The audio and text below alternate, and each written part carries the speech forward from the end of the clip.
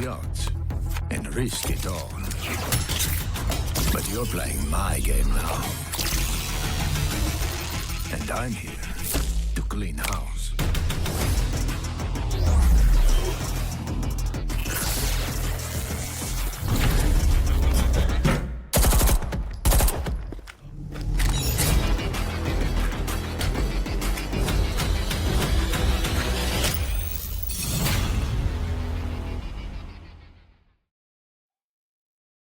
Hello, everyone, and welcome back to the Voltage League, the second day of the group stage. My name is Fancy Pixel. I'll be your host today. And of course, this cannot be done, and this show cannot be run solo by me because I need some casters to join me. And today will be joining me two of the loveliest casters.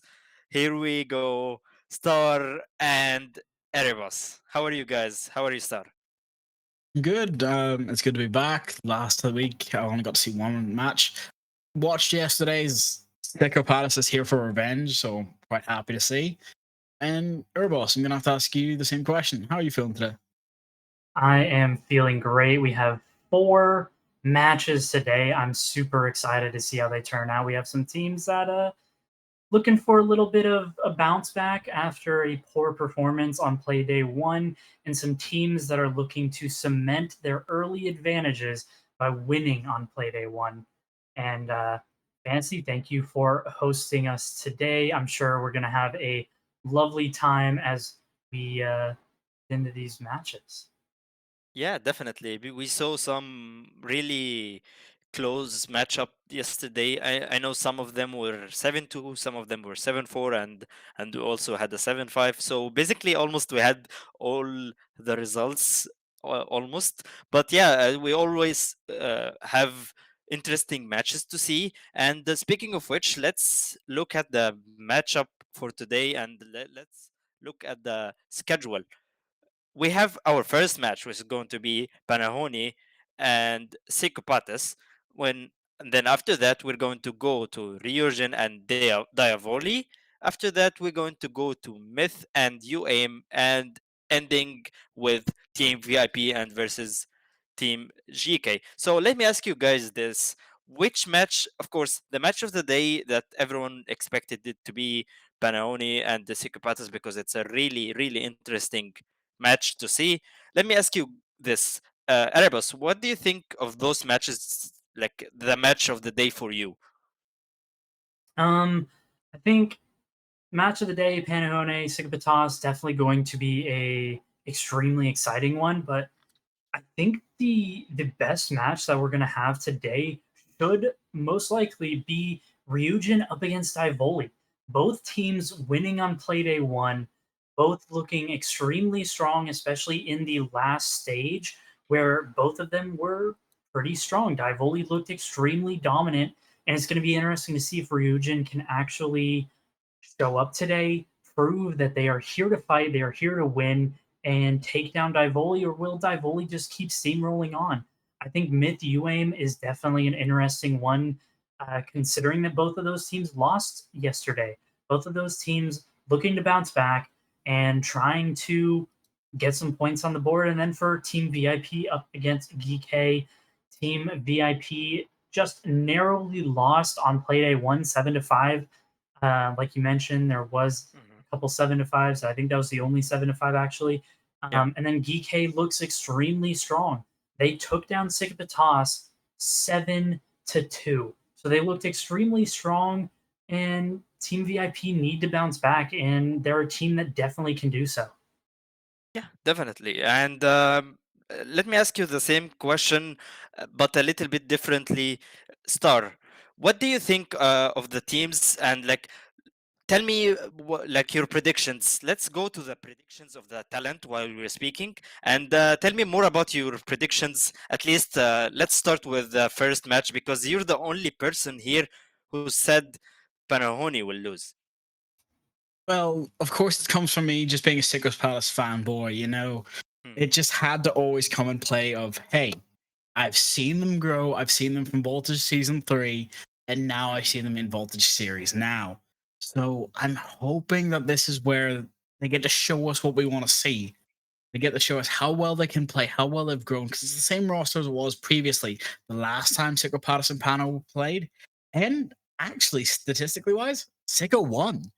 And I know in qualifiers, which doesn't always count, Sicko Pattis showed up a great, strong presence. So even though I might be the underdog in this case, I know I've Mhm. picked the better team. Hopefully, we get Oh. to see a map where they can use their skills and absolutely punish Pano. Mhm. Interesting. And speaking of which, speaking of the map bans, Erebos, what do you think of the map ban? Because we are going to be heading to Night Haven. Well, I'm extremely happy that Skyscraper got banned. I think that that is a very good ban. That map is not very fun to play for either side. Specifically about Night Haven Labs, it's interesting that this map has become such a staple for so many teams. It's become the new Oregon, where this map is extremely standard. It's extremely figured out. Everybody plays it almost exact same way. There's a couple little things, little quirks that different teams bring forward on this map in particular.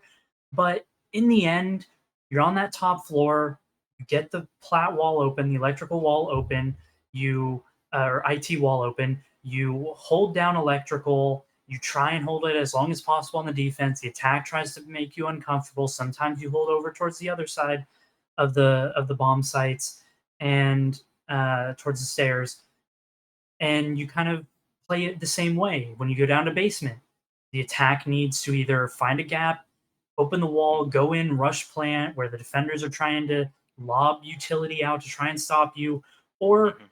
you clear the roam, you get vertical down, you drop the hatches, hope that you've gotten the defense off of their power positions, get the plant down, and play the post plant. So it's an extremely stock standard map in terms of how it's played and the strategies that go into it. But it's definitely an interesting map when it makes you take gunfights, because it is a map that makes you take gunfights. Mhm. Yeah, it's really interesting map to see getting played by both of those maps, both of those teams. So let's take a look at each team and talk about the team and the players themselves. So Panaoni first. Here's the players and Erebus.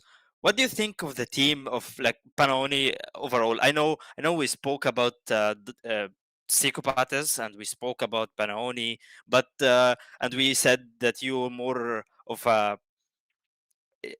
you would prefer one team to win but over the other, but give me like your feeling about the players and how the team generally, like how do you look at them?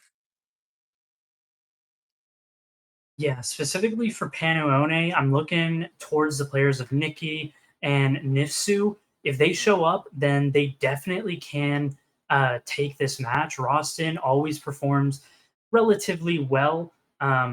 Sometimes performs exceptionally well, sometimes just performs well and is a very reliable player. But it's going to be interesting if on this day that they're going to show up and play to the ability that they can. yeah, and speaking of which, let's look at the other side of the field, Psychopaths. And of course, who can we ask about Psychopaths other than Star? Star, what do you think about this team, and what do we need to look at when we're looking at this team? Because you said you're a clear fan for them, and you've been really interested in the how they play and the players themselves. So tell us more about the team. Well, I know for a fact that Dano's always going to be a little bit of a demon in showing us a couple of weird strats, a couple of weird plays, and being aggressive. We know we have gunners. We know that Shorten and Forever can do this however they want to. They absolutely love an open roam game and they like to play aggressive, being the aggressive team that they are. They can slow down, they can trip each other up. I've noticed a few times in the past where they've almost killed their own teammates, but that just goes to show how great their aims and how great their reaction time is. Being prepared for it. So I'm hoping that they get to show us something interesting. Because Night Haven Labs is a map that will test you by your basics, but also test you by your strengths, no matter what you know or don't know about the map. if somebody catches you off guard or punishes your mistake, it's their round to win, and that's it. You're going to lose it all. So I'm hoping, since we know what the map is, we know who's picked it, we get to see Pano on defense. I'm hoping Psychopathus can show us something amazing on attack, especially coming from Coles, a player who doesn't always go under the spotlight, but when he does, he shows up. Mhm. Yeah. So we here are looking at the players, and yesterday, of course, we know that both of the teams didn't play each other, of course, but Panoni played, and yesterday they won their match, a 7-2 in layer, and now they are going against another team, and it's going to be a different map as well. So do you guys, let's talk about the players here, about the KD and everything we are seeing. Erebus, what do you see? Do you see anything that like catches your eyes off, right off the top when you see those statistics? Well, I think the one thing that these statistics are not accurately representing is the fact that they have only played one match so far, and it was a 7-2 loss up against Kike. So, Mm, yes, these statistics look really, really bad, but you have to preface it with the context because stats only mean things when there is context behind them that explain why they are what they are.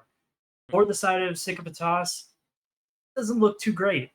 On the other hand, for the side of Panu, uh, yeah, Drago, what do you think about Nifsu and company?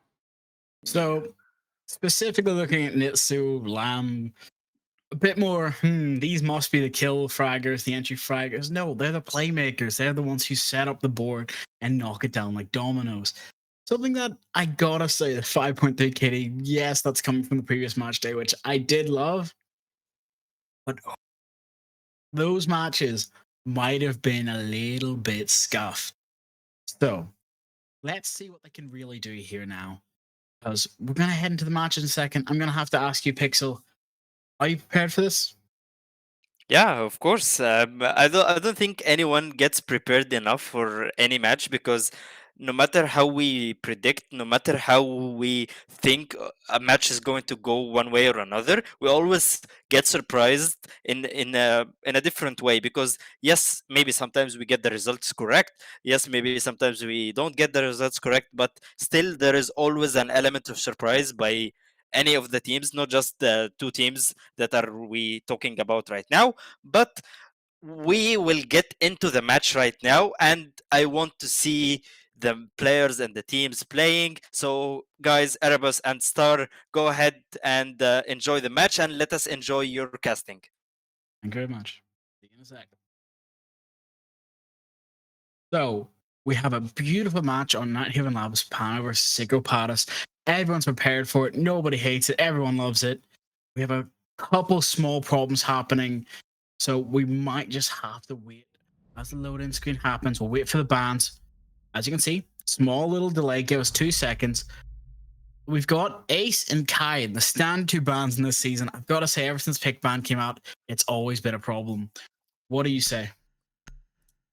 Yeah, Ace is definitely a menace right now in this meta. Ace can be extremely strong, but um, there is going to be the potential for the Hibana tricks on the walls, so not going to be too much of an issue not having that ace, but it does suck a little bit to not have that ace for the Kaid.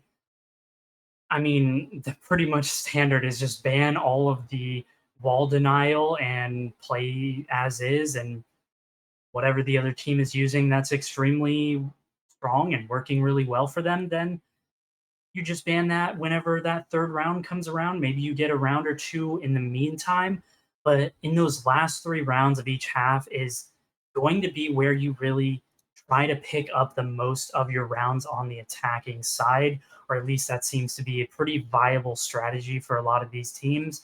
But sound issue, so a little bit of a pause.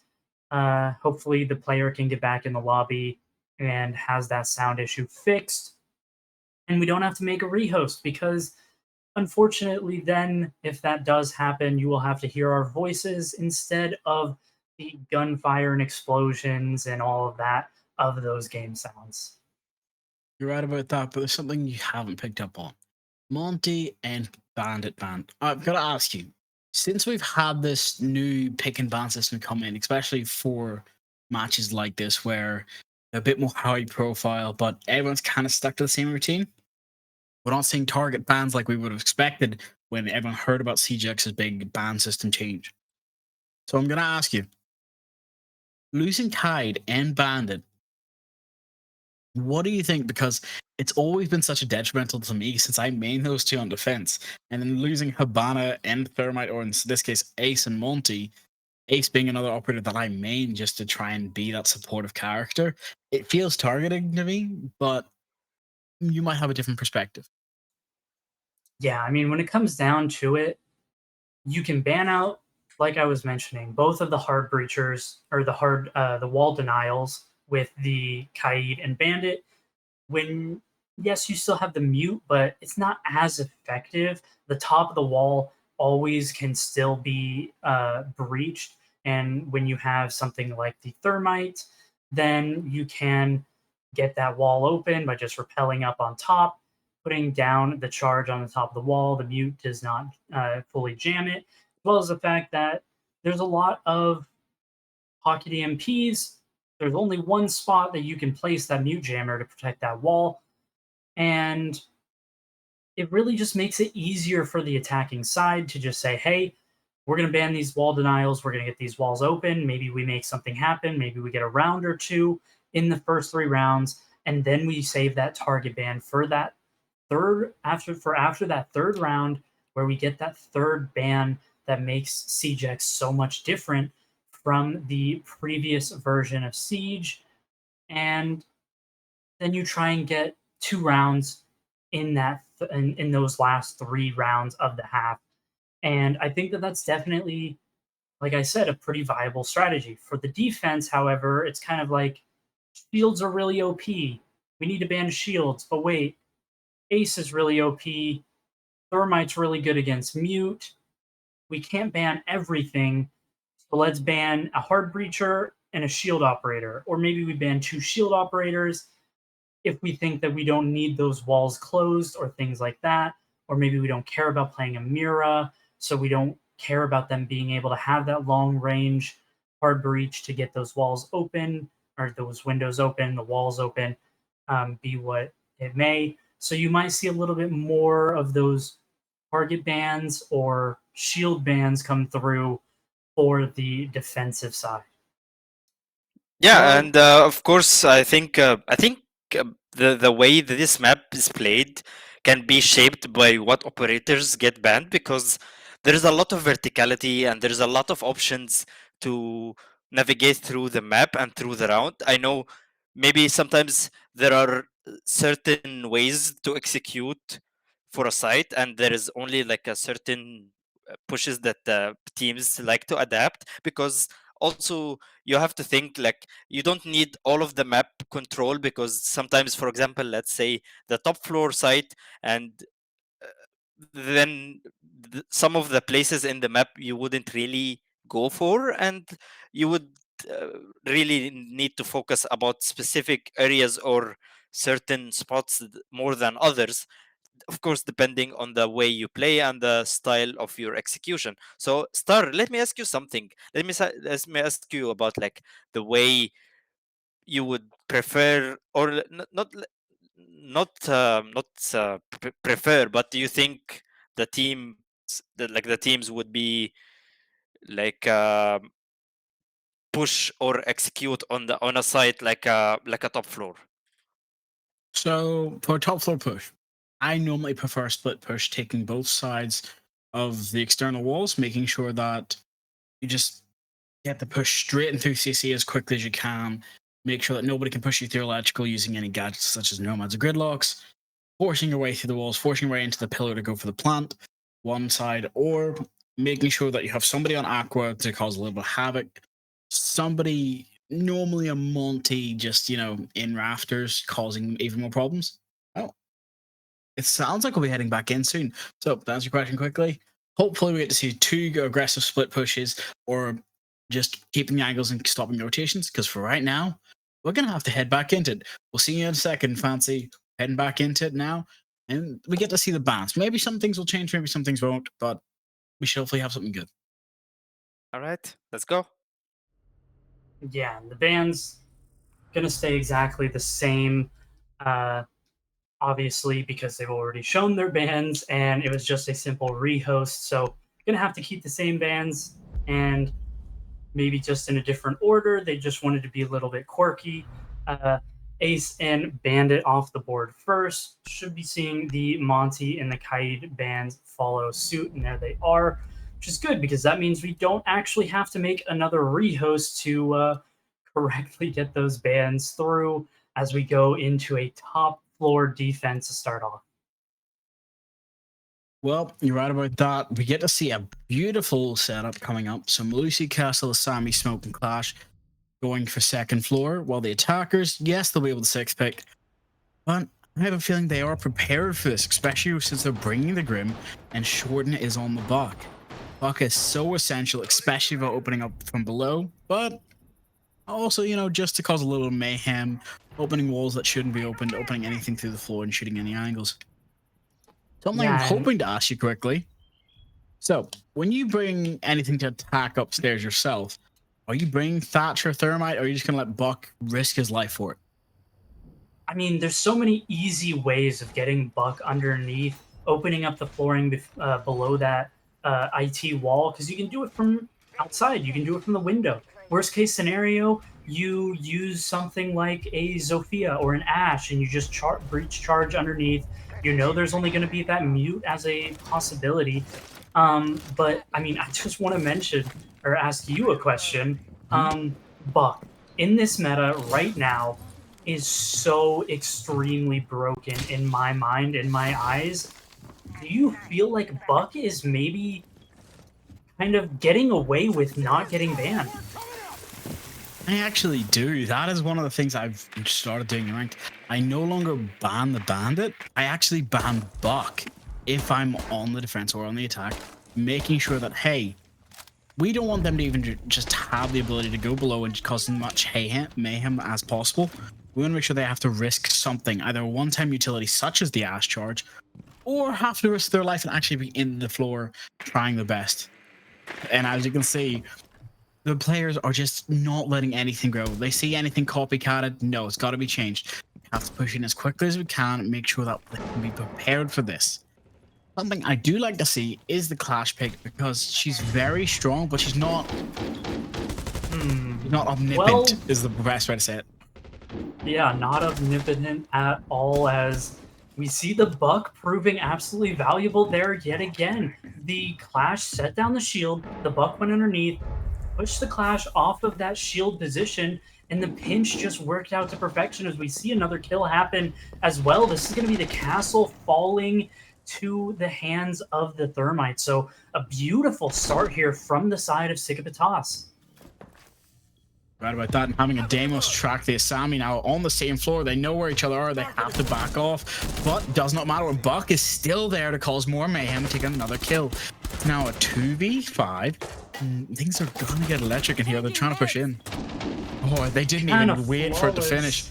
Another one pushing in, getting 2 picks. I'm pretty sure the Thermite got a nasty little one tap.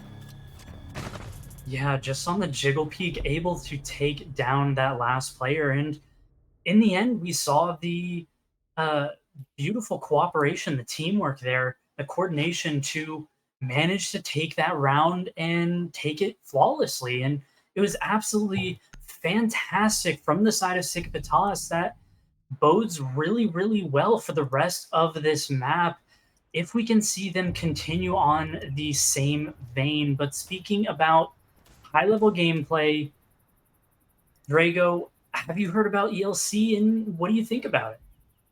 Well, the fact that ELC is finally entering its fall season now, and it's going into Series 6, something that I'd love to see, classic Swiss format, 3 lives, but it's over 2 days with an open qualifier, having a start on the 10th and the 11th for the first day of quals, and then push it a little bit to the next weekend and get ball 2. Remember that it's all best of ones. It's great gameplay, but it's here for aggressive. So for now, let's head into the match. And as you can see, a full range of 6 new operators for the attack. We get Shorten on Striker, Roar being brought out, Twitch, Blitz, and Thermite. What are your plan here? Because you're attacking downstairs. Yeah, I was gonna say, this is very clear and obviously going to be a rush play, and it really doesn't feel like they have any other options because they don't have any soft destruction. They don't have the buck, they don't have the ram, they don't have the sledge. So it's going to be about getting into this site as quick as possible and trying to get that plant down, or maybe they push deep, try to find all these kills. They do have the Aurora, they do have the Blitz, so they have a lot of utility to try and block off these angles and try and get deep into the site. Right about that, and as you can see, the first pick actually goes to Legion. I was not expecting Legion to get the first pick, especially with us being in the 417 meta. The DMRs are destructive, but it seems that that rate of fire from Legion from above is still going to be a menace. Yeah, and that's going to be absolutely massive because the mirror windows, there's 0 ways for the side of Sigibatos to actually pop them now. Those Twitch drones not going to be useful for the rest of this round. They don't have an Ashe. They don't have a Kali. They don't even have a Hibana to try and get rid of those windows. So those windows should be able to play instrumentally as Rostin able to pick up a kill onto Coles. Shorin able to find the trade onto Nifsu, however. So that is Azami not going to terrorize this round any longer as those Kiva barriers are going to be kept in pocket. Well, they've got their own barriers of access now coming out. Smoke's getting pushed forward. They have to be prepared for the Legion. C4 rings out, but does get the roar. Not what you want to see, especially with the middle left. Lambert actually gets taken out by Dano from above. Yeah, another kill coming through for the side of Panu or rather Sigibatos, as the Blitz was able to find a kill, dropping back down, but it is a 3v2, so still man advantage here for the side of Panu. Going to drop that nade. Both of those nades should be able to get both of those castle barricades, but not going to opt to actually drop the hatch there. One of those Aurora doors were dropped down, so it is going to impair movement just a little bit if they can get down to it and close it back up, because I have to imagine that it was opened up by the defense here. Some shots being traded, but no kills. 17 seconds left. As another kill comes through for the side of Panamone. It's all up to the Blitz, but not for long as Rostin shuts him down from a cheeky little position that the castle was playing. Caught the Blitz completely off guard. Saying caught me off guard as well. The fact that the castle just wanted to be a little rat this time worked out in Pano's favor. You can see they may have their ducks in a row, but they can all think for themselves one way or another. Miura, Sammy, Fenrir, and Tubero are now being brought back upstairs. We go. No clash, so I'm expecting maybe a bit more of a slow turtle strat, making sure that they can't push up quickly. Or, since it is a Tubero, maybe some spawn peeking. Is there any specific spawn peeks you'd like on this map? I think the ones that are the least expected are probably the best ones. So, like, opening up IT wall and going out just for a cheeky little angle. If you don't see anything in the first 5-10 seconds, backing up, closing it off, I think that one's definitely one of the most unexpected and can definitely get you some early kills. But I think that this map is really nice in the fact that you don't necessarily have to worry about so many spawn peaks as an attacker, so you actually get to play the round and play the map out. Oh, well, we're going to have to wait and see if you are correct about that. Now, I don't think anything is going to be set in stone. They're going to try and open actually the top line of garage here. Sorry, warehouse. I understand there's a couple boxes, so people are very critical about that in the comments. So for now, they're being prepared, trying to open up as many angles as they can. They haven't brought a dedicated hard breacher, but they still have the hard breach gadgets on Grim and on Ying. These walls will get open. There's nothing to deny except this mid jammer. So it's all going to come up to Shorten, who has to go below and get them from below. Something I haven't thought about, but it's quite integral here. This is no longer Psychopaths keeping the same rotation strat. They're planning on holding longer angles and going for the kills. Tubra here just slow down any chances of the breach charges going off. But at the moment, it seems like the Asami's the one trying to get aggressive here. And look at this angle. It's not quite able to find anything. The DMR can prove lethal, especially with an angle like that, but unfortunately not quite able to find the exact pixel to land those bullets. As Lava, yes, really low HP, but the utility should prove a pretty effective factor in this round if they can't actually get those windows popped. Well, they've wasted more than enough time where they might not have to worry about it. Once the attack will try and push in and funnel through this hallway. But one way or another, it's all up to the defense. That 6-timer defender will be their best friend here. But if they're not prepared for the rush, but actually Asami was, she gets the down. But Glock is still able to get rezzed here. It's a 4v4, Yeah. Another one goes down. Lamb does finally get his kill through his barbed wire. But for now, it's a 4v3. I think it might have actually been the barbed wire that got the knock as well. As Shorin able to take down Nikki, so this can even the numbers up. Lava still on very low HP. Shorin is taking a little bit of damage, but Raxo finishes off Lava, so man advantage here for Stick-a-Patas, as Nifsu gonna look for a little bit of a roam. Might have bited him in the butt, as takes a little bit of damage there, but manages to escape with his life. As the Fenrir going to peek into Raxo. Raxo going to flash himself, as not quite able to find that pick. Raxo on extremely low HP, so definitely still doable here for the side of Panaone, especially with only 18 seconds left. Flashes going to come through this nice cheeky angle, able to find Danu as the kills come through for the side of Panu, and they're able to win the round. That's 2 in a row, completing the first 2 of their first rotation.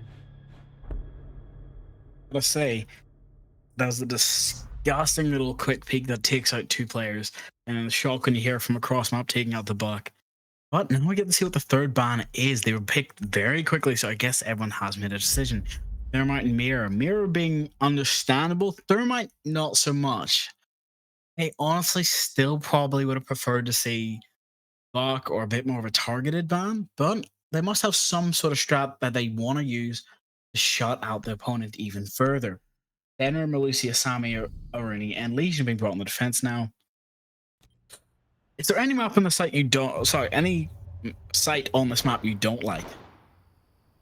I think in terms of attacking, just because in ranked, people like to run out the IT wall and reinforce that top hatch, I don't really like attacking kitchen, but then again, that is just ranked. I think in competitive, all 3 of the main bomb sites that are actually picked are extremely viable and extremely good for the defense as well as for the attack. There's definitely easy ways to attack and easy ways to defend that can make the other side a little bit unhappy and uncomfortable. But I do like the Thermite ban for the side of Panu. I think that it is definitely going to be extremely useful, especially when, as we literally just see the Azami run out and reinforce that hatch, as exactly what I was talking about happens in this competitive match. Shouldn't be too much of an issue, as they do have 2 can openers, so probably not going to go towards that side of the map to open up that hatch, but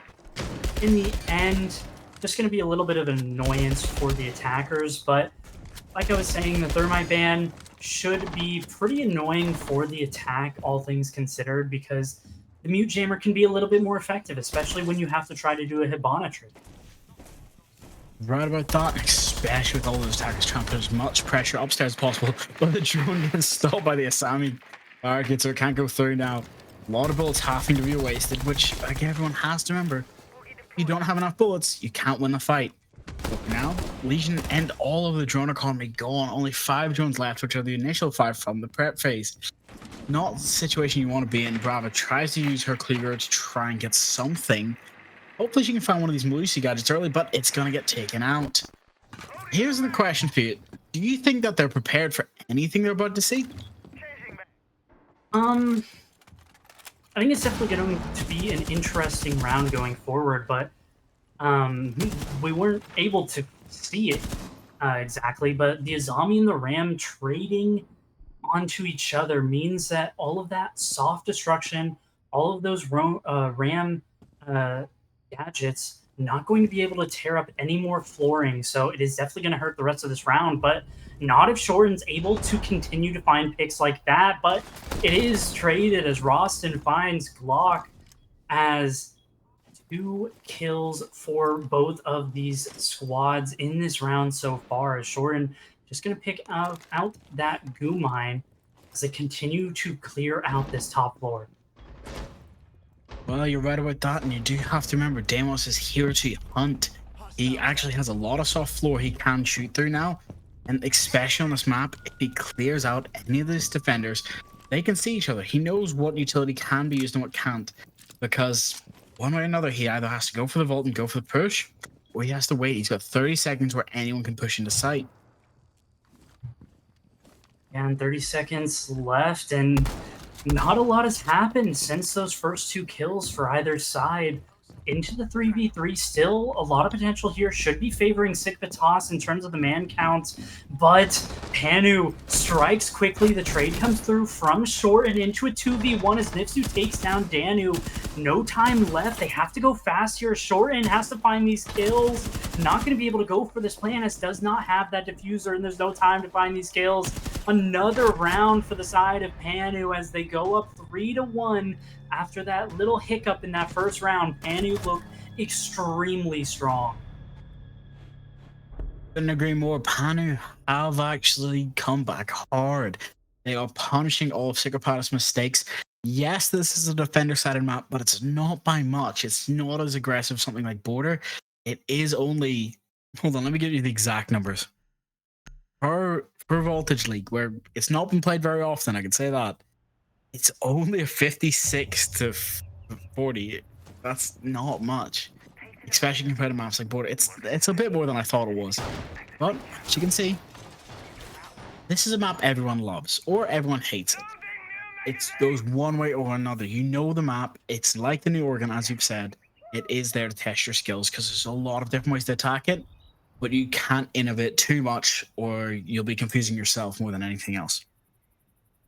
From what we can see, we get the Goyo before he loses his ACOG. Have Smoke, Mute, Thorn, and Clash. That Thorn and Clash combo is going to be great for synergy, especially with the Goyo on top it off. If I don't see some sort of gadget kills, I'll be very disappointed this time around from Panu. Yeah, and I just want to mention something that I noticed about the Sigapatos lineup. Last round, they had the Ram for all of their soft destruction, and the Ram died early. And I think that played a huge factor into the fact that Panu ended up winning that round because they couldn't put any pressure on those site players. This time around, they brought the Ram, Sledge, and the Buck all to make sure that they get this verticality in play, they get everything opened up, and they don't fall flat if one of them ends up going down early. You're right about that, and especially with a moment like this to come. We get to see that Buck, as I said before, probably going to be very oppressive here, especially with those angles from above. Sledge as well, his British buddy here. You got to remember this. They are on the same team. They're working hard together. 2 minutes. They've already cleared top floor, meaning that nobody can flank past them. And he's just going to walk through kitchen after causing a little bit of mayhem and a little bit of disorientation. But there's still a Deimos on the board and a Sledge. You cannot push up wildly, hoping for people not to be watching those holes. Anything can be done with phantom pressure here. So, minute and 30 left. You're going to have to tell me, how quick is the first engagement going to come out? I think it's definitely going to happen fairly soon.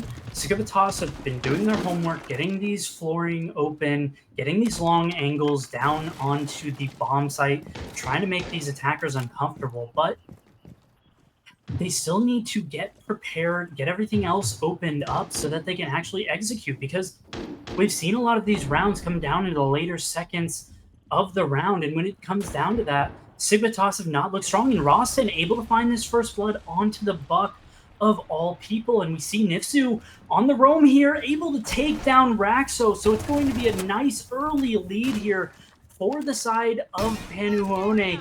One player does fall. Wava on the smoke. Not going to feel great about that, but Roston picking up his buddy where the slack was fallen. As 2 players left for the side of Signitas, 45 seconds left, still doable, but definitely going to be difficult going into the end of this round. As Nifsu able to find another kill, that's a double in the round. It's all going to be left up to the Sledge, and what a perfect time to talk about Sledge, because how are you feeling about the Sledge buff? Getting that auto pistol as the secondary, as Nifsu ends up taking down Glock to end this half 5-1, or rather, is that 5-1 or is that 4-1? Am I confused? It is 4-1. So not quite the this end. is now round Not 6. quite not quite the end of the half, but Sledge getting a massive buff in my mind, at least, getting that auto pistol as a secondary in the next season. They should just give him back his SMG-11. That was the only thing that stops me from running my old shotgun Sledge SMG-11 setup. It's just the fact that he used to have that full auto SMG-11, now only has. Can't even say it. It hurts me. He's got the Glock. I love it, but again, it doesn't do enough damage. Yes, it's great for the fire rate. Yes, it's great for the power.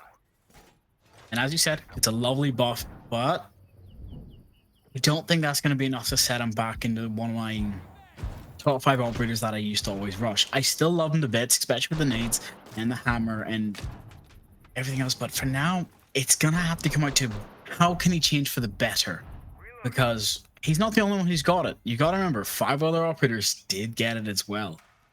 I want to see, how well do you remember which 5 got it? Well, considering that I read the patch notes only like 2 days ago, I know that it's Ying, Sledge, Pulse.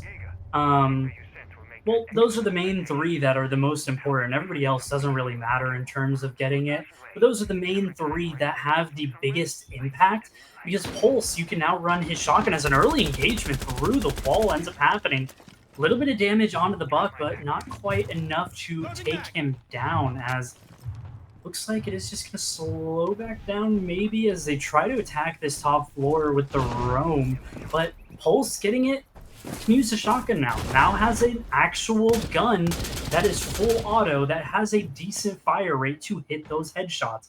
Because, I'm sorry, but the UMP is the worst gun in the game to take any kind of gunfight. And then Ying getting it, you can use her shotgun now. You have that weapon to hot swap to if you run out of bullets. It allows you to get in the face of the enemy and be a little bit more aggressive rather than being that utility operator that kind of just throws in those flashes to help support her team. And then Sledge, you can run that shotgun now. You can run the L8 with the long-range sights as another gunfight comes through, but Nifsu able to take the kill this time around instead of just a little bit of damage coming through. So a really nice kill to be able to find in the mid stages of this round. Well, you know what that? He did take off a little bit of his life for it. Raston and others trying to be there to back him up, though, just to keep him alive for a little bit longer. But he is still in a dangerous place. Any nades coming up through that hatch, or any off angles. Oh, the SMG. Actually, sorry. He's got 2 Jaeger ADSs. He does not have to worry about nades. I was completely wrong. But for now, they know someone's close. They know the Ying is in there. He's hit the goo mine. They have to go for the pre-fire, because if the Candelas work against them, it's not what you want to start this fight, especially when you're trying to push in. But that F9 mine does blind her just as everybody else. Hidden under the desk. I would never thought to check. But first nade rings out, goes for the kill. Might actually get Ying herself, but no, it does not. Ying gets taken out from the flank by Jaeger. He is finished off as well. He actually, sorry, he's only down. He's not finished. With Buck getting 2 to answer his own. No way. There's only Nikki left. Nikki's hiding behind the pillar. He does not know, does he? He does. He knows he's close. He's flashed himself, so he cannot go for the push yet. 24 seconds. Does not have the diffuser. Ooh, Jaeger is flashed this time. Goes to the pre-fire. Hopefully trying to get that one tap, but no. The Legion has to try and find this kill here, and no, not quite able to find it as the attackers win the round. And a really crucial round there for the side of Sigvitas to actually find toward the later stages of this map as the first half ends 4-2. Panu with a pretty significant advantage, 4-2 up. And Drago, what do you think of the first half as well as these bans as we get kind of some mirror bans coming through? I'm expecting the exact same band, except for maybe multi-switch with the Clash. But we just have to wait and see, because for now, Band and Abana, never mind, and Target banned in one band set. That's my two favorite operators gone. And Monty's still being left on the table, though. I'm wondering if Sigro has something against them, or they have some sort of plan in motion. For now, we do get to see Mirror, Clash, Asami, Smoke, and L being brought. Going back upstairs, second floor. I'm hoping Sicko knows what they're doing here, because they put themselves in the worst split they can possibly have. Yes, it's a defended favorite map, so you can give them a little bit of leeway for it. It is not over with. Yeah, but I gotta say, I do like both the Ace and the Hibana being banned here. It means that Mira is just a little bit safer, as well as the fact that you can only rely on the Thermite. So yes, you can get that IT wall open. It's going to be relatively easy, but you only have 2 charges to get 2 walls open, and you're not really going to have any kind of hard breach after that. You're forced into bringing those can openers, forced into bringing those pocket hard breach gadgets that aren't necessarily that bad, but it means you're going to be a little bit short on utility overall as the impact nade comes through and short in on the Ella, able to take down Lamb, finding the headshot. And I mean, I'm sure Lamb never, ever would have imagined that there was going to be a player there ready to just jump out and take his head off. I just want to point out that they've left a lot of walls soft in this gunfight, this exchange. So I'm hoping they have something planned, because that Ash was able to open that very quickly and very easily. Yes, you've got the Elemines above the windows and doors, but again, they've just given so much map control up. Maybe it was some sort of plan for a run out or shoot the breach charge before it actually detonated, but not going to work in their favor, especially with an Ash on the field. Maybe they're planning just using the long angles, but now we have Monty walking up the staircase being attacked by 3 attackers. He is doomed. Monty goes down to the Ella short and gets the second double for this match. Now it's a 3v5. Grim is also getting tagged and lit up. They know where the attackers are. They can go for the rotate. This does seem to be working in their favor. Ooh, what a shot. Right, the C4 does not matter. Walls getting opened, but they're here for the kills. They're here to fight. Flash is being pushed by the Grim. Does not even have to worry about the bees. For now, Thermite just runs in straight behind Pillow, but is taken out by Coles again, getting a second double. And now it's just up to Grim, trying to fight for his life. Gets one, gets Glock, and takes him off the board. He knows there's one close to electric, but he cannot just turn his back away. Oh, that's shotgun. I think that's probably my first time seeing that shotgun get killed in a professional match.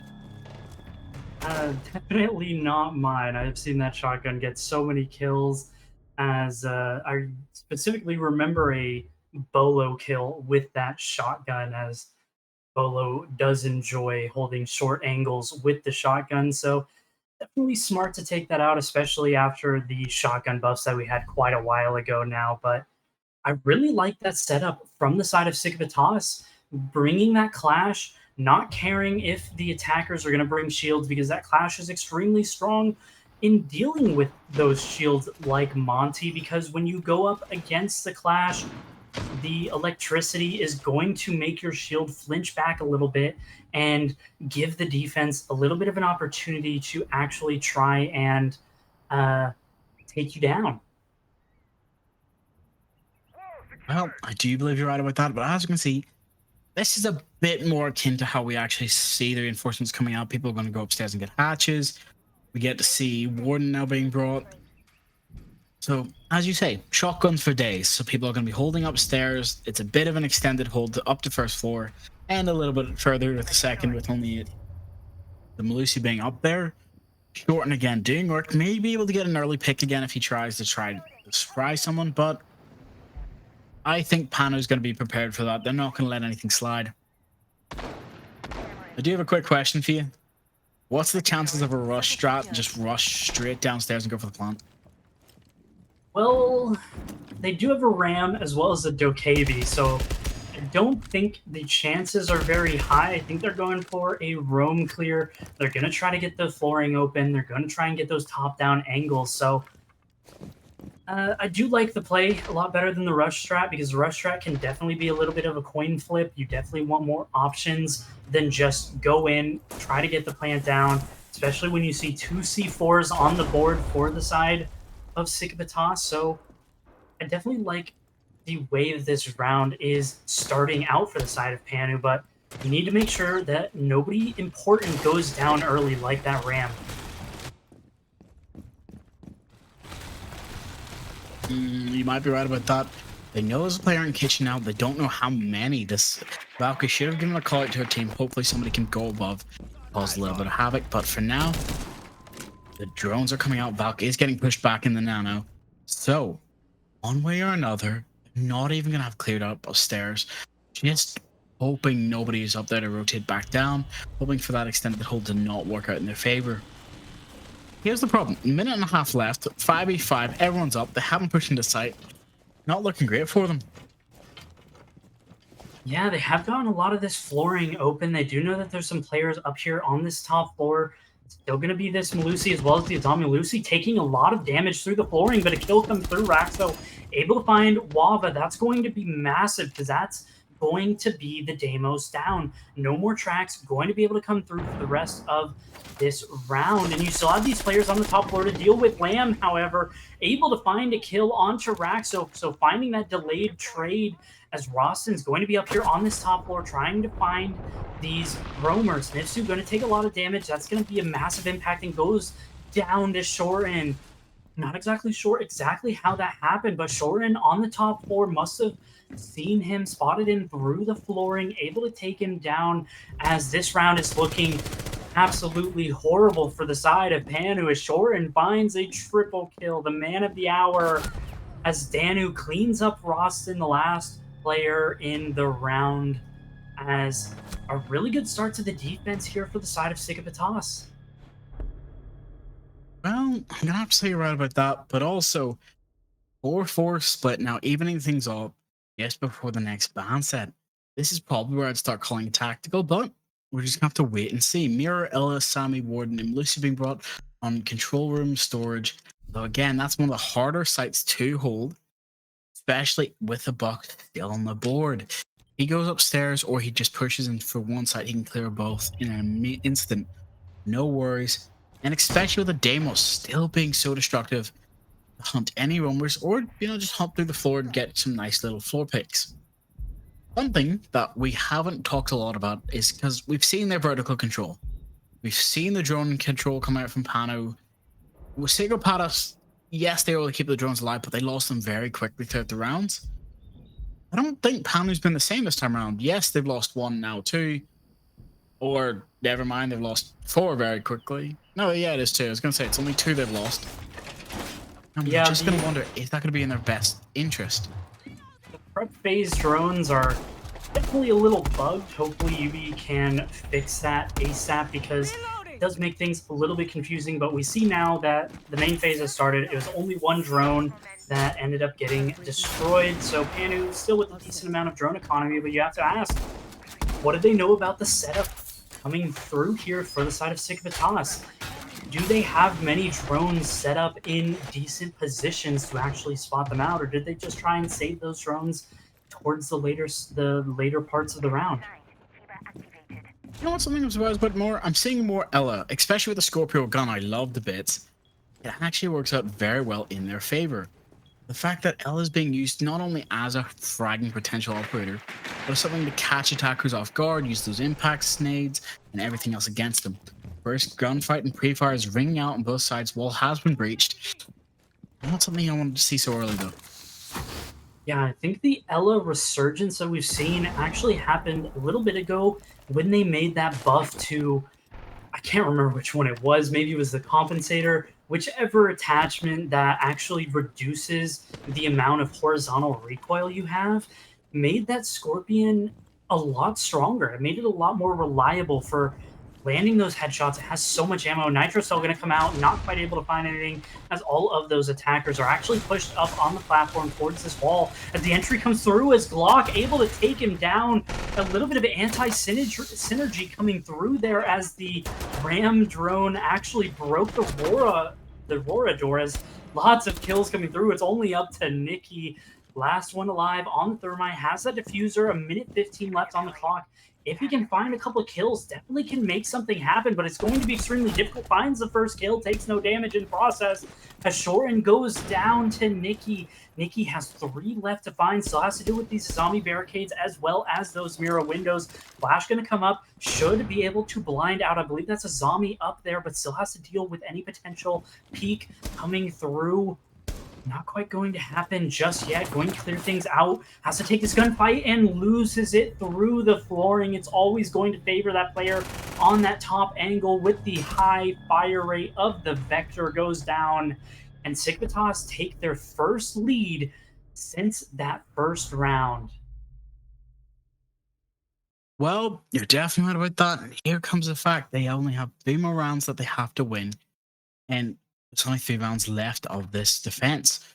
So, question comes into order. Who's the ban? Is it worth it? Clash and Thermite. I've seen them bring a Clash a couple times, but I don't think the Clash is the right ban in this case. But Anno and Sigropatis have something they need to discuss. I don't really mind that Clash ban because you have ways of dealing with those mirror windows, and I've seen a lot of teams utilize Clash like a spare mirror window. You can just place it down, your teammates can look through it, get some nice peeks. It works better than a deployable shield in the fact that it goes up to standing height, as well as it's very easily see-throughable. And it definitely can be pretty reliable in actually setting up your defense. So I really don't mind that ban at all. In terms of the last ban, Hibana makes a lot of sense for what Sigvitas was going for. They banned the Ace and the Hibana straight off the bat. They want to make it really difficult for the side of Panu to reliably get inside of the map. You're definitely right about that, but there's something that's still making me feel odd here. I'm hoping I'm right about this, and I'm hoping Sigropatis have some sort of play in mind, because for now, they're here to shut them down early. I'm hoping I'm right, but I could be wrong, something that I'm not wanting to see right now. Valkyrie's being brought, yes. The attack, do not know, they've brought the Deimos. This is the best place to bring the Dokebi. He's not going to be brought. Instead, they're going to keep the Ash, and they're going to keep the Fuse. Fuse, I can understand why he's being brought. But I'm wondering what the strat is. Maybe it's a comfort pick. Maybe it's something else. How well do you think you can get into the head of Panu? What are they thinking here? I do believe that the Fuse has the hard breach charges, so I think that that's a decent shout as to why they're bringing the Fuse. Maybe they're not bringing the shield with the Fuse, so a little bit interesting kind of play. I guess they're trying to bring the closest thing to Ace, I guess. Has good gun, has hard breach, has things that go flying inside of the map. I don't know. It's a little bit interesting, but going to be able to open up this wall with those can openers. They still have 4 in pocket, so they should be able to get everything open that they want to, as long as they can actually deal with that mute jammer that isn't actually brought. So not going to have to deal with the mute jammer at all, as the Monty just going to completely ignore all of that barbed wire. Going to get hit by the Ella Mine as the nade comes through, and it's going to find him. He doesn't continue the reinforcement. I think if he keeps continuing the reinforcement, he actually doesn't die there. Another kill does come through, however, so they are going to lose out on Lamb, and they are going to lose out on Nikki as well, as Danu absolutely good night onto that Ash, as that is not what you want to see. Another kill coming through. It is going to be that Fuse on to the Valk. So still going to have those Valk cams up and available as long as they don't get spotted out, don't get shot, but a really fast start to this round. You're right about that. Having a 3v3 so early into the round is not what you want. But maybe it's going to work out in Panu's favor. This Monty here walking as a walking drone with that black eye skin, loving it to bits. But for now, they have to push up. They have his direct counter, who in the first 30 seconds, well, sorry, the last 30 seconds, is going to be a problem. Ella can't just walk in to smokes. Only smoke can survive that. She's got to be prepared for that. And for now, at 3v3, everything's coming out. Nothing you want to see. And the smoke canister just going to sit there, just going to delay a little bit, but it's really early for those smoke canisters to start coming out as Nifsu able to take down one. The last smoke canister actually going to come out this early and goes down as Waba able to find Rack. So are we looking at a 5-5 scoreline, or will Coles be able to clutch this up? Diffuser starting to go down here as Roston dropping that down. Should be able to finish it, as yes, it will get finished as Coles has to deal with every possible angle here. Not quite able to find the first, has to deal with this Monty behind him. It's going to be an absolute jail for that player as everybody was swarming and taking him down, as 5-5 does end up being the scoreline, and whoever wins this next round goes on to match point. And we need either a match point and we go to OT, or whoever can win 2 rounds now wins the whole match. But again, Goyo, Legion, Asami, Warden, and Malusi being brought now. We're downstairs. I'm pretty sure that mirror ban is hindering them more and more. Sorry, there is no mirror ban, so the wrong side. I just realized that was Panu. My brain is trying to catch up with this, but it doesn't seem to understand. So, when it comes to this roster, it looks like it's for slowdowns, traps, make sure nobody can just push into site straight away. But again, they're bringing a lot of shotguns, so I was thinking roam utility, stop any direct pushes, things like that. Apparently that's not the case. Now, as you can see, they're going to hold upstairs one person, maybe having it a 1-1-3. But for now, site still needs to be reinforced. It's all up to Coles. He still has to get that far right wall as well. Otherwise, they're not in the best position. I think they're a little bit frazzled.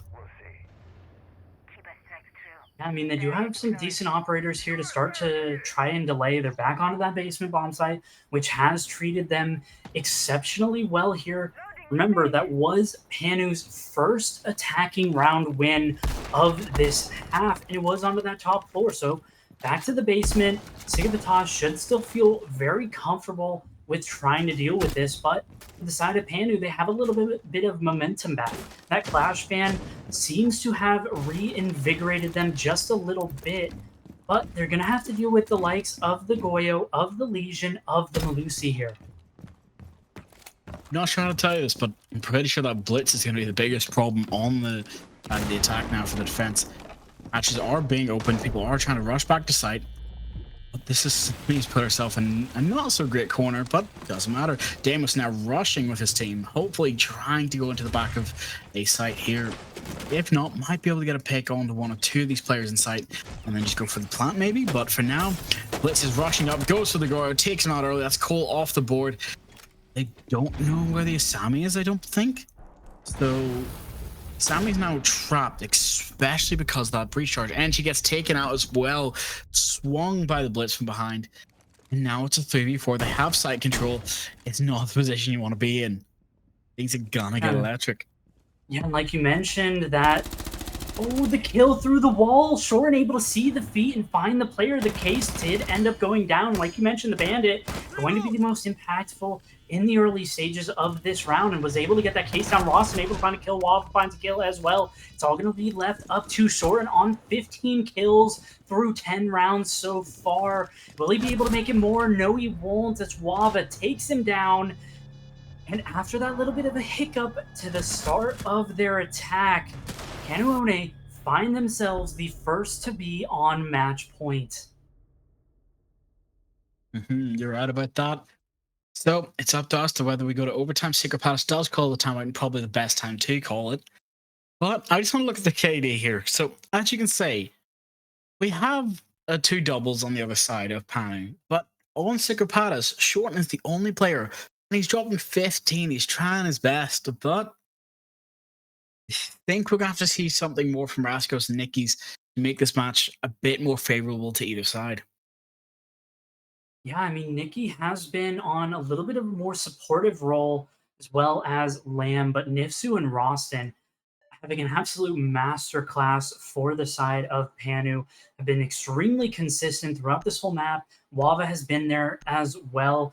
But for the side of Signitas, like you mentioned, Shorten with the lion's share of the kills.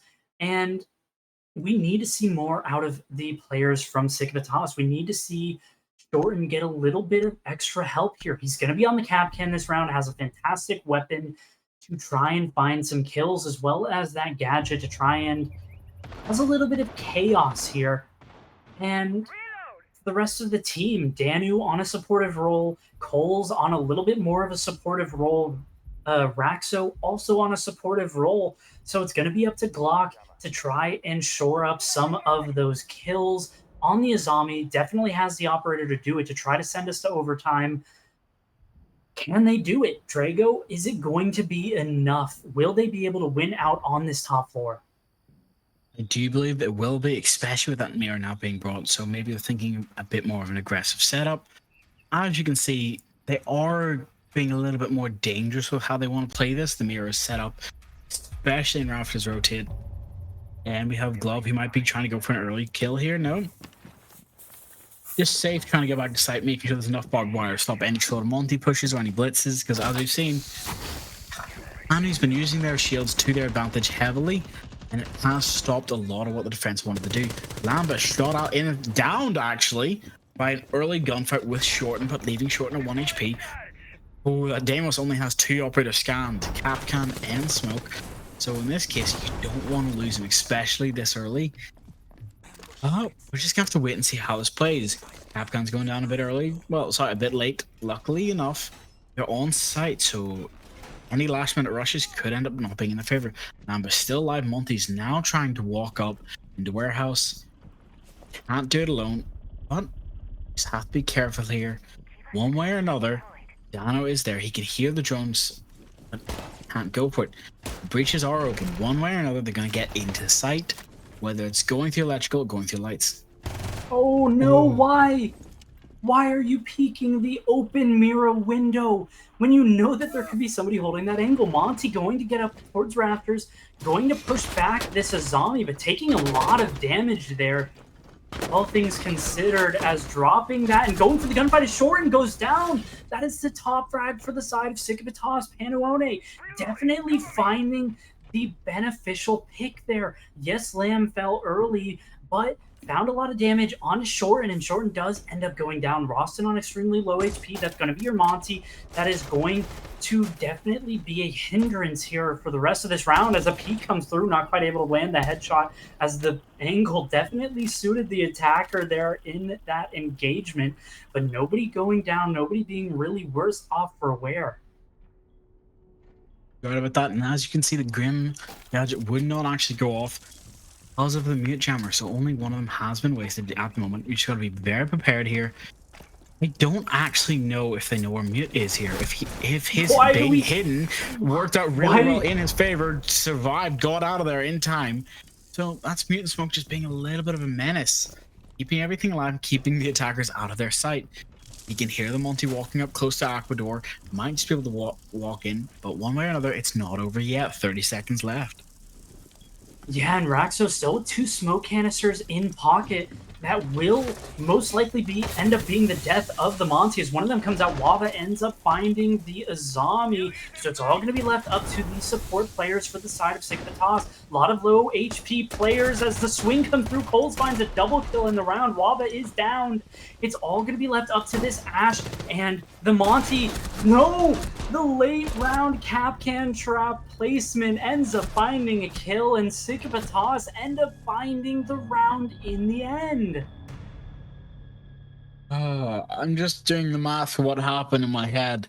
So 2 players rotated to Aqua through warehouse, gets one down, tries to go for the push, but understands has to swing for the kill.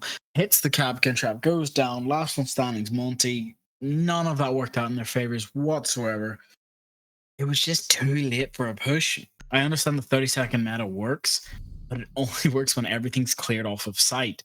As long as you've got it droned, as long as you have a Bravo or a Twitch to destroy most of the canisters, most of the cap cans and most of other gadgets on the field, or turn them to your side. But now it's all going to come out to, can we see Sicko actually hold this downstairs? This is overtime, 2 rounds. Otherwise, I can see Panic taking this just because of the fact that they've got the attack first on a map that, on a site where they've absolutely dominated before. Well, we just have to wait and see.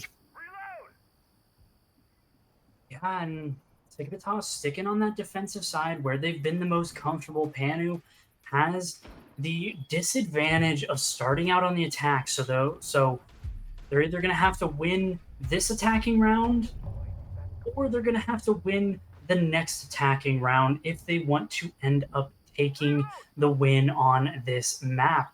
Going to be going down to this basement bomb site, which has been the most beneficial for the side of Civitas. They've won it both times around. They've actually won it only 1 out of 2 times, where they've won the top floor 2 of 3 times, I believe is the math on that one. So Panelone definitely know how to attack this bomb site, but this mirror window set up on this wall is definitely going to be an interesting one, and definitely going to be a little bit troublesome to actually end up dealing with, considering that the Ace, the Hibana are both gone off the board, as well as the Thermite. So those pocket hard breach charges going to be difficult to actually get it down onto it, as a little bit of damage going both ways, but Shorten goes down early. Wobbit manages to find the pick onto the Capcan. They need to be careful of these Capcan traps to not get caught out, as it sounds like something went off in terms of an explosion, but the Blitz ends up going down. So it is going to be a trade that Impact going to destroy that castle barricade for some reason, and he's going back off. We have players that have already dropped the hatch, or rather gone in through the breach. So a little bit of pressure onto the site here, as all of the players have rotated back down to the basement. You're right about that. There's something that I'm wondering here, because as I can see, it's been an even trade, but losing Shorten, I'm not sure how I feel about that compared to losing Nif. Especially when it comes to the operators, I'd much rather lose a Capcan than a Blitz, especially when you're going for something that might be a plant strat. But for now, they're clearing out upstairs. There's a minute left. This might actually work out in Sigopatis' favor. But reinforcements are still in their pockets. They can change site however they wish now. Deimos trying to go for the kill, but can only see Jackal. This is why you need another operator who can synergize with him so hard. Now Buck is a ball, but he cannot go for the kill. He barely misses out. Wow, we do get to see Striker trying to go for that wall. He is going to be able to open the mirror and go to the wall now. Ooh, and Buck able to find the kill onto Coles, onto the Mira. That's going to be massive. I mean, in the last 30 seconds of this round, they find themselves with a man advantage, but there is a player lurking up here on the rafters. And Danu able to take down Rawson. That is absolutely massive, as Waba ends up going down as well. Can get picked up here as Lamb able to find the headshot onto the player. 14 seconds left, and goes down. Too aggressive. Doesn't know where the players are. And Nikki so incredibly far away. This is a Civitas round just waiting to happen. Picks up the case. Has to go into the side. There's still a player roaming up on this first floor. Has to try and drop it. 0 seconds on the clock. He is done and dead. Goes down, as all of the kills in the end favor the defense, as the clock is their friend. And they find themselves on match point for the first time in this map, as Panu was the first one. But it doesn't matter if you're first. You need to be the one to find the win of the round when you find yourself on match point. Okay, I do see us going to round 15 now, especially with another downstairs push here. Pano has shown that they can defend this quite well. Not once, but twice. Sicko showing me up and understanding that they know how to play this just as well. So now it's all going to be down to whose timer is whose friend. We have the Maverick being brought as a last minute pocket strat, maybe. Maybe we'll get to see the Swiss cheese walls coming back into fruition. But one way or another, we've got the Deimos, we have the Ram, we have the Sledge being brought instead of the Flores, and an Ash. No, so they are planning for an upstairs push with Habana, hopefully to open walls. Something I'm not so happy to see, especially from the side of Panu. is the fact that we do get to see the Thorn. We do get to see a similar strat with having the Clash and the Synergy Operators, something that I praised them for before. But again, there's no adaptability here. The opponents have seen it once before. I'm hoping this works out in their favor. It's not like, oh, if it's not broke, don't fix it. This is, if you can improve upon it, please do. If not, I understand it could be perfect. And Panarone back on the defense for the first time in 7 rounds. And same can be said for Sigvatas, back on the attack after 7 rounds. So there is a lot of time in between where these teams have not had to see the other side on these particular sides. And so it definitely favors the defense when it comes to this, because maybe things that you wanted to do to try and break this defense, you kind of forgot about them, or maybe the exact plan you don't remember entirely. So Panarone definitely have every chance to try and take this, but for the side of Sigvatas, already into the second floor, already opening up the flooring. Really good pace here set for the side of Sigvatas. Right about that. This is where the high stakes are coming in one way or another. With 2 minutes on the clock for what could be the final round, it is the penultimate for now. One way or the other, we're hoping to see something interesting come out. We have the sledge upstairs. No other attacker, no other defenders are upstairs. So they have complete free reign control of the first floor and second floor. It's all going to come down to, can this Clash be pushed out of position, or can she hopefully stop anything these attackers are trying to do? One way or another, I don't have a good feeling. We've already wasted 3 nades on the side of Psychopathos and 1 C4 still in the pocket of Panu. If anything's going to work out in their favor, it's going to be that timer working against Panu again.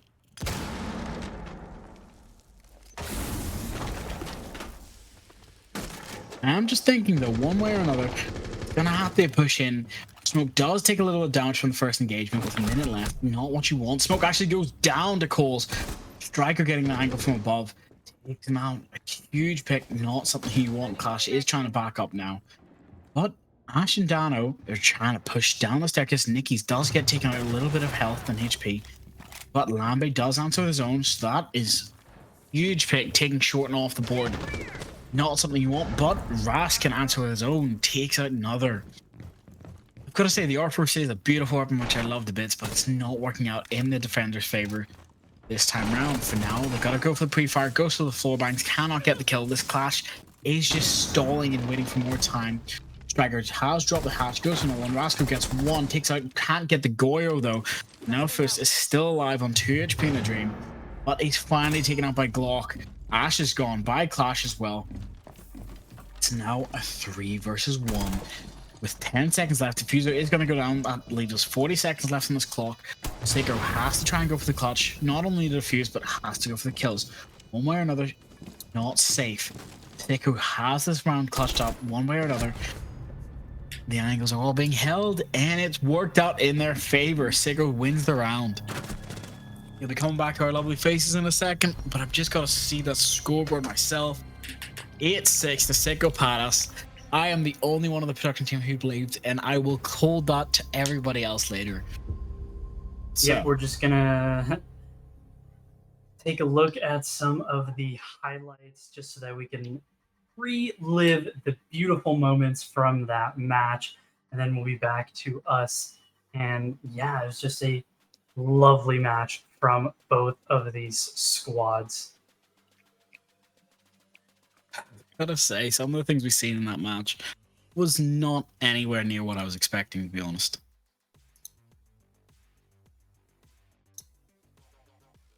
Yeah, and some fantastic kills coming through in these rounds. It was fantastic, and I mean, in the end, I definitely wasn't expecting Sigapatas to pull it out in the end, but I definitely was expecting a close fought match. Definitely thinking overtime was on the cards, but I was very curious to actually witness both of these squads, and the stats definitely did lie a little bit when we looked at it before the match started. Shorten on an absolute heater in this match, whereas in their previous match they didn't do too hot all around, but then again, in a 7-2, who really does do well when you're on the losing end of that? Some things just go wrong all around. Well, I'm gonna have to say you're right about that. One way or another, it worked out in their favor. Just looking at all the highlights here, you can see that if you just looked at the stats and the statistics, the score hasn't worked out in either team's favor, but the match was intense. Remember, it is a best of one, so they can't release all of their strats, as we all know. You gotta save a couple for the ending, for the grand final. Yep. And should be getting back to our faces, bring back in the lovely fancy pixel, and we'll go over the map in its total. Fancy. I mean, what did you think of that match? What were you thinking as that match was going on? Well, a really interesting match that we saw, and going all the way to the overtime and going all the way to the way we ended the match was really an interesting thing we saw. And I really enjoyed the game between both of them. I think Layer was before, like when we saw Layer yesterday from Panahoni, it was a very interesting map to see and the way they played. But then today, when we saw them playing Night Haven, also still put up the fight and still did the battle against Team Psychopathus. And Star, as the only person who said that Psychopathus is going to win, and he was proven correct, and we were all proven wrong by that. So yeah, it was really an interesting match to see. So, guys, do you think? Let me ask Star this, because since he's the mastermind here and he's the the guy who knows the prediction and the future, I guess. Let me ask you: do you think the way the map bands or the operator bands specifically helped shape the way we went through this, since we went to overtime, and since there is no bands after if we go to overtime? There's new bands, you mean? Well, I do think it did come out to the map pick, yes. Because if it was any other map which either team had known better, it could have been a clean 7-5, 7-2. But because it's Night Haven Apps map they both know well, it came down to whose playstyle and who could take the rhythm of the match. Like, I do have the statistics in front of me, and it just comes out to it didn't matter whose team was better at fragging. The rounds they actually won were more due to the timer being against them on the side of Pano, but that was still 4 to 5 rounds. Most of the time, sorry, 5 out of 7 rounds, but most of the time it came out to Psychopaths actually closing the match out. No diffuser going down. This only that last round. Every other time was straight kills, straight having more than like 30 seconds left and just getting the picks. But has worked out in their favor. So, answer your question, map would have changed it, yes, but not by much. It would have changed it to either a 7 cap victory within relegation or an overtime all the way to round 15. Yeah. And quickly before we go into the break, Erebus, do you think also the operators changed the way things happened, especially since we went to overtime, and like we saw all of the main hard breachers being banned, and we saw like Bandit and Kaid also being banned, and sometimes we also saw the Clash being banned, but then it was brought into the very last round, but it was not really much of an impact, and still in the end Panaoni lost the round. Yeah, I think the biggest impact that we saw was in that round that sent Sigbatos to match point in overtime was the Mira on the wall for that basement bomb site.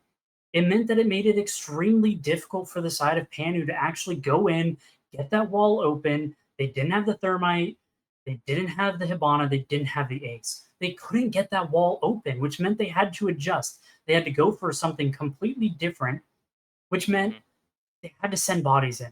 They had to send people in above. They had to try and adjust on the fly because I'm sure they weren't expecting that. That definitely wasn't something that Cicapatas had done in regulation. So, yeah, I think losing all of those hard breachers is one of the things that makes Siege X so different, is that it makes it tough. Bans make things extremely difficult. You have to be creative. You have to adapt on the fly to what is happening. And that was the game plan that Cicapatas went for. That is what they tried to make happen, was they tried to make it uncomfortable and difficult for the attacking side to get things open. And in the end, it worked out perfectly. Yeah, and I think this is what got them the edge in the end, because in the end, the Psychopaths are the team who came on top, even though we had to go through the overtime and we had to go through so many fights and so many rounds. But in the end, Psychopaths was able to get their victory. So before we speak about the next match and the teams that's going to be playing next, let's go on a quick break and then we will be right back to you guys. 3 of the players at the end. Never mind. Actually, I'm going to shut up. Sarko, predicting very nicely by you. It's going to rush straight in it, but the amount of beepers, I don't think it's going to be quite successful, but it will be a trade-off 1-for-1. But it'll be on top of Wild Monkey Gaming.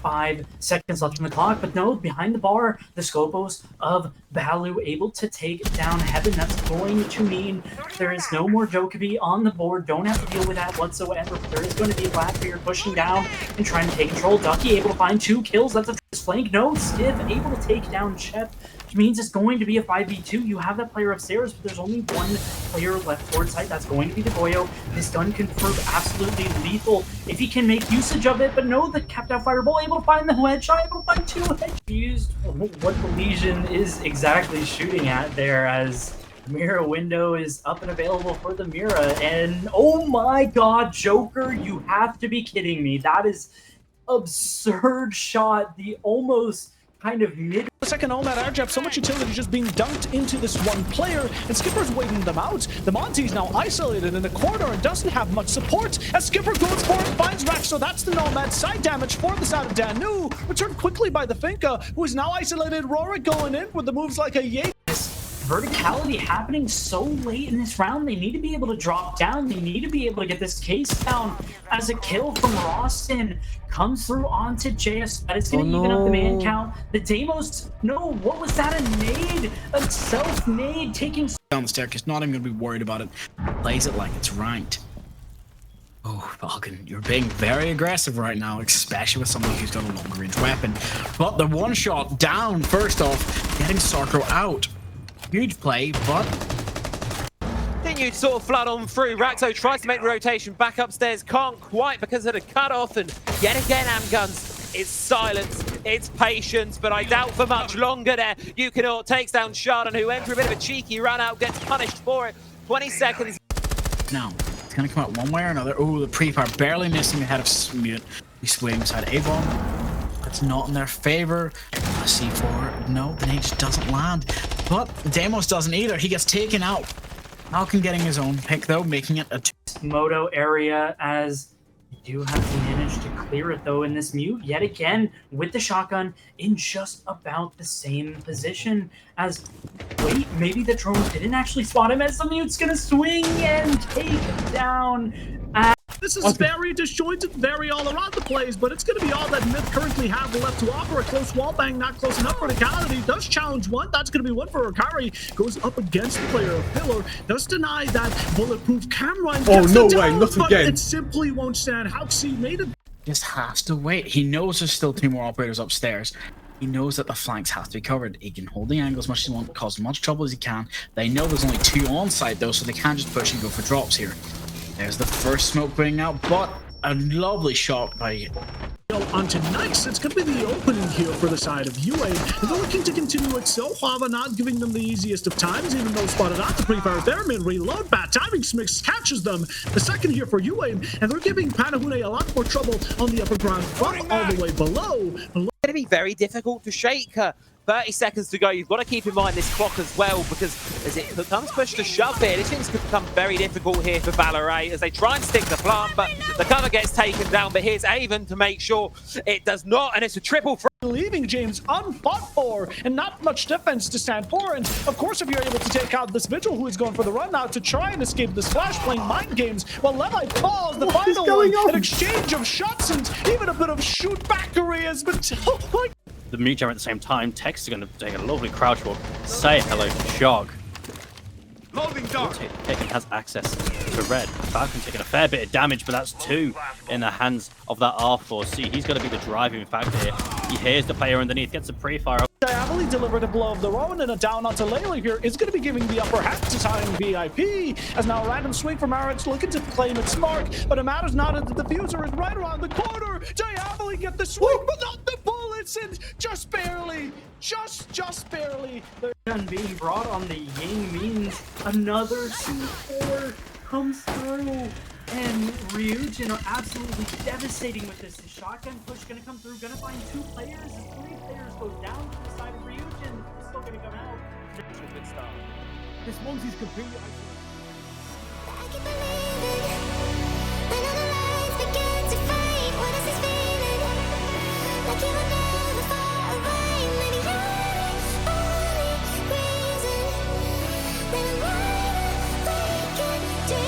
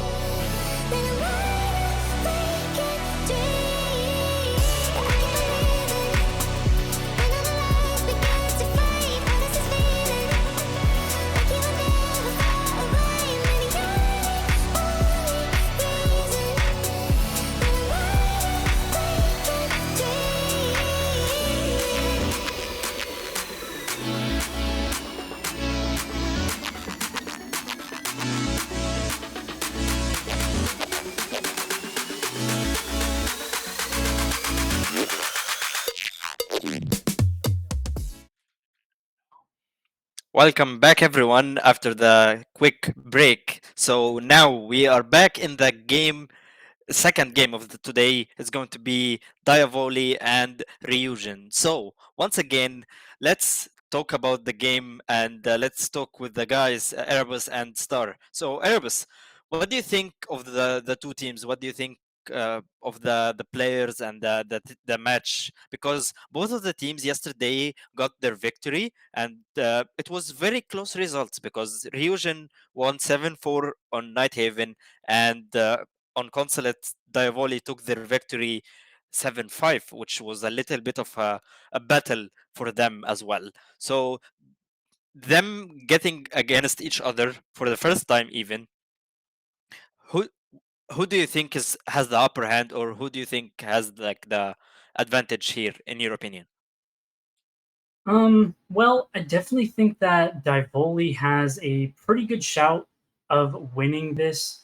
They are extremely strong on a bunch of different maps, but they really enjoy Nighthaven Labs. That is one of their more favored maps. Going to be curious to see exactly what map we do end up going to, but noting that Ryujin did play on Nighthaven Labs, I wouldn't be surprised if Ryujin did want to play it and ended up letting it through. So, and we're going to take a look, and we are actually going to console it. This one's definitely an interesting in my mind, an interesting one in my mind. Yes, Divoli did end up going there, but I definitely don't associate Consulate with Divoli in my mind. But maybe they want to add more maps to their locker and see how things go. Obviously, Ryujin, definitely a very strong team, and I definitely can see them taking this one, but I think the edge just has to go towards Divoli, just because of how strong they've looked recently. Yeah. That's- Nice.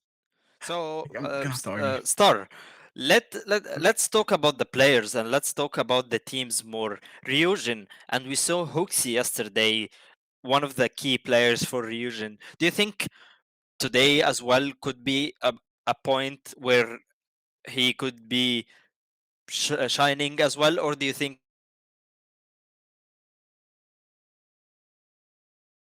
So this is where I was going to argue with him. I actually voted for Ryujin this time instead of Divoli. Otherwise, we would have had a full set of everyone voting Divoli on the predictions. I do like this roster.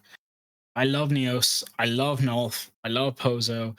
Their play styles work together really well, not just in the bait and switch and the tandem controls, but more for the fact of Ryujin. It's a dragon, Star Drago. It kind of all goes together in the way. Bad puns all around. But if you look at Diavoli's side, it's also a stacked roster. I love Devils. I've been voting for them in the past. Every time I've seen them grow, same as before, they are equally just as good as team. And they've got that same sort of play style and aggression. These are two aggressive teams. So hopefully we get to see the idea of Diavoli being this muscular, aggressive team, shutting out Ryujin from their own side sometimes. Or we're going to see Ryujin spawn peeking and keeping Diavoli out of the building. As we know, when we go to map bans, it's not something we're always going to have to see. So let's head over there and you can hopefully give us a bit more of an understanding of what we're going to see. Yeah, so I think it's going to be a very interesting match since we saw yesterday Diavoli taking the win 7-5 in the same map. So I think them picking it again says something about them and says also something about the way they think because they already played it and they know what are the mistakes they did and what are the points they need to fix. So I think that's why they decided to like, okay, let's not burn our like selection of map pools too early since it is just the second day of the group stage. So I think it's going to be an interesting match to see if Diavoli going to fix their mistakes or not. So with that being said, let's go guys into the game and let us enjoy the game with you guys. Thank you. We'll head over into Consulate. We'll see you in a second. All right, Drago. We got the Muscle Sheep up against their arch nemesis, the Dragon. Ryujin up against Divoli, and we have a banger on the cards here because unlike last map of Nighthaven Labs, Consulate is definitely something that is not quite figured out yet and is definitely a map where you see a lot more variation between teams. So hopefully we get something that is a little bit more intense in every single round. Yes, last map was extremely intense going to overtime, but there were some rounds that were a little bit more blowouts. On the map of Consulate, what are you expecting? When you say a little bit more of blowouts, I've got to say on Consulate, it's normally coming down to who can spawn peek, who can force their way into offices, who can force their way, even if they don't go through console or they don't go through visa, who can force their way onto yellow quickly and early. But I'm seeing it's a Chanka, which on this map actually tells me that they've thought long and hard about how they want to shut this down. They're being prepared. Diavoli is known for a team that can plant, but also can be aggressive. If you shut them out too hard, they'll just go for a plant and not even worry about going too far in. So I'm kind of hoping that Ryujin now has done their due diligence. They've done their VOD review. They've made sure to check everything. So we do get to see the defense bring Smoke, Castle, Mira, Goyo, and Tachanka, the Mother Lord. I love him to bits with his LMG. So I'm gonna say this first round's gonna go to Rage. And what about you? Tachanka can just be so extremely suffocating on a map like Consulate, especially on this top floor, because you can pair him with the operators you are already going to bring. You're going to bring the Goyo, you're going to bring the Smoke. You want that plant denial because there is a spot on this spawn site that you can just jump in a window, get that plant down, and if you're holding angles, it is impossible to get a proper gunfight onto the person that is trying to get that diffuser down. With the Tachanka, you have that shield. You also have sight setup where you can blow open walls, create angles, and you also have plant denial. You have movement denial in the fact that you just chuck down your fire and nobody is going to run through it. It is impossible to actually deal with if you don't actually deal with the operator himself. As a quick jump through comes in, the Blackbeard going to make his way in towards this admin side as the Flores drone going to be able to get rid of this castle barricade, which means really nice pace here for the side of Divoli, getting into the map, getting some sort of map control extremely early on. Oh, you're being right about the extremely early part. As for now, there's gunshots and gunfights just starting off. Everyone's taking a little bit of chip damage, but nobody's over yet. This Blackbeard getting aggressive, trying to make sure to shot at anything before it even gets started. Castle has to be backed away from this nade, but that Flores drone cuts off his retreat as well. There we go. They are pushed back completely now. They have so much control taken so early. It's a much different play than what we seen last match. So I'm hoping something like a beautiful pick down in Castle, but now they have to push in again, but they can't. They're just the smoke stopping them. But they don't care. They're just going to walk through it, becoming a 4v4 early. Yeah, that Nitrocell managed to even it up as Devils with a beautiful peek there onto Houtsy, managing to find the exact pixel to find that headshot. Blackbeard are going to be extremely annoying as the Cat-Tau bolts are coming through, raining down across this site.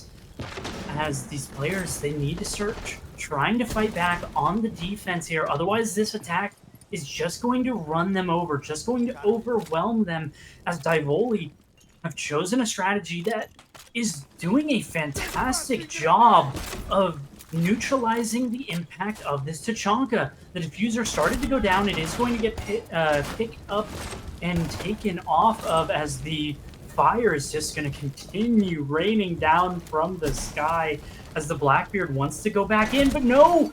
The swing from the Mira able to take him down, the shotgun finishing him off, but no, goes too aggressive and the attackers find all the kills and finish them off. The Mira, no, you don't have to finish that kill. Keep your gun up, there's still more players to worry about. I can say that's not what I wanted to see, but it had to be done one way or another. I'm going to ask you very quickly, what do you think the defense could have done differently? They had all the operators they needed to slow it down. Was it just the fact that the attack was too oppressive, or was it the fact that they just weren't prepared? Maybe they should have thought of a little bit more verticality to slow down the attackers. I think they just over-indexed into a more default kind of defensive setup. They didn't hold on to admin, they didn't hold on to vending, even though they had the shield to place there. They kind of, I guess, were expecting Divoli not to have their push come straight from that admin side. Otherwise, they had everything they needed to be able to deal with that kind of attack. They just didn't adapt mid-round to what Divoli was bringing. They weren't dynamic enough, I guess, is the word I'm looking for. They were kind of static in, we're going to stop the window plant, and that's what Divoli's going to go for. They're going to try for this window plant. They're going to go up yellow. They're not going to come in from admin side. They're not going to come up those stairs. We don't have to worry about it. But that was exactly what they had to worry about. Right about that. That's why the drone phase is so important, so you can see the gaps in the enemy's use. For now, I'm hoping they draw out where Howie is, because Howie is going to be a menace if he can get away with staying upstairs for so long. Here's a bigger problem that I'm not sure has been caught out one way or another. We have Howie, we have Malusi, we have Oh Lean, we my have Mira, God. and we have Kaid.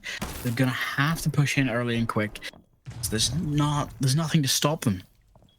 Yeah, and YMK finding the Maverick of all people extremely early on. I'm not exactly sure how that happened, but it might have been that spawn peak that you so love. And yeah, just gonna make it extremely difficult as Hauxi managing to find another, able to take down the Dokkaebi of Ariel, but has to be careful here. There is a player coming up behind, or rather, that was actually the Legion. I'm getting my colors confused. Might just need to go to the doctor and get that checked out, because that top floor is all home to the defense, as it's that first floor, it's that basement, that is home to those attacking players. Well, you're right about that. We're just going to be prepared for this because it's a 5v3 at the moment. Now, 5v2, Howie does get another pick. Just luckily there to protect the Mirror as well, but the Mirror actually gets taken out by the Hibana. They can still push into site, being a 2v4 now, but they don't have a lot of room to work with. Blackwood getting another huge pick, taking out the Kaid. That's both C4s off the board. It's now just up to this Fenrir, this Malusi, but Hibana's there to take out another one. The trade's coming out though. That is Hibana off the board. It is just this Blackbeard who has to go up against a 2v1. He does know one's behind him. He goes for the nade quickly. Then he has to push in, but the Legion takes off his head. Beautiful picks all around. Yeah, really nice round there out of Ryujin, taking the fight to the attackers, attacking the attackers, if you want to say. But, I mean, for the side of Divoli, you just kind of got caught off guard there. You got hit with what you're trying to bring the defense, and a really nice adaptation from Ryujin that we didn't see in that first round, and it really came down to the aggressiveness of the defense that really won that round for them.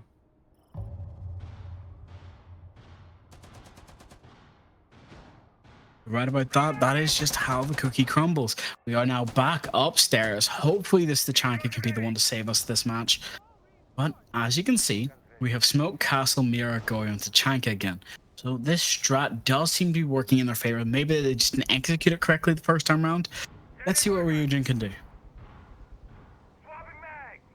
Yeah, it's going to be really interesting to see what comes up this time around, and if they manage to adapt properly to try and deny what Divoli wants to do, how aggressive they want to play, especially on a bomb site like this. They need to be able to adapt and not do what they did on that first round and try and deny that admin push if Divoli end up going for it again.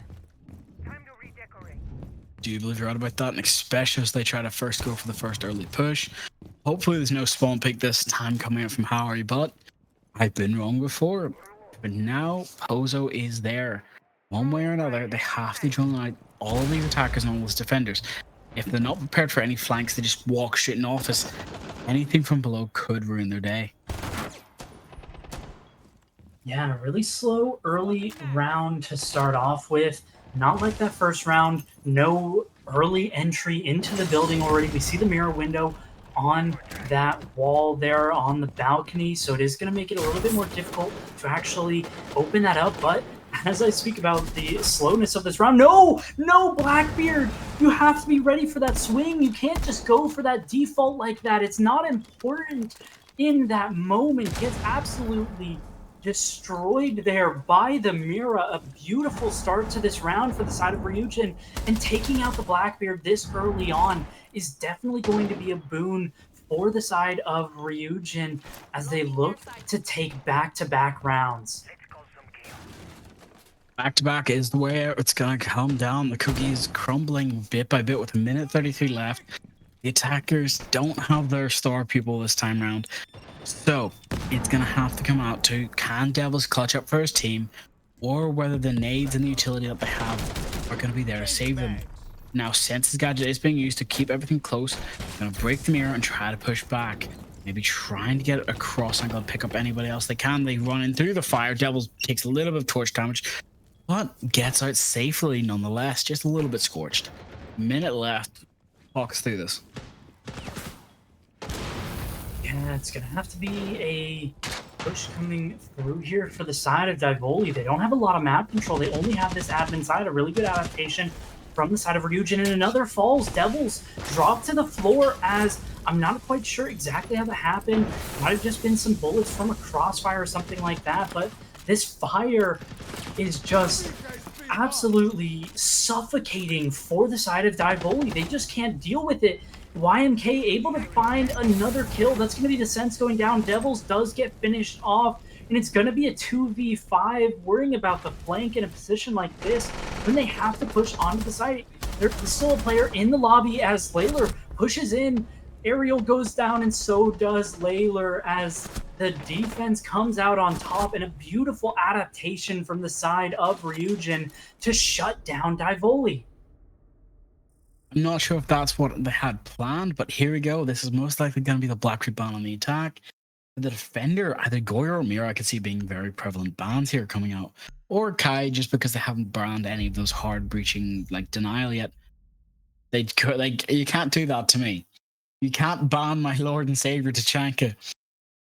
They took out Deimos and the Lord, so now it is up to Smoke now to be the only one to stop any pushes, but Ella, Fenrir, Mira, Warden, and Mute now being brought to hold this piano.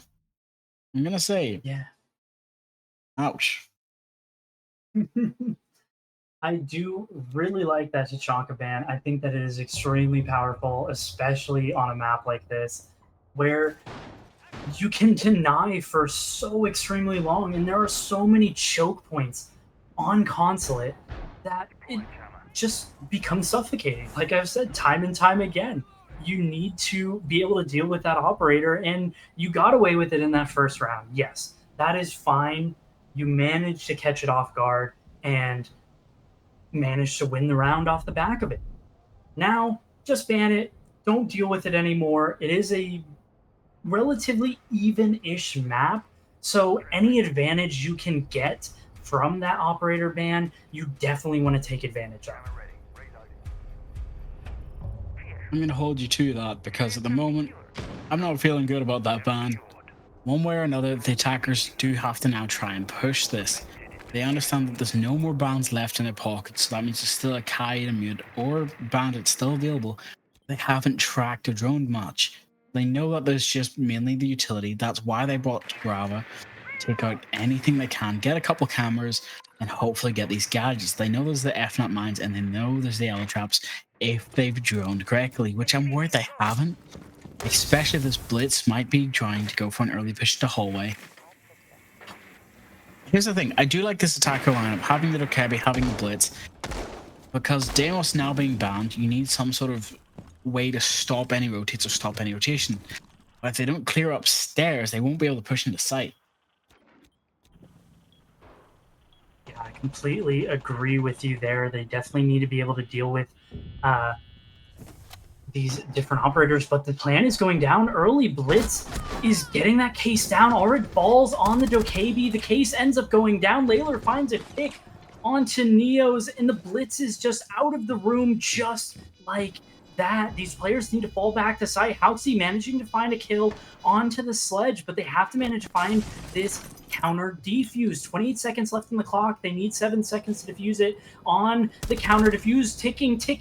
These attackers need to get back inside, but no! The ninja defuse happens. They just get on the case and they defuse it. The round goes in favor of Ryujin again. What was the rules we always learned when we started playing this game? Pros don't fake, right? And that's what makes them different to us. They have the preparation, and they make sure nobody can push them. Lock it out early. Make sure if you're going to try and take it, it's not going to work in your favor. Luckily for us, we get to see Ryujin take over in a nice 3-1 so far in round 5. Hopefully, Divoli can make this into a 3-2 or a 2-2. Oh, sorry, a 3-3 split. But if not, this is Ryujin's match to lose now. They've put themselves in the best position probably possible.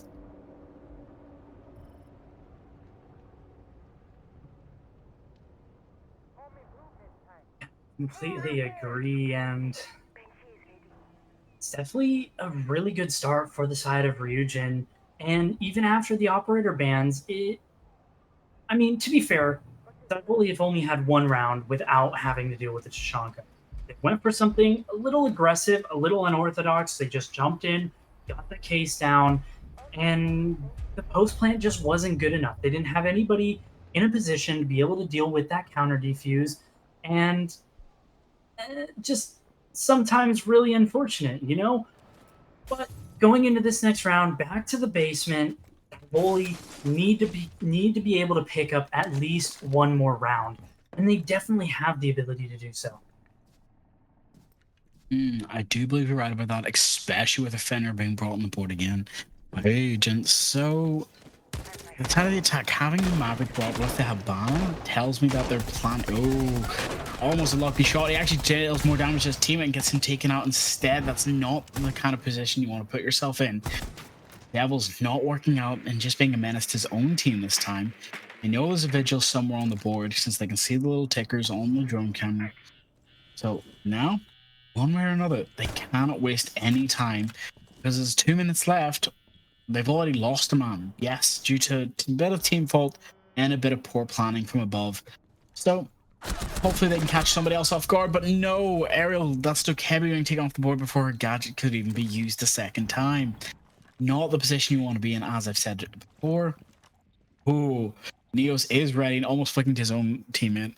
Gotta be prepared for this 3-1 at the moment. I'm hoping they have a better plan.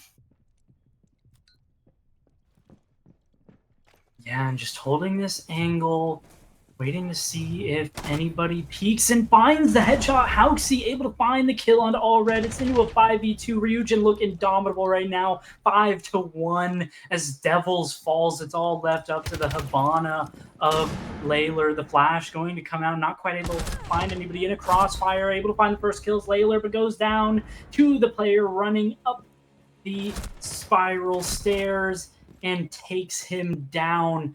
A massive advantage here for the side of Ryujin.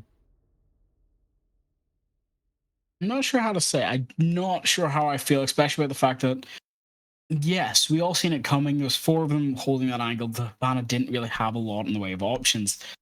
But maybe there's something that could have been done. Even at that point, I would have probably used it as an impromptu tactical timeout, especially for this early in the match. 4-1, round 6. They really need to clutch this back and make it a nice 4-2 split.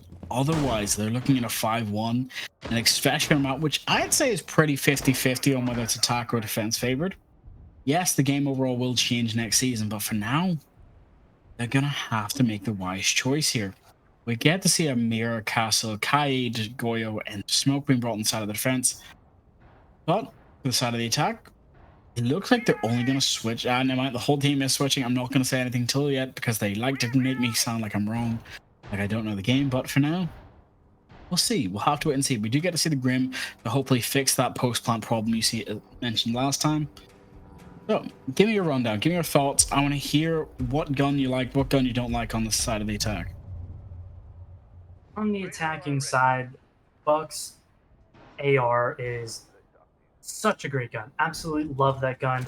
Also, I do enjoy me a good commando, the one that Grim and IQ have on the board, as it looks like a run out might actually come through and I might be able to find somebody. The timing is going to be everything here. Goes for it. There's no Claymore down, but no, how does Maratz live? How does he get away with it? What? It's Goyo. How do you not manage to find that kill as Devils ends up falling through the hatch? Maratz does end up falling in the end. Can still get picked up, maybe. Just depends on exactly where he fell, as All Red falls as well, and this is just going for bad for worse, as Divoli are just falling apart after that first round. Ryujin have been just completely destroying them. They've been so extremely good. Not sure how I feel about this being put into 5v2 in less than only 2 minutes of going around. Yes, this is not your favorite map, but come on. They're gonna have to push up. The Blitz does see the person above, has to go for the pre-fire, but cannot land the shots. One way or another, they don't have a lot of time to waste here. Tries to go for the pre-fire. Ariel's still tagged down 2 HP in the Dream. Think is out of finger boots at the moment, so can't just waste it. And getting chased down by this Kaid, has to go for the reload. It takes so long on the LMG. Finally gets that reload off, and it looks like he's going to get away. Just going to spam through the window. Kaid going to run out initially, but not actually get anything off the back of it. And the Pokeball going to come through and catch Marat's. Ariel does end up finding Neo's, and it's all going to be left up to the 1v5 clutch. Now into the 1v4. Has to find the ace on such low HP. No Finka boost in sight. Has 69 bullets, 66 bullets in the magazine to work with. Definitely enough to find all of these kills, but the HP I don't think is going to be enough, especially when it looks like these players are looking down from above. They're not going to be too aggressive. They're not going to go for this overly, as the flooring just going to get shot out. Ariel has a mountain of work to try and clutch this up, to bring it to a 4-2 scoreline, as we're getting ever closer to that 5-2. Looks like just going to run down into the basement, and this round is over. I mean, Drago, do you just run around 2-4, save the KD, save the scoreline? At this point, it's actually better, especially for a tactical timeout, when they know they're about to put themselves in the worst position basically possible with a 5-1, and that was the run out that ended up taking up most of Murat's health. Yes, the finger boost was used to bring it back a little, but it's not going to be enough. As you can see, Ryujin taking it 5-1. Now we get the role swap. If history does repeat itself, we should see the bans being the same, except for the Chanka, and then we have a 6-1. Sorry, we should see a 6-6. But again, whether we go to overtime or match point or not, Chanka is immediately removed off the board, as well as Ying. So no fast plants, but also no flash plants. So hopefully they've got something else planned in their back pocket. It's up to Ryujin to show us what they can do. Yeah, and the Tachanka getting removed. Exactly what you hate to see, but every attacker definitely enjoys seeing. The Deimos is going to join the attackers being banned, as well as the Smoke. So for the side of Ryujin, it's just a little bit about, we need one round to give ourselves the best possible chance of getting a victory here and heading ourselves to match point. Let's get rid of 2 of the operators that make that second floor very, very difficult. I don't necessarily know if I agree with the strategy, but it seems like they think that that top floor is going to be their best chance of getting rounds, and they just want to make that top floor as easy as possible to actually deal with. Well, to answer your question, or hopefully not answer your question as well, as you can see with the upstairs holds, you don't really have those choices. Valkyrie's going to try her best to keep as much camera and intel coming in, just in case somebody does push through V's office. But again, you still got the yellow stairs, you still have all the other options in one way or another. You don't really have a lot of choices. We have the Goya, we have the Warden, we have the Mute. Everything you need to shut out the opponents. But whether it works, it's all down to your gun skill as well, because these are all active operators. They're not passive except for Mute. Everyone has a gadget and ability that has to be in use. So I'm kind of hoping that we get to see the Blackbeard get to be used. Maybe go for the plant that they thought they would bring with Ying. But now these attackers and these defenders are now set in stone. One way or another, it's 30 seconds, no pre-fires, no spawn peaks. It's all going to be down to this Nomad stopping any rotates, stopping any rushes. Hope we get to see something special.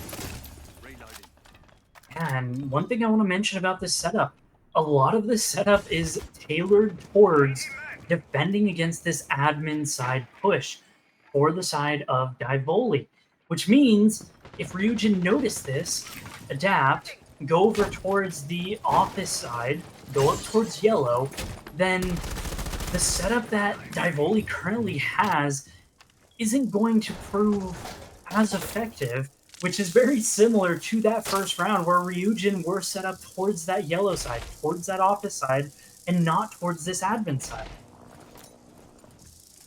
can definitely agree with that, especially with Devils holding that C4 close to the door. But gets pushed out by a nade. Close doesn't know about the Grim Close because he's just jumped in, covered by the noise of the vault by the nade. So now they've just got Opus control taken immediately. Huge big pick taken off as well. But March does answer with an own C4 from below. Does get Howie's. That's him off the board. That's Blackwood and Mirror both traded out, becoming a 4-4 with a minute and a half left. But they're in a better state, in my opinion, than what we've seen from Diavoli. I mean, losing the Blackbeard early, though, definitely is going to hurt this push. Means that you can't just peek things, but YMK just peeks things and takes down Maratz, gets rid of that shotgun. 2 of those C4s were used. 3 of the C4s now off the board entirely, as the Warden is going to be the only one left up with a C4 in pocket. So it means that these gunfights have to be taken a little bit more readily, a little bit more aggressively, because you can't let these operators get in, try and get that plant down, because you don't really have any kind of deny utility. You don't have the smoke. You don't have the Chichanka. All you have is that one single C4. Being a 3 versus 4 as well is not the position you want to be in. Hopefully, they can go for the quick push. The shotgun slide takes out a massive hit. Not what you want to see, but happy to have done. The C4, let it rip, and you'll catch one. All you have to do is chuck it out, and you will find the Hibana. The flash comes through. The C4 is thrown. It's triggered, and the Nomad goes to extremely low HP. The Ace is trying to get that case down as the cover is so good, but the defenders win the round. The time comes off the clock, and Layler finds the Ace, planting that case, and down goes the round. Divoli managed to pick up their second round. Hold on, give me a quick explanation of what happened. Because from what I see, Warden gets the C4 out, throws it at the Nomad, doesn't connect, but takes off half of her health. Goes to the peak, can hear the plant going down, but isn't sure if it's close or far. Goes for the peak, misses the choice. Then what happened? I don't think I understand. So what happened from there on out is one person peaked, specifically Layler, killed the Ace. There was 000s on the clock, and so the round was won by the defenders. Yep, my brain still can't accept it. I did not like to see that happen, but there's Ryujin putting themselves in 5-2. I have only clutched out the round, luckily. Ryujin had the close chance and the closeness to win that. So I'm hoping they've got something set up, because for now, I'm not sure how I feel about this. We get to see a downstairs hold now coming out for them. There's now that back tunnel, which could be working out in their favor better than what I'm expecting to be the plan, because for now it looks like Divoli's planning for an upstairs hold. They're not even going to worry about sight, really. There's only Kai to stop the wall. And they're definitely looking to hold this verticality, try and hold on to that Electro Claw and make it as hard as possible for the attackers to actually get that wall open, which means you have to hold that first floor. So definitely like what I see out of Diavoli here in this round to start off with, trying to hold on to as much as possible. And it's really going to come down to, can they stay alive? Can they delay enough time with their bodies as a trade? Or will they be able to, or will they actually not be able to do that? And will things just go wrong? Will they die early on into the round? And it just becomes an advantage for Ryujin. Well, I do believe you're right about that. And as we can see, Ash is already in. Does not worry. We have Ash, Blackbeard, and Dokebi already inside of the building now, causing enough trouble where hopefully the split site is easier for them to take. Split is normally somewhere that's harder to contest, because, you know, when it's the bomb site, you got to have all 3 control. But for here, they've taken the top floor. They're droning out. Hopefully they can catch somebody being surprised. But it doesn't look like that's going to be the case. Second floor is just given. No fountain pressure, no chance of rotates. It's all going to have to come out to who can take this first floor, who can hold it. This, as we can see, Devils is close. Here's the Ash, goes to the pre-fire, but does not have the damage. Legion is there to back him up and goes to the refrag. Now, it's a perfect 4-4 split again at a minute left. A really good start to this round for the side of Divoli. They've burned so much time off the clock, and they've even managed to take down the Ash, which means it's going to be a lot harder to get those mirror windows popped. It's going to be a lot harder to go in. You don't have that entry fragger necessarily as the C4 comes up, and it's going to deal so much damage, but Hauxi reacts extremely well, making sure that shield is in front of that C4, so it doesn't actually fall down as what? How? What? Lesion, what are you doing? Where are you looking? Why are you even there? As Hauxi manages to take down Lesion and get a man advantage going into the last 35 seconds of this round. But Kaid able to take down Nolf. The Ram is no longer going to be a player in this round. The R4Cs are both dead. This wall is, however, going to be opened up as, I believe that was an EMP that was able to find it. Yes, Dokebi has those EMPs. This camera, this bulletproof, is going to be able to completely see through this smoke, so pings will be available if they decide to go for it. But the Dokebi drops, falls onto the floor as Layler takes him down. Run through the smoke as the Thermite able to find the first kill, but Layler finds the next one, and that wins the round. The C4 didn't find it, but the gun did, as Divoli with the first 2 rounds of this half on the defense. Well, you might be right about that, especially making sure that if they can keep this up, we could see us going to round 6-5, which would be much better, in my opinion, for at least Divoli to show off that they can work and they are better team. Now, as I've said, it's not over till Gridlock starts singing. As you can see on the match replay as well, Rams beautiful tries to go for the Kai but cannot land the shots. It has not worked out in their favor. I'm going to ask you quickly here, since we're going back to the operators, do you think the Solus shotgun play was the right pick here? Well, the Solus shotgun is extremely powerful because you have that soft destruction as well as you have the SMG as a secondary. So you can put in a lot of work with the shotgun. You can open up flooring, you can get underneath, see where that case is getting put down, and just shotgun underneath and take down the diffuser. You also have a lot of damage potential with that shotgun. It's just all going to be about, can the Solus stay alive? Can the Solus find impact with the gadget and win the gunfights with the SMG? I do hope you're right about that, but we haven't seen that many quick plant. Well, that's not true. We've seen a very fast plant coming out from the side of Diaboli, but we haven't seen any from Ryujin. Maybe Solus is a pocket strat. Maybe there's something I'm not sure of, or they've done the research and they know that there's better ways to play her. But now, as we can see, it is a piano upstairs hold with a ace. Hopefully going to go for this wall in a second. We're just going to have to wait and see. A little bit interesting here, just trying to deny any kind of run out, which means they're not actually going to open up the wall. They're just going to try and soft clear out this top floor. It looks like, I'm not entirely sure what's going on here, as not sure what the gameplay here with the Claymores is. They did EMP the wall, but didn't actually go for the breach. I think that might have just been poor communication from their side on lack of timing.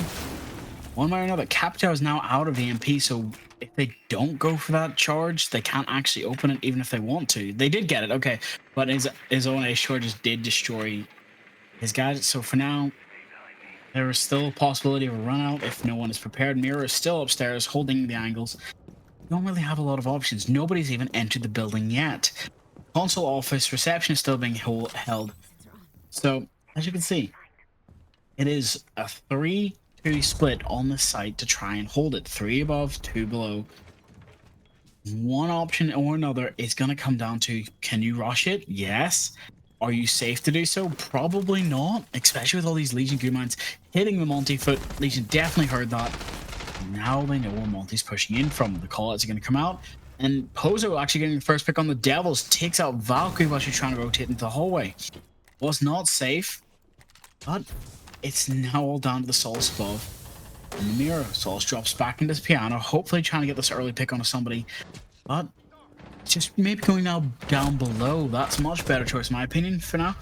Neo's getting the first. No, actually goes to Knock. Knock gets the first pick, gets Neo's getting the second on the mute. But Plant is stopped by a shotgun. what we wanted to see. Murat's getting 2, and another one. Just a beautiful trade down to a 2v2. Have to push into site. Don't have the time. Goyo's traps. There's a fight. Legion trap gets one. Legion gets its own kill as well. Murat's showing up as a playmaker today. Mira getting wallbanged. what a shot from Murat's getting Bozo. taken out. Mira's still upstairs. He cannot go for it. I'm waiting to see this Mira just shut down everything. There's no hope in sight. Mira can stop this plan. Ace does not Ace have the has to HP to go stop down. it. Oh, the shot's not quite lining up. In the down. He can go down and defuse it. It's a 1 round yet again for Divoli, as managing to find the pixel necessary. And there's no claymores, as they were both completely wasted on that balcony wall, which ended up getting destroyed in the end. But yeah, I mean, what a fantastic roam there from the side of Divoli. The goo mines going that late into the round meant that they were everywhere. Legion was able to get down so many goo mines, and it just hindered the time that Ryujin actually had to try to make something happen. Yes, Pozo made it as close as possible, but in the end, they didn't clear that top 4. I'm not sure how I feel for now. It broke my brain a little, and that's something I'm just have to do. So it went from 5-2. Murat's coming out, Mira getting one from above as well, and then Solus being below, trying her best to try and get something, but doesn't. And then it goes 5-2. And then it goes to 2-2. It was a very quick handover. I know children my water, to be honest, and I've got to say, Blackbeard and Legion on the side of the attack Blackbeard's been an impressive force on the side of the attack. Legion on the defense that round, but they're not being brought, except for the Blackbeard. Howie's back on him, thankfully. But we get to see Goyo, Warden, Mute, Asami, and Valkyrie be brought inside of the defense for an upstairs defense again. No Mira this time. Yes, she is banned, so they have to think a bit more outside the box for this. And Divoli with such a fantastic comeback here. The full site rotation completed. 3 rounds in a row, almost managing to tie it back up. In what looked like a very one-sided map for Ryujin has turned into a very, very close map where Divoli definitely can try and come back into this, but bans have come through.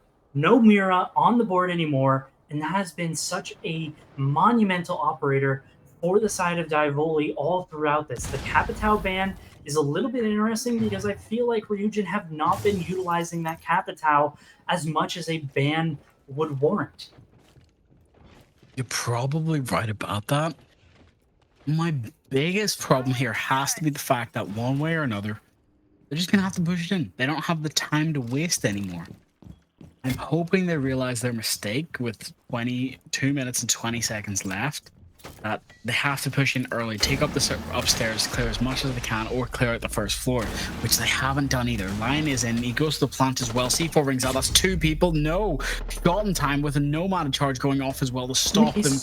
Lion jumps outside, the diffuser's down. Don't have the time though. Oh, the C4! Wait, they can just stick it. Is this just going to happen the exact same way that the opposite side happened? And it does! The Ninja Diffuse comes through!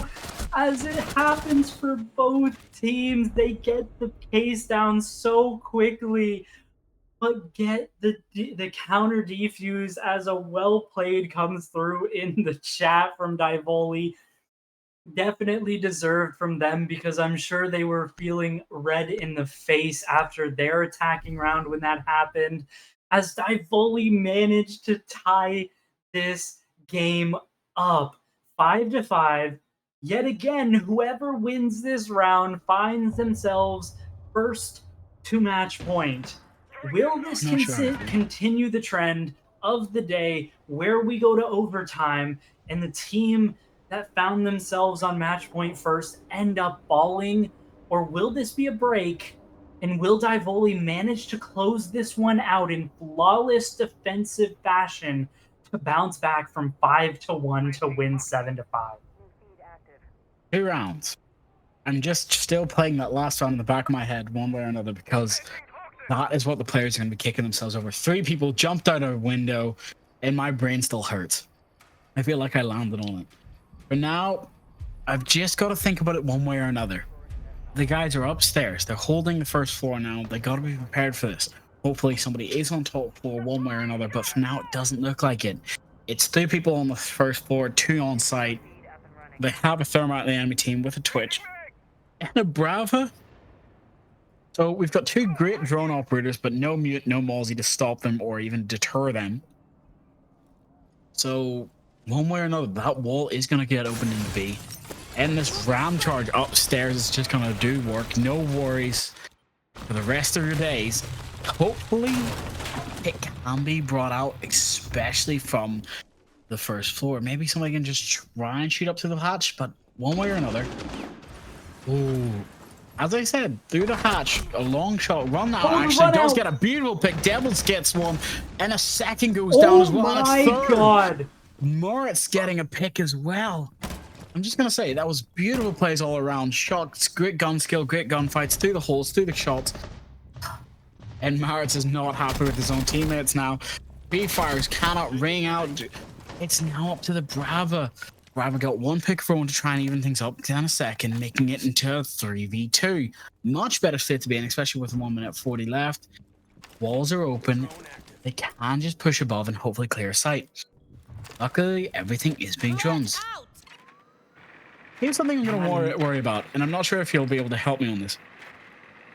Are they forgetting the shoot button, or are they planning ahead of just, hey, take their gadgets, take their Fenrir mines, take everything and use it against them, take the kites, blow them up.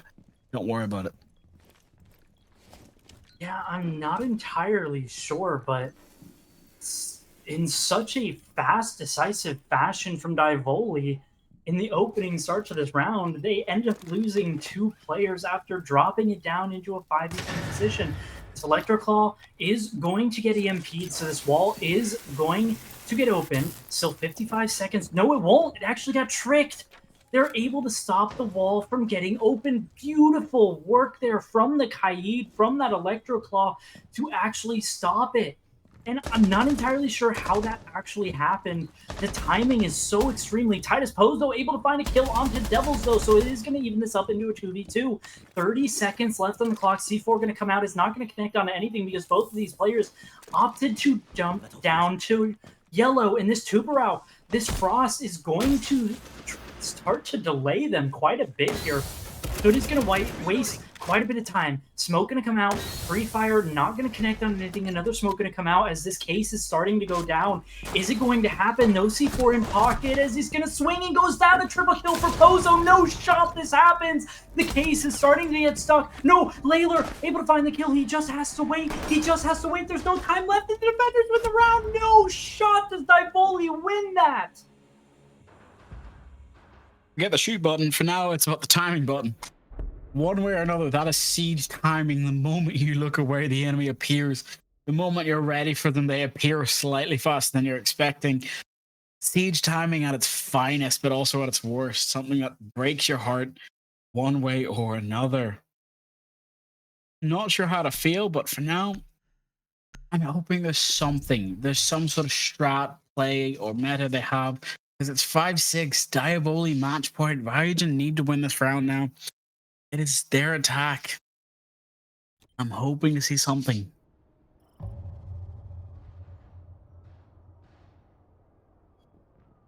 And I mean, I am speechless after the end of that round. And I mean, what a clutch out of Layler to manage to win that after nearly throwing the round. And they managed to find themselves onto match point first. Now, they just have to win this tertiary bomb site to close this out. Last time around, it came down to the 1v1 in which the clock played a factor yet again in that round. Last round, the clock played a factor. Will the clock play a factor in this round? If they don't speed up, it's going to have to. One way or another, they've brought the Warden just in case those plant, smoke plant options come out. C4 is in hand of three other players now. So it looks like they're planning on playing for the root post plant and stop everything in its tracks early. Only problem is, as I said before, you have the FNAT, you have the Legion, you have those passive gadgets but have to be switched, including the Valkyrie cameras. Biggest problem you have now is one way or another, if nothing's there to shut them down, it's going to work against them in the long run, because the timer is the defender's friend in this round. Hopefully the attackers do have something in their plan, because it's Grim, Nomad, Dokebi, Ace, and Twitch. And these drones making work happen. 4 drones have been destroyed, though, by the side of Divoli. So a decent job there to manage to find those. As I speak, 5, but still 2 extra considering that there is a Twitch on the board able to take out that default. They do know that the Twitch is going to be on the board here. They spot out the drone and manage to take it down. Still one in pocket for the Twitch, so can definitely make a lot of work happen with getting rid of these gadgets. This bulletproof camera from both Layler and Maratz should have 2 still up on the board if they haven't been destroyed yet already. But that Dokebi is going to be a nuisance. Make sure that they can't get on those cameras. Well, you know what about that? They could have hopefully pushed in early and tried to get some sort of factor into it. They are having the second floor control. Devils gets one, Arlen gets another while flashed. Beautiful game sense coming out for them. But it's a 5v3. They don't have the time to waste. But lucky for Howie making it a 3v4. Taking out the Warden, that's a huge pick to lose, especially when there's planting options on the table. Yeah, But Layler takes down it lasts Housey, which long, means sorry, go ahead. it's going to be into a 4v2, 4v1. No, how is Divoli doing this? Are they going to do it 3v1? It's all left up to know if the DMR can definitely make work happen, but needs to pick up this case. 35 seconds left to do it. This clock is going to come into a factor yet again in this round. All of these players on the defense, minus the Fenrir, have dropped onto this first floor. This Fenrir, all you have to do is just waste time. You just have to delay. 20 seconds left on the clock. And this Twitch is just going for the mute jammer instead of trying to make something happen. 14, 13 goes down to Layler, and Divoli clean up the map. GG's in the chat, and Divoli managed to make the comeback of the century, down from 5-1 to win the map 7-5. Divoli, what a map that was. And I mean, look at the scoreboard, look at the kill feed. It was very even for the side of Ryujin, but for the side of Divoli, there were a couple of players that showed up when it mattered the most and managed to pull it through in the end. Just not sure how to process that, being honest with you. As we got to see, great plays from both sides. But Divoli just started being like, all right, kids' gloves are off. It's just our match again. It's like maybe they don't know constant attack very well. Maybe that was the problem, and it's just worked out in their favor of having that defense in the second half where they just clutched back hard. But my brain is trying its best to try and quantify what we just witnessed. I mean, that was just a spectacular show. Fancy. Welcome back. Give us some questions. Give us some questions, because I'm sure there are answers that need to be given to the viewers. What an interesting match to see and witness, of course, because this is one of the best matches I've ever watched in the tier 2 tournaments so far, because what a comeback from Divoli. And yet another match, another overtime, and this time it's done in a very fashionable way, I would say, from Divoli. And yet another prediction correctly from Star, getting that. That was actually, it Not this wasn't. time, I was wrong. I voted Rogen, remember, so it's actually flipped. If the Ah. predictions can show up with it in a second, we'll hopefully be able to show you, but not that time. So, as you can see, Yeah. not that time. The one time I did choose Yeah. to go against the status quo, against my Divoli, I was punished. Yes. We still have the Myth and Geekade games to come. Everyone's voted for Myth, so that one it's either all in or not. So we'll just have to wait and see. Yeah, this time maybe you didn't get the prediction you thought, because really it was very, very close for the side of Fusion, but Diavoli managed to clutch their way all the way from a 5-1 to overtime, and then we go to the victory for the side of Diavoli. And yeah, I have to say this was a very interesting match to see and a very interesting map. Diavoli fixing their mistakes, going from a 5-1 down, going all the way, pushing everything they have to get through this and get the victory in the end, was something miraculous to see today. And definitely a really good showing from both of these squads. But for the side of Ryujin, it's back to the drawing board when it comes down to that consulate attack, because it just wasn't it. And yes, you're up against Divoli, a team that is extremely strong on the defense because of how aggressive they are. And they showed that one round where in an instant, as soon as the round started, boom, 3 kills all happen for the side of Divoli. They get out, they get aggressive, they get in your face. And in the end, that was the difference maker for this map. Divoli was just so extremely aggressive, and Ryujin just couldn't adapt to it. They didn't have an answer to it. When they tried some things, some of the rounds were extremely close, but when you're on the defense, a close round favors you because you have that extra player, that extra man, which is the clock. You have the advantage of the clock.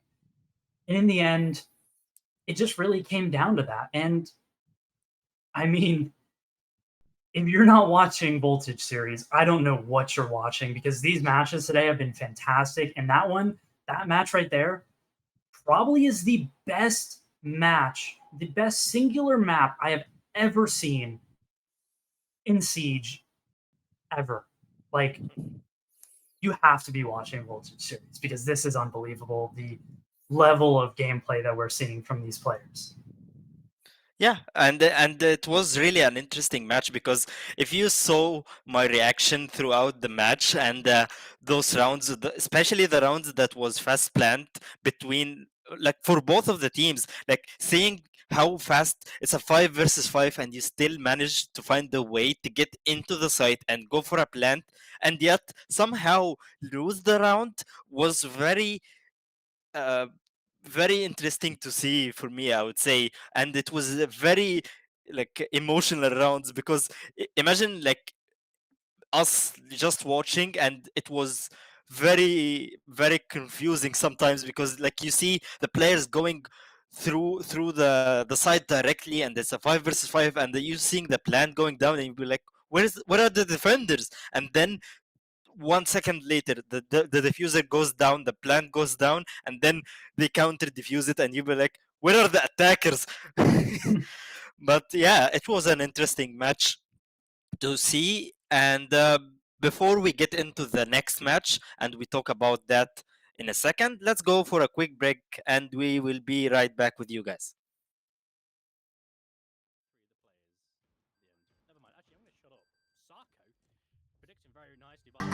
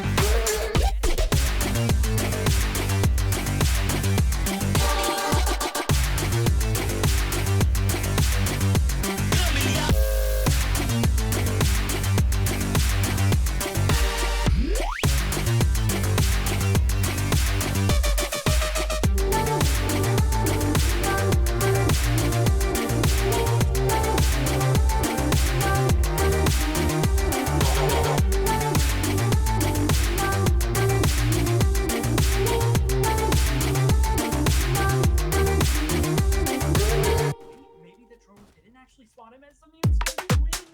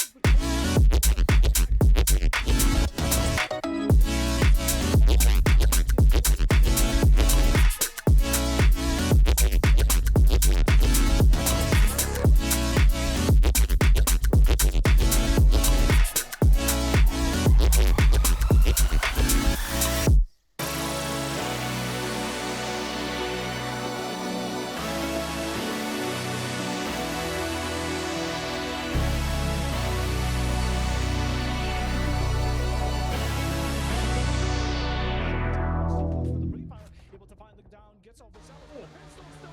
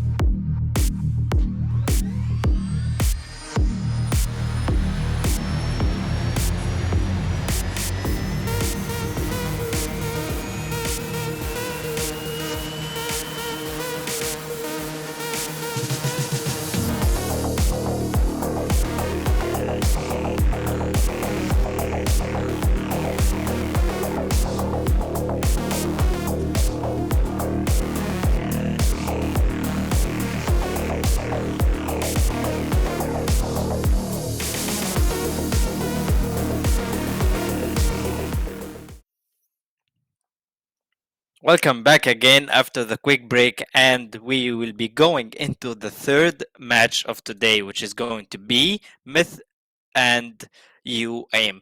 Today, those players or those teams are going to get their first points, 3 points, or of course 2 points if they get into regulation, because this is their second day and they both haven't got any victory or any points yesterday. So, guys, what do you guys think of this? Let's start with Airbus. Airbus, what do you think of the two teams that we will be having in our third match of the day?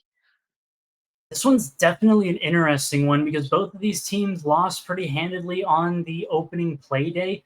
So one of these teams, like you mentioned, will get their first points. They will get their first win, whether it be in regulation or overtime, whether it be 3 points or 2 points.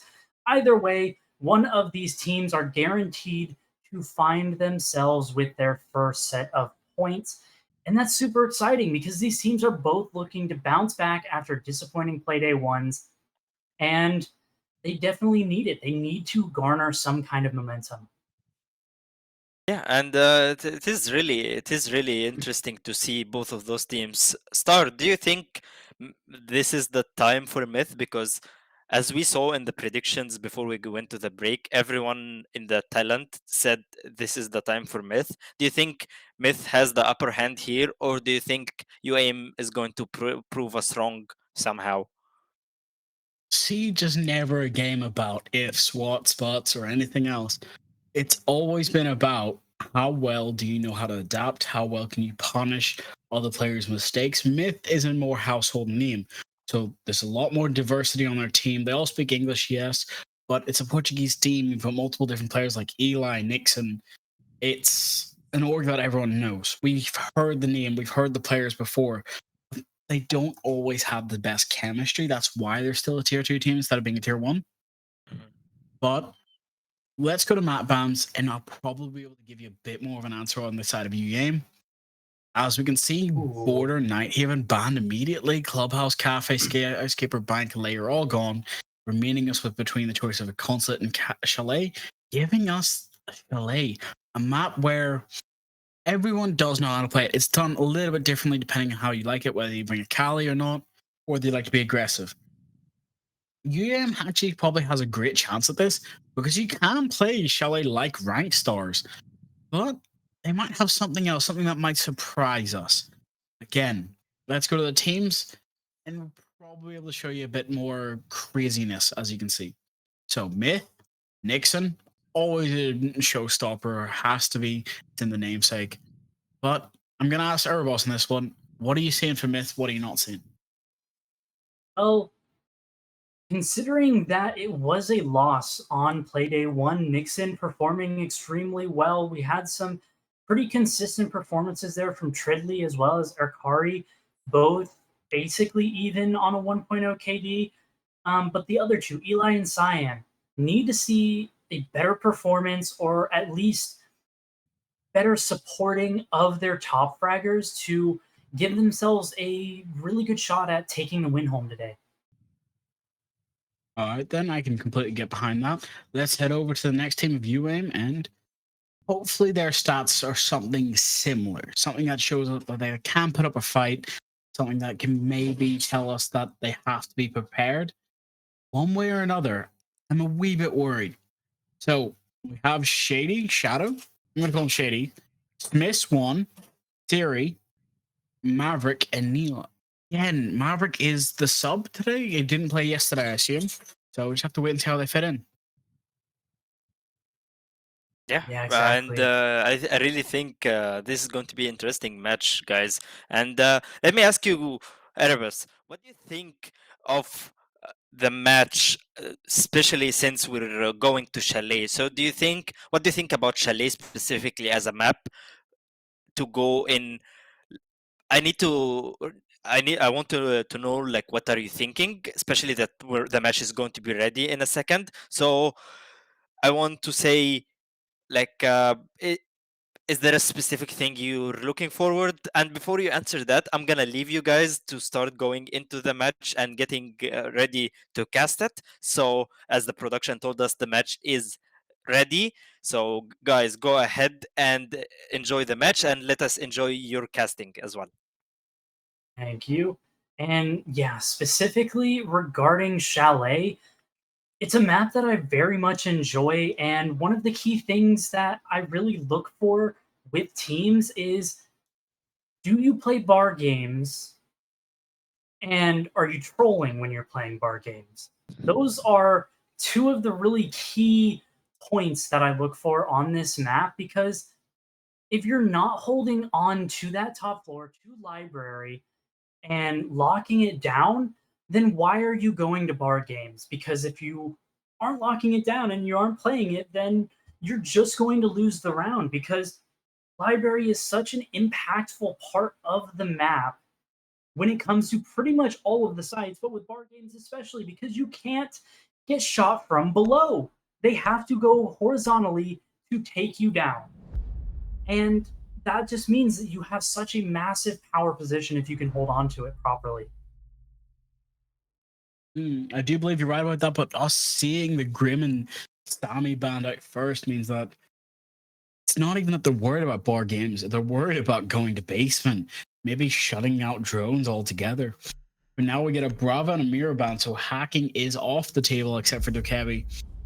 So I'm gonna have to say I'm not sure how I feel about this. It looks like UM are prepared ahead of time. We get to see Valkyrie, Malusi, Frost, and Aruni, and Wamai being brought in the side of the defense. It's all going to have to depend on how the attack want to play this. We are going to bar game, so never mind. I was wrong before. We get to go to your site. You're going to have to explain this to me. How do you defend bar games properly? Well, the best way of defending this particular bomb site is you place a shield down on the stairs. You hold onto the stairs, and you make it difficult for players to actually push up and take an aggressive angle towards the top of the main stairs. Then you have a player playing inside of library in that corner spot next to those bookcases, and you hold on to that. You open up the hatch, you can see if anybody jumps in the window of bar, and you can shut them down extremely easily. And you have that player top of main stairs so that it's extremely difficult for the attacking side to push up, get that aggro position onto you inside of library, and that's how you do it. Well, you're definitely right about that. Spawn peaks are raiding still. Valkyrie tries to go for the early pick, but they're trying to set up as much as they can. They have 30 seconds of the round, and bullets are being exchanged. I'm hoping to see something more come out from this team, but for now, I'm just not sure how this is going to play out for them. They brought the Gridlock. Sorry. They brought the Zero, which I do love his gun, but it reminds me of Gridlock so quickly. I'm going to have to ask you, what do you think of the attacker lineup? I definitely think it's interesting. There is no Capitao to actually deal with any kind of library hold, but then I look at it and I see that the defenders are not actually holding onto that position. So I definitely feel like the attackers have an advantage here with the fact that they don't actually have to clear out library because nobody is exactly holding onto that position. You can kind of go a little bit more relaxed, take control of the blue stairs, take control of lobby, and you have a little bit of an easier time just jumping in the bar window and trying to get that case down. I do believe you're right about that. Especially when you can see that this Frost is being an absolute menace, holding upstairs. They can't just push Piano Door because they don't know if there's more than one or two. Blackbird does get the line of sight in one, but Frost is just taken out immediately. Luckily, refragged by Trilled. So for now, one way or another, they need to get behind this Blackbird, behind whoever's close to him. Doesn't no matter. Rooney gets the pick, takes out the Blackbeard. Now she's on the staircase, not safe. If she shows her body, Dokebi might be able to get the pick. First shot, second, but no. Nixon answers with his own, takes out Dokebi actually. Now it's a 1v4. Not a great start, but it does happen. Losing bar games because of either under preparation or just poor luck. You gotta wait and see. 40 seconds left. Do you think this is the best time to use this as tactical, or should they be trying to pad their KD here? Well, considering that it was indeed the first round, I think just kind of slowing it down would have been a kind of useless thing. Just accept round loss. Oh, well, things didn't go your way. Go next round as quick as possible. Try and find some kills. It looks like a tech pause is going to come through here. So might just be an issue. Hopefully it's just a really quick issue where player has to disconnect or something like that and just reset, get back in the lobby. It looks like that is what it's going to be. Just leave lobby, close your game, restart the game. Maybe a sound bug, maybe a ping bug, maybe a mute jammer bug. I don't know. Something like that are the things that straight come to my mind. Hopefully they can get back in the lobby extremely quickly so that we don't have to go to a rehost and have an extended pause in between rounds, because there has only been one round that has been played so far. Well, for now, we're just going to have to wait and see. As you did mention yourself, this game is a bit buggy at the moment, so it'll hopefully be fixed by next season, because that's what we're hoping for. High risk, high reward be the season we want to see. But as we know about high risk and high reward, let's see what the ALC qualifiers can show us later upcoming as well. So, quick rundown. How would you get into it? How would you register? How would you do everything? So, Yep, you just have to jump onto OPL and go ahead and register. I believe they're coming up extremely quickly. Some of the qualifiers in September. So make sure you sign up, because you definitely don't want to miss out on a chance to play in the ELC quals, because fun matches, a lot on the line, and yeah, definitely got to check that out. As you see in our lovely little pop-up there, ELC Fall Series 6 coming up September 10th and 11th, as well as September 18th and 19th for the two quals. And you see the link there to go ahead and sign up on OPL. And OPL is definitely an incredible website that helps out significantly when it comes to these tournaments and everything. We definitely couldn't do a lot of what we do without OPL. we're right about that. So, it looks like the players are ready, so we'll be heading back in just a moment. From what we've seen, I'm hoping Myth knows what they want to play. They want to be aggressive. They know that they've won the first round handedly. Hopefully that gives them a good ego boost and gives them good confidence in their guns. So let's head back in. Let's see what they can make of this. We're going downstairs as our site. I'm not sure how to feel about Clash downstairs, especially when you're not even bringing anything other than you're not bringing anything other than a mute, while Kaid and Bandit are still on the board. I actually don't really mind it because it allows you to extend out in towards Boiler, and you can just place the Clash there. You have some Jaeger ADSs to try and help protect the Clash, as well as the Clash shield if Clash wants to drop that shield down. And you have Goyo to try and delay. Those walls are going to get opened regardless. Either way, we see the Ace, we see the Finca, which is a little bit interesting, as well as the Capitao. Now, this time around, when you're not attacking the Bar Gaming bomb site, you're bringing the Capitao. As it looks like Cyan might be going for a little bit of a spawn peek here, as a little bit interesting. The ping coming through.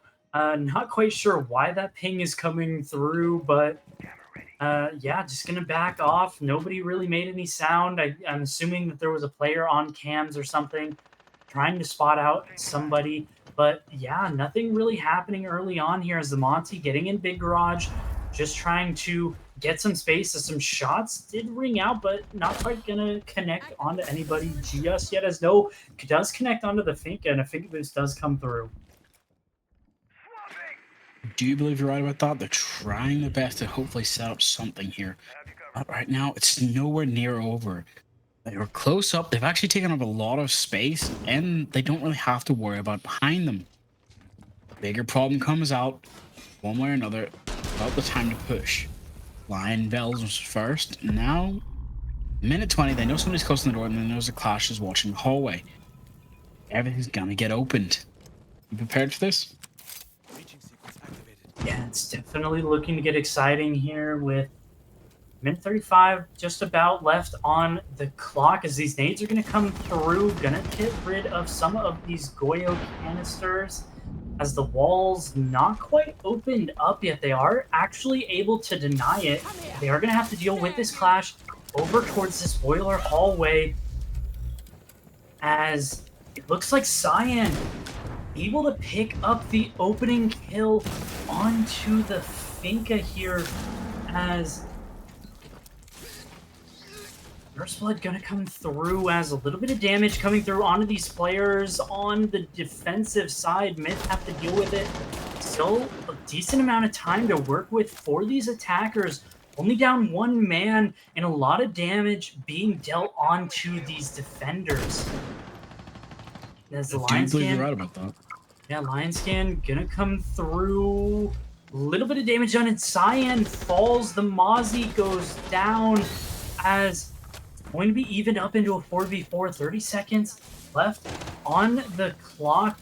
Have to manage to get in, get this case down as a trade comes through. Two players falling as it's into the 3v3. This Clash is going to be so extremely annoying to deal with as Nixon managing to find one. Erkari finds two. In the round goes in favor of the defense. Gotta say, the Clash quickly. I'm still not sure about that ability. It is good that the Clash can put it down. Monty needs the same ability, though. That's still gonna be my biggest gripe for a long time. Yes, he's not a walking mirror, but he doesn't have to be, as long as it can't be like instantly taken out by a Gone 6 or something. But for now, we do get to see Legion, Frost, Warden, Tubero, and Kaid being brought on the side of the defense. Myth being 2-0 up is a great start, especially for a defensive-sided map like this. But now we get to go upstairs, the one place that most attackers like to take easily. But we're not over yet. We have the Kaid, we have the Tubero, so that wall shouldn't be open too easily now.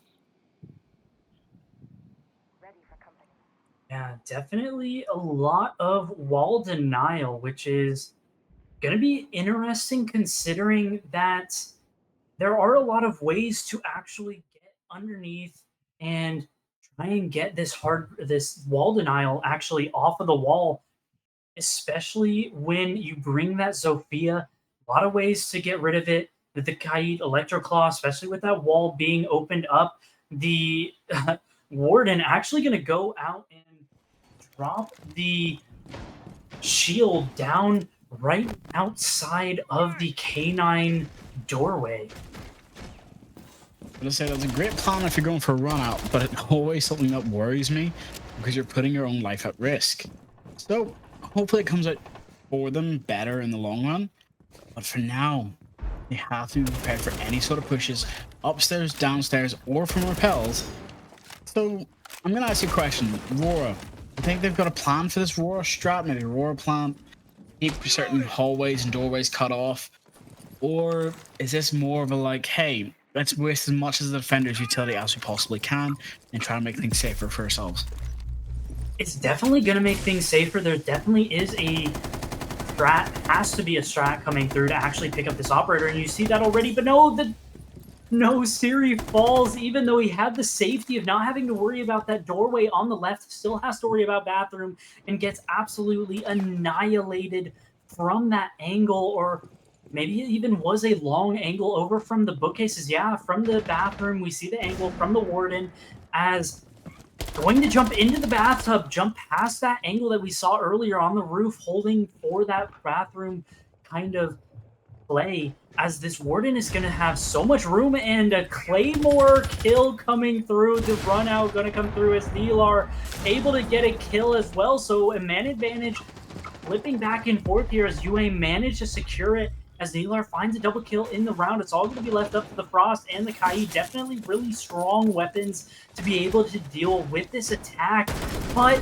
you have to be wary of this outside play. Going to jump in the bathroom, the Aurora doorway going to be put up as this case is going to start to go down, and there's not really a way in for the defenders here. They have to be able to secure this player on the rappel, and it's not quite going to come through for either player there, as the case does end up going down. Nade gonna come through, gonna push off the Kaid from that angle, as this doorway gonna be opened up by the Frost, and no! The Frost gets traded out. It's all gonna be left up to Nixon, has to deal with these gridlock traps, and gridlock ends up shutting him down in a fantastic round and strategy coming out of UAIM. I was wrong about the Aurora in that case, just the pre-fire at the end to save the round. That's worked out in their favor. I've got to say, I do love the fact we are getting more operators like this, where, yes, they're situational, but in the right situation, they're so strong. Just, hey, they went for the plant. They knew they were safe. There's not much to stop them in that sort of sense. But here we get to see the bans come out. Monty and Clash removed from the table. That makes total sense, in my opinion. Clash being such a destructive hold, especially for Myth, it makes sense that Ewan would want to get rid of her. But here's the question I'm going to have to ask. What does Ewan bring instead of Monty? It's going to have to be the Blitz, but again, I'm still not sure if that's going to be the end game. I have a feeling that they're going to plan to bring something else. We're going back to your bar game room, something that seems to become a staple for me. So I'm surprised we weren't seeing operators that derive from verticality, especially on the side of the fence. I'm gonna have to ask you, what are you thinking here? Are you thinking that they just want to play it safe and just let UM come to them? Or they've got this strat set out from back in the old rank days? Well, in that first round, when Myth won on this bomb site previously, they played extremely aggressive. They made it uncomfortable for UAM. They made it impossible to get inside of the building. So I'm definitely expecting a lot similar of a game plan here for the side of Myth, not opting to bring along that Frost like the last time around, but going for this aggressive spawn peek is Eli, and this drone is absolutely massive, spotting out the Legion on the roam. So UAM going to be extremely aware of this player's position. So just going to have to find a way to deal with it. Do you believe you're right about that? But one way or another, they're not going to let anything slide. As you can see, the first kill comes out.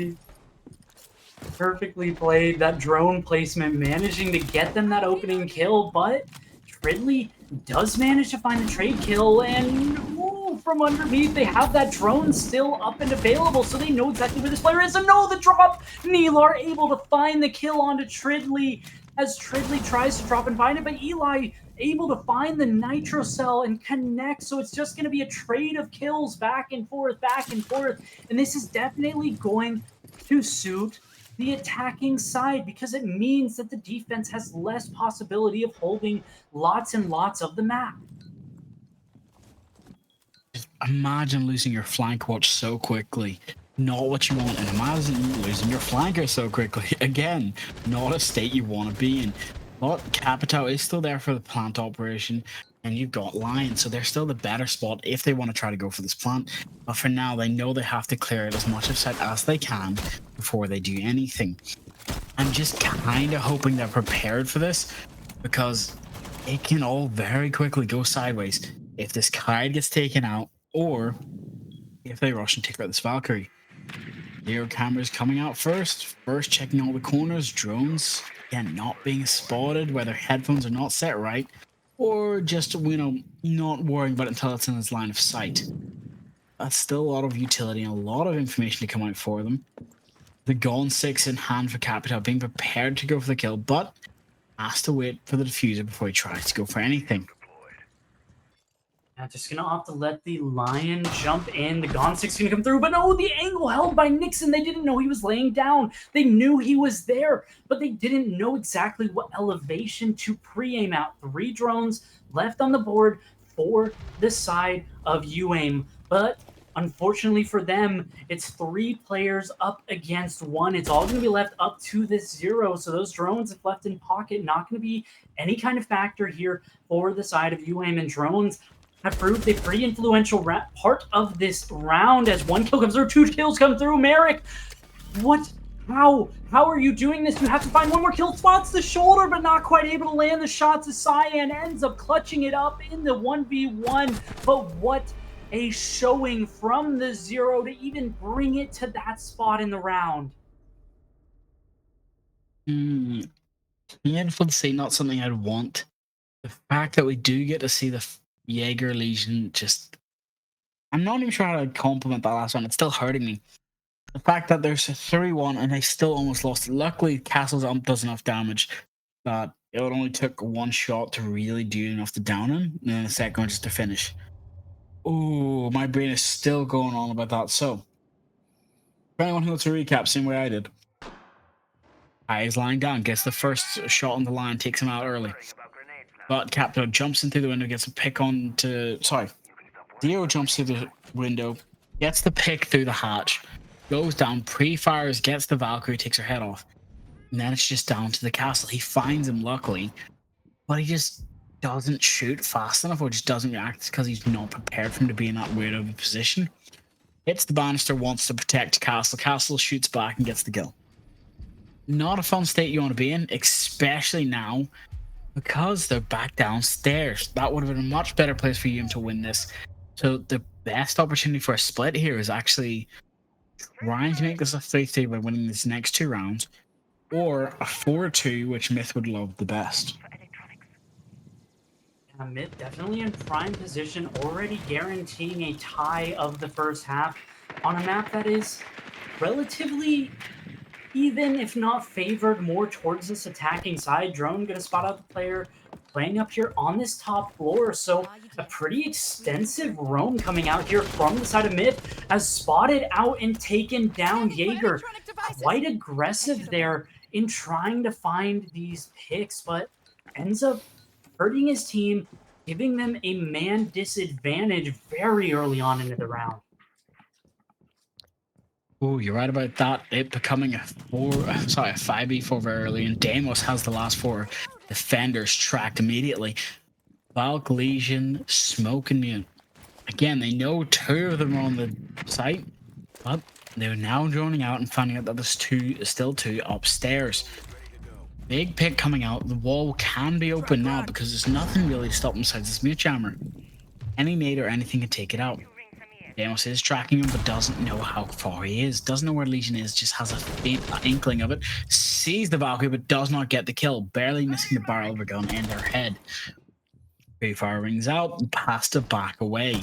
Time is being wasted by these roamers, which is the best point of this. Right now, that Mute Jammer still checked. You gotta wait. IQ tries to go for the pick, but cannot get it. Valkyrie actually gets down in kitchen and is not safe, and gets finally finished by Smith. Now it's just up to Legion, who's upstairs, 2nd floor.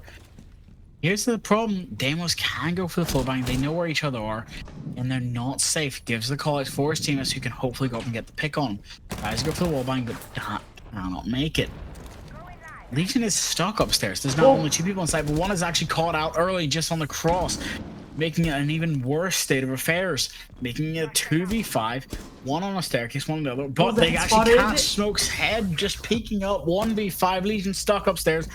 Has to go for the retake, but Deimos is tracking his every movement. Calls will be coming out little by little. He does not have the time to waste right now.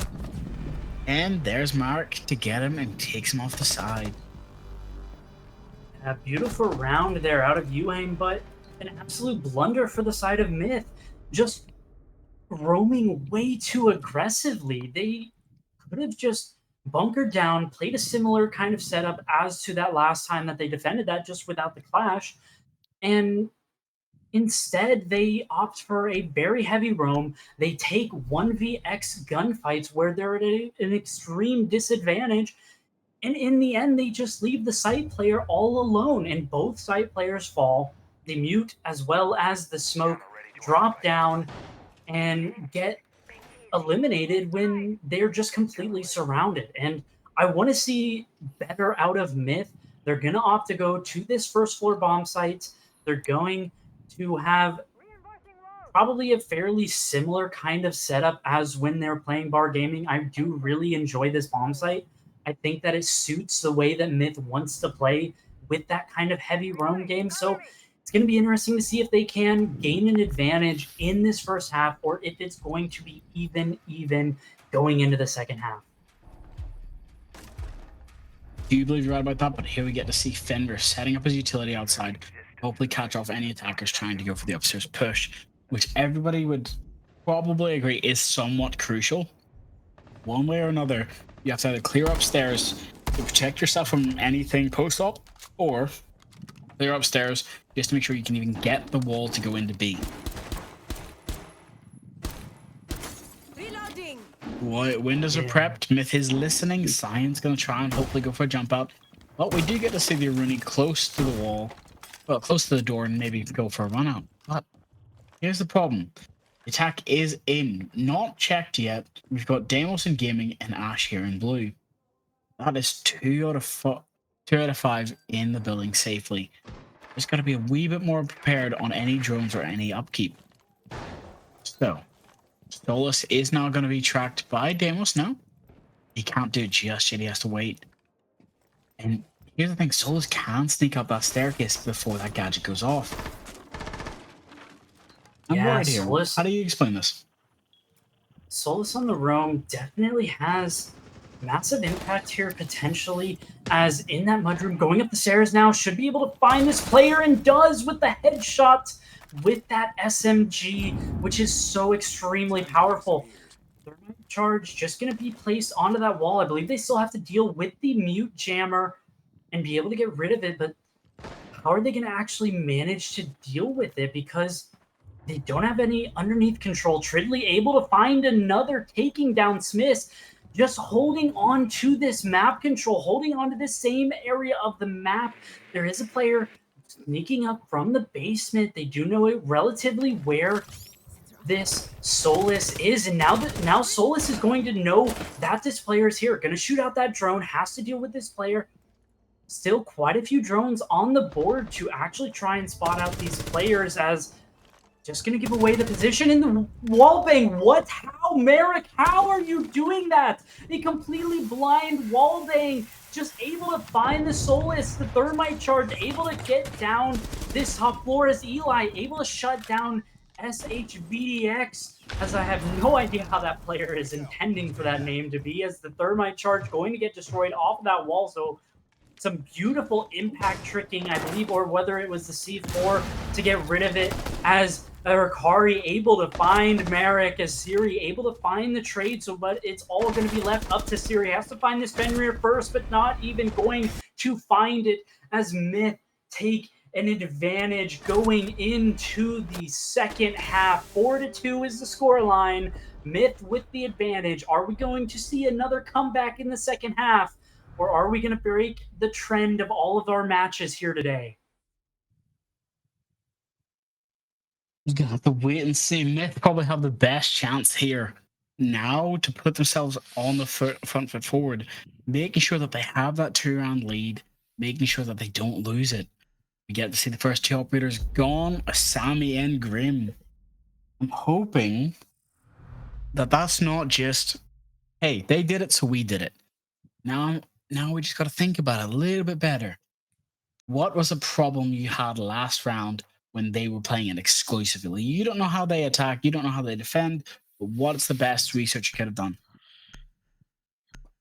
Definitely going to be interesting to see what these next two bands are going to be, and it's going to be the Castle and the Blitz. Castle is extremely powerful on a map like Chalet when you can just block off certain sightlines. What comes to memory is that top floor where you want to castle off the big window as well as the doorway in towards Piano so that you can hold on to as much space as possible without having to deal with any long angles with anybody on rappel or even in the balcony way off towards the outside of the map. Instead, going to be this Bar Games bomb site, and it's going to be interesting to see exactly how these teams differ in terms of holding on to this bomb site, specifically because we see the Wamai and we see the Jaeger. We might actually see a little bit more of a bunker kind of setup inside a library. You might be right about that, but in this library, it's not only books that are going to have to be read, you have to read the other players' minds, understand their mental, and be prepared to shut them down. So we get to see the sixth pick, we get Nox switched in, so maybe to catch the off UMs a bit, because their droning has been very strong, but again, it's defensive now. It's about their cam replacement, how well they can keep their bulletproofs up and everything alive. Mozzie here being used. I would have honestly thought Mozzie would have been the next band besides the Castle, but it makes sense. Castle's very strong on this, and those bulletproofs as well. Mozzie tries to go for the prefire, but cannot find anyone. Some things you do have to worry about, whether they can catch these drones and use them against them in their advantage, or whether that lion pings are just going to have to be an absolute menace for the attackers. They catch out their Rooney, they give the callouts, making sure that nobody sees her trying to sneak into sight. Knock. He's prepared for this. And she get the Knock first might be able level to- pick on there. Yeah. Might be able to find something here. The Yin Candela is distracting everybody right now, and Nook able to find the kill onto the Aruni, which is going to be massive for this push. Asiri through the wall, able to take down the Nook. Just a beautiful pre-fire there. Still has to deal with this Jaeger. Not quite spotted out these pings. There's a player holding on to this and managing to find the Jaeger as Zerkari able to find the kill, dealing so much damage onto the Wamai. Tridley taking a lot of damage as well, dealing with this bulletproof camera as Tridley ends up falling from the top-down angle as just going to be the trade in one player left unavailable. The Mozzie, a beautiful gun to find headshots, but in a 1v3, you just do not have the bullets. 9 bullets in the gun right now and not quite able to find the first kill. Does manage to find it with a pistol. No, that was 2 kills, a triple kill in the round. What a beautiful set of kills. Finds that reloaded in the 1v1. This gun is going to be absolutely deadly and finds the headshot. A beautiful clutch coming through. Oh my god.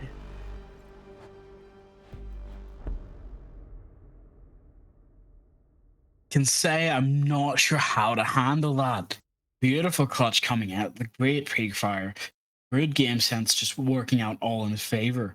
But now it is going to have to come out to the decision of how do you shut that down? They have the chance, they have the man count, but I think it was maybe the two predictability working out in their not working out in their favor. But now I'm hoping they can figure out, hey, take out Shadow, win the match, don't even worry about it. One way or another, here's the problem we've got to worry about. It's Kitchen now. Kitchen is a very strong defender-sided site. Whether UEM can hold this by clearing upstairs and holding it, or being able to retake it after they've lost upstairs, is all going to have to come out and play against them. I'm hoping to see something interesting. 2 ways can be played this. Just considering how I play it, I take my fuse, I go upstairs, I take the entire site and wipe everyone inside of it, and then push into site and go for the plant. That's not their case here. They can do that, but Myth is smarter than I am. Eli, they brought the 417 meta, just the pre-fires out in their favor. Here's the thing: if they can catch this Legion off guard, that is a huge pick, especially with his passive ability. What do you say? I mean, Legion should be a relatively unknown factor here in this round. Unless they've spotted this hatch, might hear that goo mine being put down. So maybe have an inkling that there is a Legion playing off in this general vicinity. But a lot of this pressure is going to be dictated over towards this solar side of the map, over towards this trophy stairs.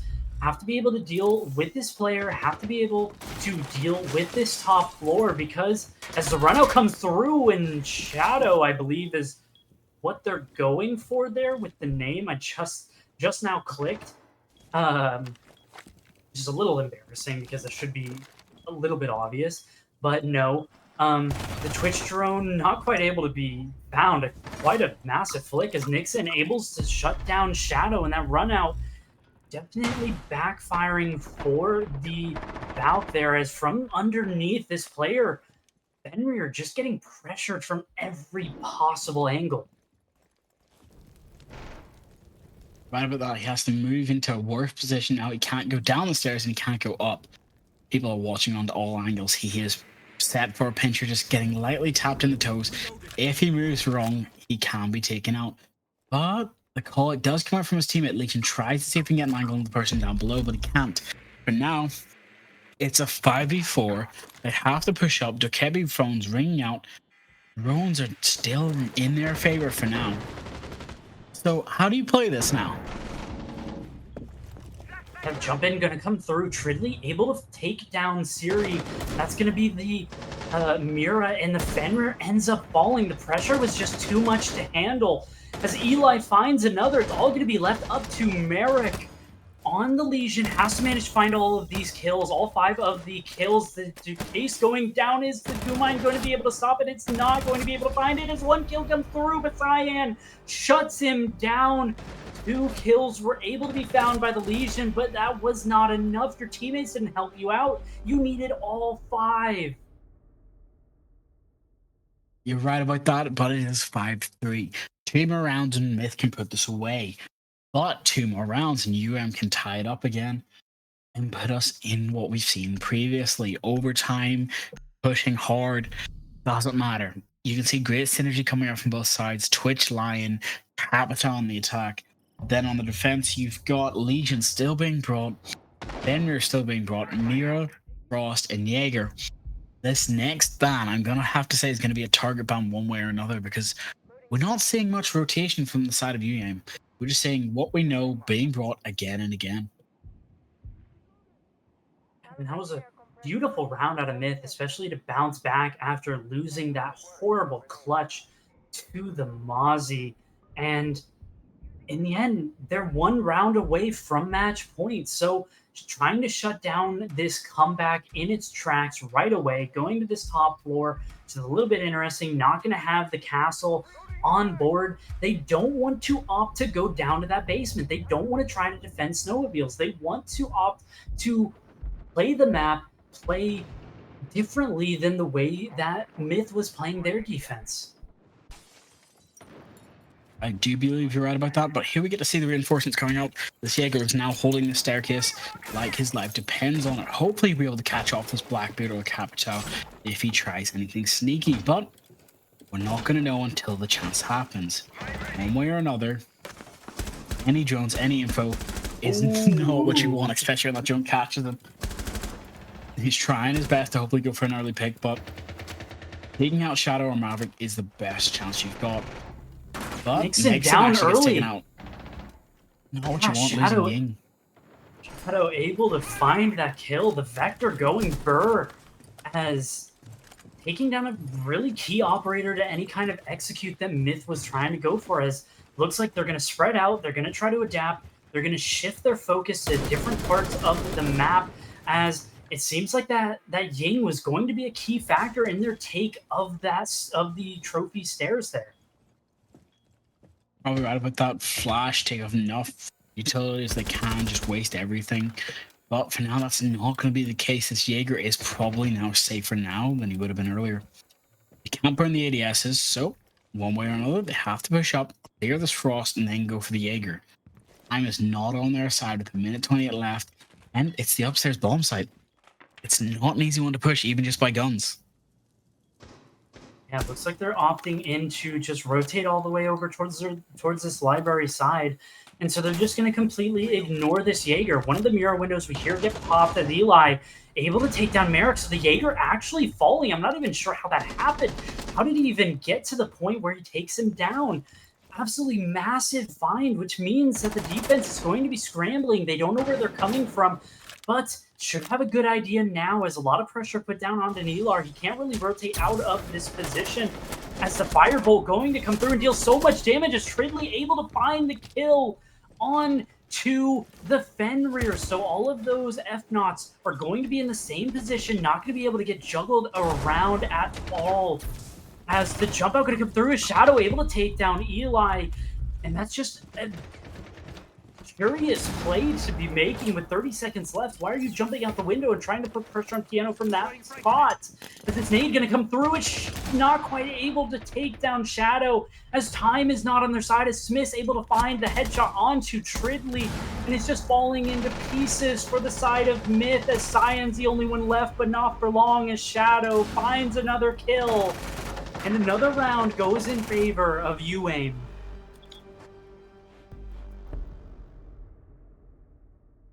Well, you might be right about that. They found another one. UAIM is clutching up. It is a defense map, I think, but at this point, I'm still not sure because from how we're seeing this, it can go either way. So, here comes the ban. Is it target ban or is it strategy? Mirror and Blackbeard. It is a target ban. They're making sure that Shay does not have anything he wants unless he goes Goya, which actually might work out in their favor. Because UAIM has a lot of gun skill. They've got a lot of big brain plays, but we get to see Warden actually. So 412. Sorry. It is the F2 or F12? The SMG he has and Dukevi has it. My brain's just shut down trying to remember that last round. I believe it's the SMG-12. SMG-12, thank you. Not the F12. That's the Smoke's SMG-11. SMG. Anyway. But now, here comes the biggest problem I get to see again. It's this downstairs push. If they cannot take top floor, which Myth we've seen obviously can clear out the staircase. It's just all about if they're going to be able to push site safely or not. Last time they won it by getting some early picks and taking some smart plays. Now we get to see the A spot, we get to see the Ying play, we get to see Gridlock. They're planning to shut down as much as they can of this defender side. But we also have Eli remaining on the Twitch along with the line being kept on the board, stopping any and all roam clear or any other post plant situations. Yeah, a couple DMRs on the board for the side of Myth. The Ying being brought along as well did not work out very well last round, as did end up going down extremely early, but we're back down to this kitchen bomb site. A bomb site that is extremely difficult to actually attack, as you have to take this top floor. And yet again, we see another player sitting on these trophy stairs being an absolute nuisance to the attacking squad. Myth did a fantastic job of dealing with that position in the last couple of rounds, but has managed to drain quite a bit of time off the clock. And speaking about time on the clock, Tridley extremely quickly in towards this top floor, and so Myth can start getting some pressure down onto these players. I do believe you're right about that, especially with how this is working out in their favor. One way or another, Tuber out here can shut them down and cause a lot of destruction, especially when Gridlock just jumped in and taking out the Jaeger. Warden's still alive, still in the bathroom. Any long angles here, though, are not their friends. No way. Oh, What they're is just this? staring at each other one way He's or another. just staring at him and he doesn't even know. He could have shot and he would have found the kill. But, I mean, hey, guys, if you're asking about Moss, I'm pretty sure that guy's clean, because otherwise, Arkari would have definitely found that as Tridley finds the kill, jumps through the window, takes down the frostmat, spotted the player, but isn't able to actually see through the smoke. And Warden peeks and ends up going down. It's into a 4v2 man advantage here for Myth. 4v1 as Cyan manages to find Smith. Myth with every possible chance of making it 6-4 and finding themselves on match point and giving themselves an advantage into this map. They are guaranteed to find points in this game. Now it's just up to you, AIM, to try and see if they can send this to overtime and guarantee themselves points on the day. Do we go to overtime or not? That is the question. Myth have shown their purpose, and they will shut them down again, one way or another. I am looking forward to seeing how this works out in their favor. But Twitch, Lion, Ying, Thermite, and Ash on the side of Myth, Two-Brow, Frost, Warden, Jaeger on the side of UM with Valkyrie there as a way to finish. Sorry, with Kai there as a way to finish. I'm hoping that UM know what their plan is, because they're back down to kitchen again, which I understand they didn't have a lot of options because they won 2 sites and they have to rotate every 3. But was this the best option for them? Well, as long as they can manage to delay the impact that Myth has, then they definitely have a good shot at it. They did very well, or they did relatively well the last time they were on this map. It came, or bomb site, other than this previous round, where it came down to the wire and it was extremely close. The Legion had a lot to do in the end, but it was a relatively close round. I'm not entirely sure if I would have opted in to go back to this particular bomb site. I feel like that basement bomb site would have felt a lot better, especially because you haven't shown what you want to do on that bomb site yet. You're right about that. I do think maybe we're being a bit too critical. Maybe their plan is to take this one because they know they can actually win it, and then take us downstairs to show us something new as a surprise. But here we go. They don't really have any options. They can't really shut us down. So let's just hope the attack know what their plan is. Myth is on the table. Frost is here. Great trap operator if you can catch people off guard, but if not, you're just going to hurt yourself. Completely agree with that. The Monty being brought on board here means that we might be in for something quite different from that previous round, where we saw sheer aggression, quick play into this top floor, shutting down players left and right.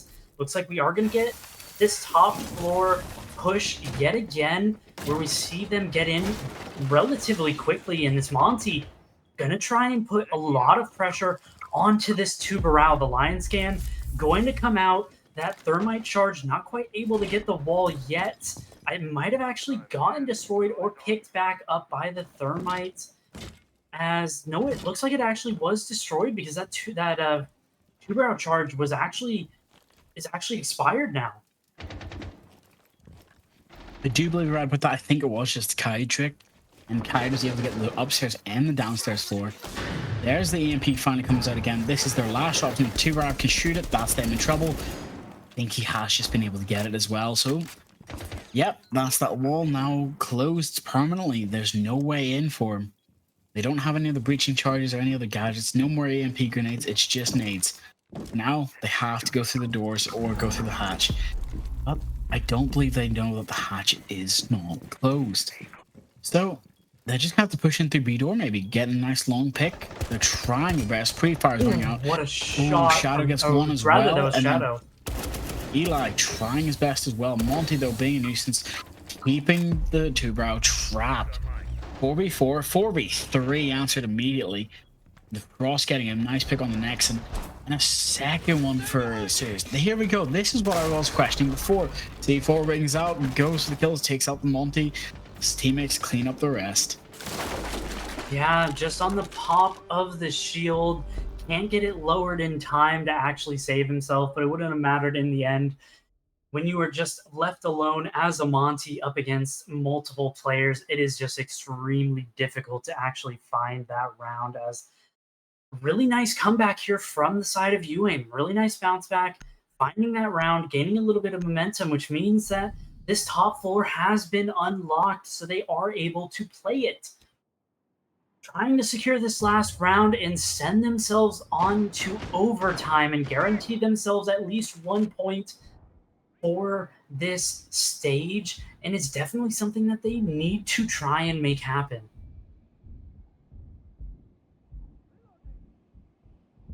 You're definitely right about that. I'm hoping they have something way to answer this. One way or another, I'm not sure if it's going to be in their favor or in Myths. Still match point. UAM needs one more to tie this up and send us to overtime.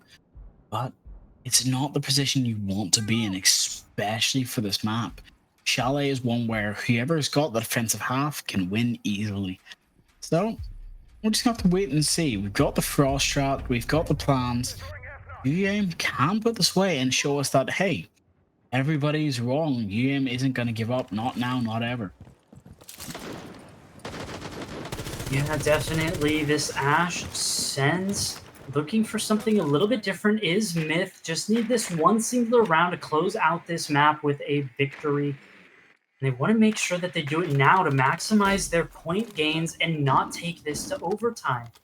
Looks like pretty similar setup here for the side of UAM with the player playing on that trophy stairs, glass being broken so that they can actually hear people outside of the building. Oh, you're right about that. They're just trying to listen to everything, get every advantage they possibly can. From what I'm seeing, though, I'm actually a wee bit worried on two regards. This Fenrir is enough to scare this Monty back, but more because when you don't know what you can't see, it's going to be a bigger detriment than anything else. I am surprised we're not seeing more utility coming out from the side of the defenders. But it's working out in their favor, just keeping everyone trapped and slowed down. 2 minutes left. Monty can walk up. That Bulletproof will give away his information.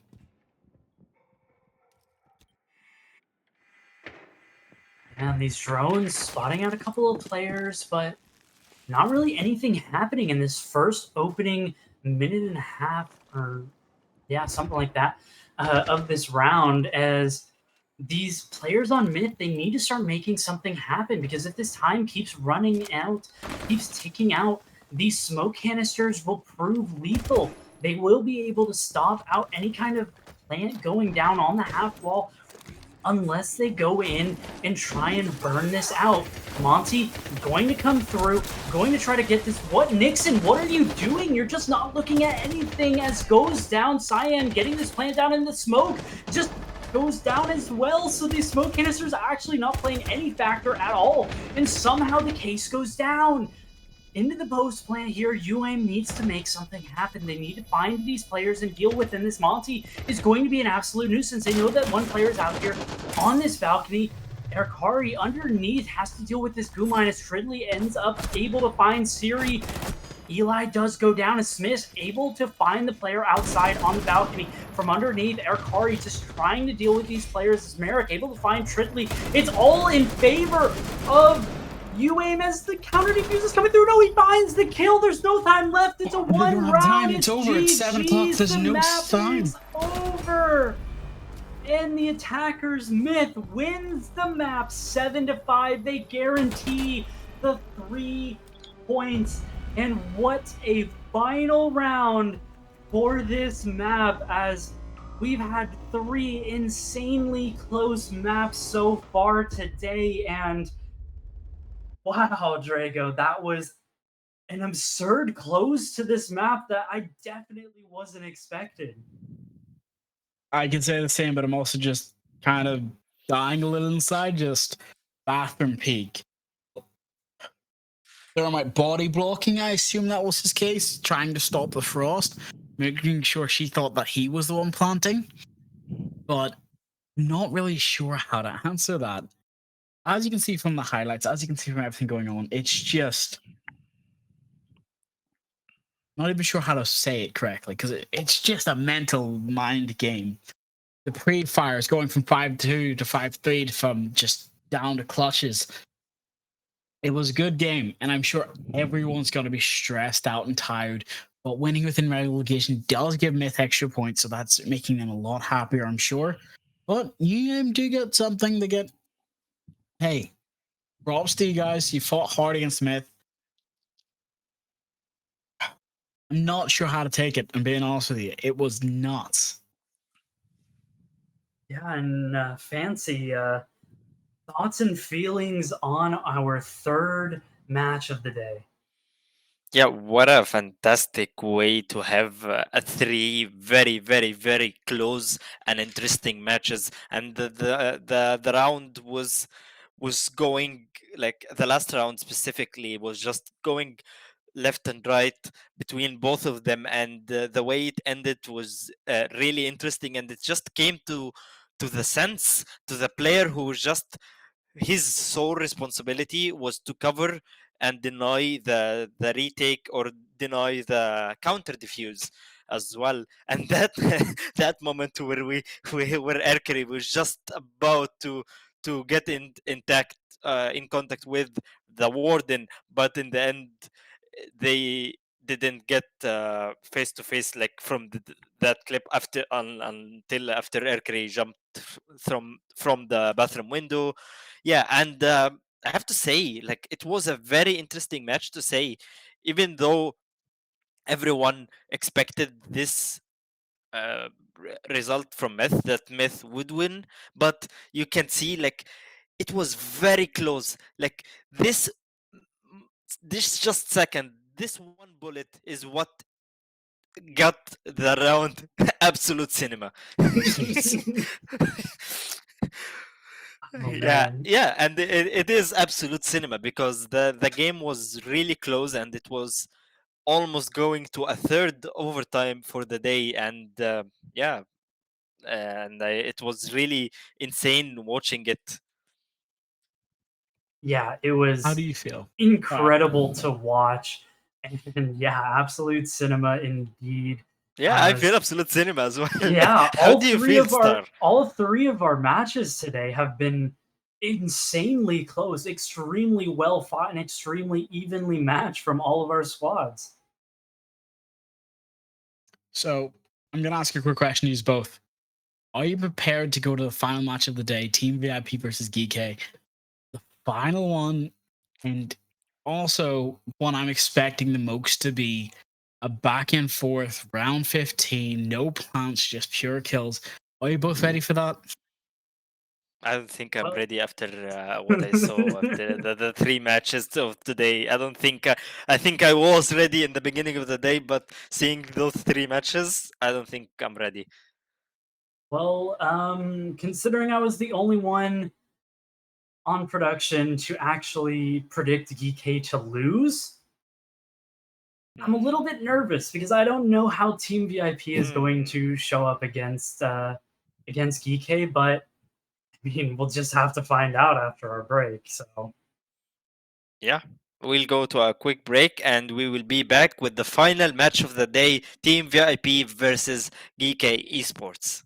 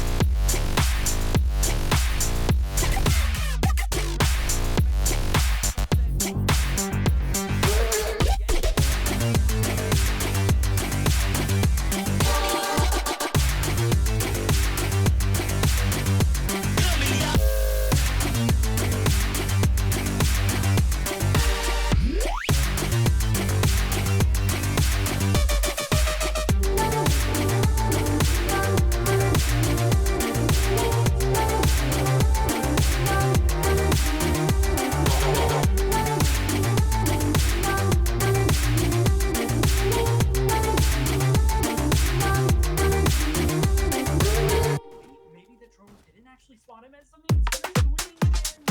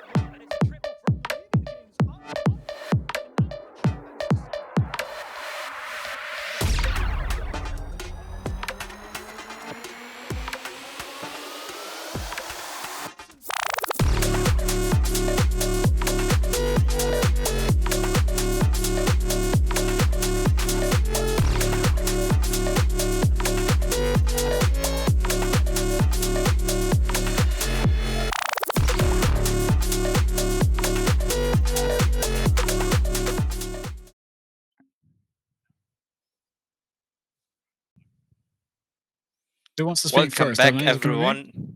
Okay, no, it's Fancy. Go ahead, Fancy. Introduce Yeah. us then. I am the captain. Yeah, and welcome back, everyone, and thank you so much for staying with us till this moment. We had a very, very, very interesting day so far. 3 games, 2 of them were overtime, and the third one was a 7-5. And now we're getting into the match, the last match of the day, and the match that a lot of people have been waiting for, because it's GK versus Team VIP. So I'll tell you guys something. I spoke today earlier with the coach of GK, Muraz, and I was asking him like, "Hey, how are the vibes and how are things after yesterday?" And trying to get a statement out of him. And he told me a very interesting thing. He told me, "Yeah, we're very confident. We're aiming to win 3 out of 3 of the tier 2 tournaments, since they already won combine. So they're aiming to go in and go all in and get as much T2 points as possible to prepare themselves for the next Challenger League." And I think this is the spirit that and the mindset that GK is having now. So, Star, let me ask you this question: what do you see from both of those teams tonight? And we can talk about the map bans, especially since the map ban is now ready. What do you So, see in this map ban? the fact that we're going to console, it's painful, but it actually shows that Team VIP have done their research. They banned Layer, which is something that GK has been taking to a lot this week. A lot of people expecting them not to know it, but as we've seen in the past, they know it very well. GK's done a little bit of research as well, making sure that their first ban was Skyscraper, a map that Team VIP is known for dominating on, even against better teams. So I think Concert was probably the right choice for this team. Yes, it's a repeat for us, but it's probably the best pick they could have had. It gives everyone even playing field, and it works to both teams' aggression. Nighthaven Labs probably would have been the mistake to go to if they had thought too far ahead, but we get to go to Consulate, a map that I do understand and do like. Hopefully, the team lineups can show us a little bit more of the context behind how they've been playing recently. Mhm. Yeah. And yeah, yesterday we already saw a chalet from GK that they were playing a chalet, and also Team VIP. Yesterday they they had a consulate match. It didn't go their favor in their favor. It was a 7-5 against the Diavoli. So, Erebus, what do you see in the team, like in the players of Team VIP? what do you expect from them, and what do you want to see from them today? Yeah, Mateen is definitely a top tier player.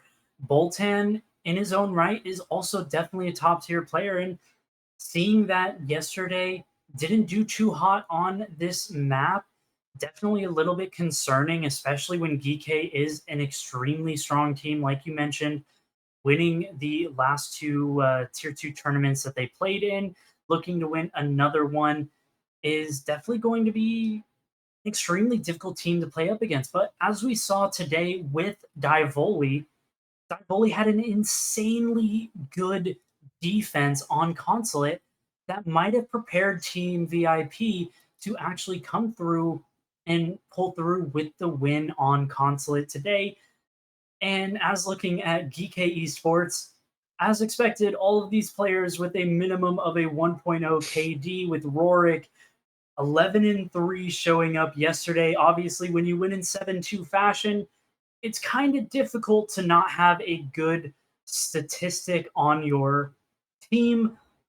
And there's a lot of players here that can definitely show up and play, but I'm looking at the likes of Rorik and Hungry to definitely perform extremely well, with Packbull coming up and giving a lot of support to his teammates. Yeah, indeed. And Packbull is the one thing about Packbull, that he's not actually the player. He's actually a coach for the team, and he also plays. So having that role, I spoke about that earlier yesterday, and having that role, and the person who's the coach and also becomes a player with you, gives a different vibes for the team, and gives a different way of thinking and playing, in my opinion. And I think it's really interesting to see such a dynamic of a person who has also the experience, who has been playing in tier 1. We saw him in Europe a lot before, and we're seeing him with GK Esports. So, Star, what do you think is Team VIP needs to do now, and what do you think is going to be like the factor they need to adjust, since they played Consulate yesterday, but they didn't get the win out of it? So hopefully they understand that the pre-research they've done isn't end all be all. They have to adapt quickly and get into the match as soon as possible. Get their heads in this game, block in, make sure they pick the right operators to ban and how they play. They know how GK likes to from research. That's not the only way. Well, we've heard the match has started, so we're gonna have to say goodbye to you, Fancy. We'll catch you in a moment. Let's head into the map. Yeah, and we can see it. The classic 5 spam coming through in the chat as definitely a staple and a little bit interesting from the side of DK, as they do enjoy a good 5 spam. Well, it's one more than 4, so for now, let's hopefully see something nuts coming out from them today. One way or another, it's not over. It's only just beginning. Ying and Clash being the first 2 operators banned, Grim and Mute being the next. I'm hoping this is the answer we need, having Fenrir brought as the first defenders. I'm hoping Team VIP understands, hey, only the captain has to have all shot turned on. Everybody else can have it turned off. Keep your mental strong and go for the long haul. Yeah, and a little bit of an interesting set of bans coming through here. The Mute being banned out is very curious, and neither of these teams opting to bring the Chachanka. Going up to the second floor earlier in the day, we saw the Chachanka be absolutely suffocating. Instead, going to opt for the Fenrir to complement the Azami Goyo Valk, as well as the Smoke. You still have some denial, but you have a little bit more adaptability and a little bit more heads-up notice. Team VIP starting off on this defense. Let's see what they have learned, what they bring to show, and what they might have brought along as a little bit of an extra spice coming off at the back of their Divoli match from yesterday.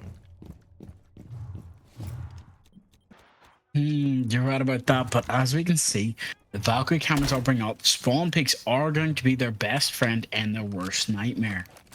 I'm hoping that this works out in their favor, because you do have to remember, there's a lot of utility to be used. There's a lot of drones, nades, and in this case, sorry, just checked it, and I can see it.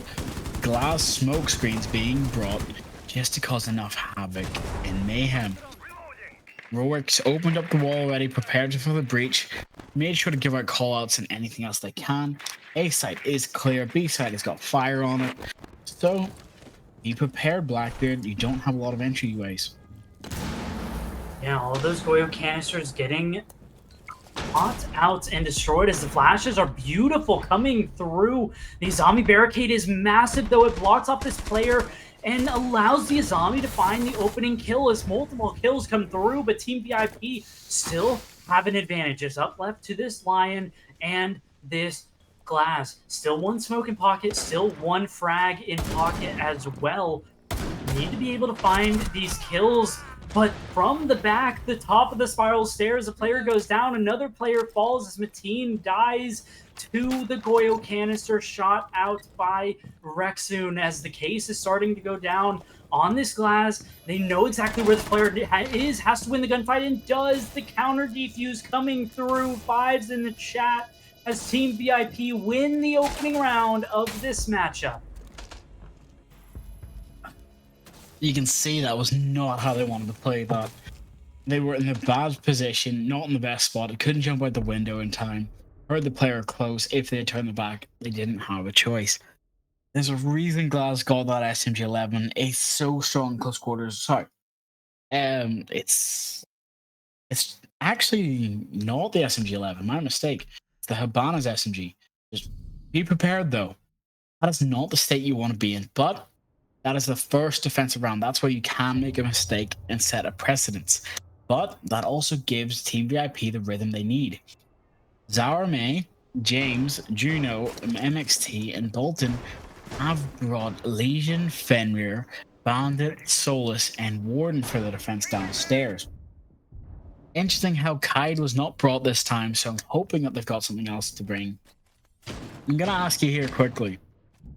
Do you think DK are ready for this downstairs push? Because I'm thinking that they have the strat. They know what their plan is. They brought the Deimos and the Dokepi, so they've got something in their pocket.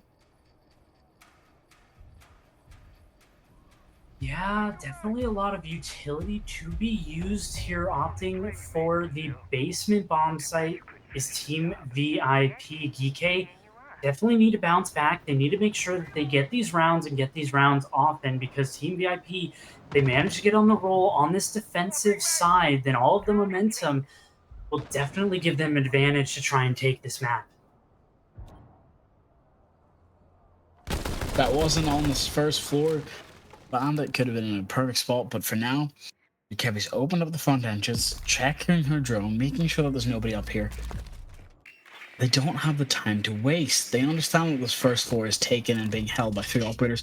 James and Rourke actually trade a massive pick, actually, taking off the hard breacher, but also taking off the F-near. So, losing Fenrir is not something I'll see. Another trade, what? How many trades can you get? Solus being removed for Dokebi. That is not a trade you'd want to happen, though.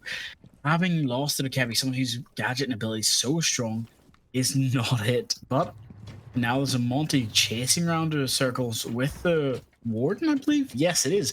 Well, now the defenders are rotating back to site. No longer just Bandit. Everyone is now back in sight. The attackers have free reign control of the first and second floors.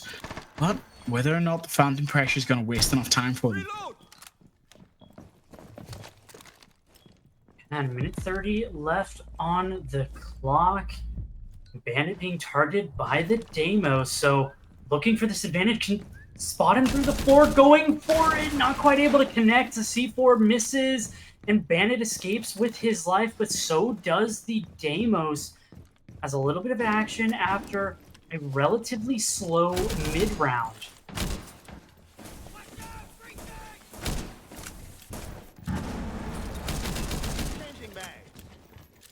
Going to have that breach come through, so the hatch is going to be picked up as under a minute left. These players need to start to get down into the site. It looks like they're opening up the wall now, finally, after quite a while.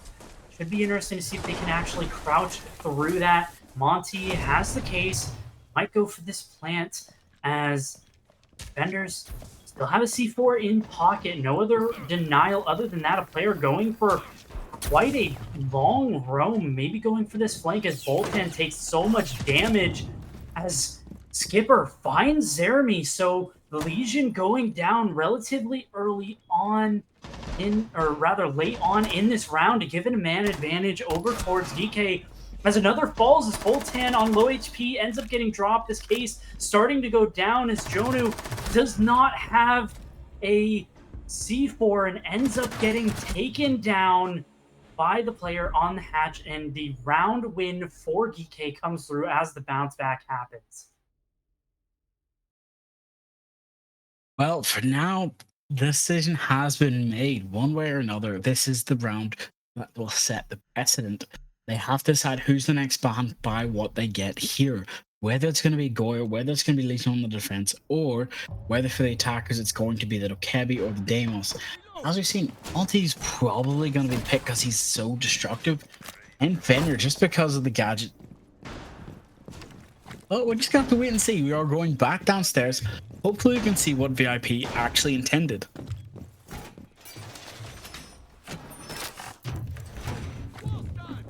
I Something I would ask completely you. agree.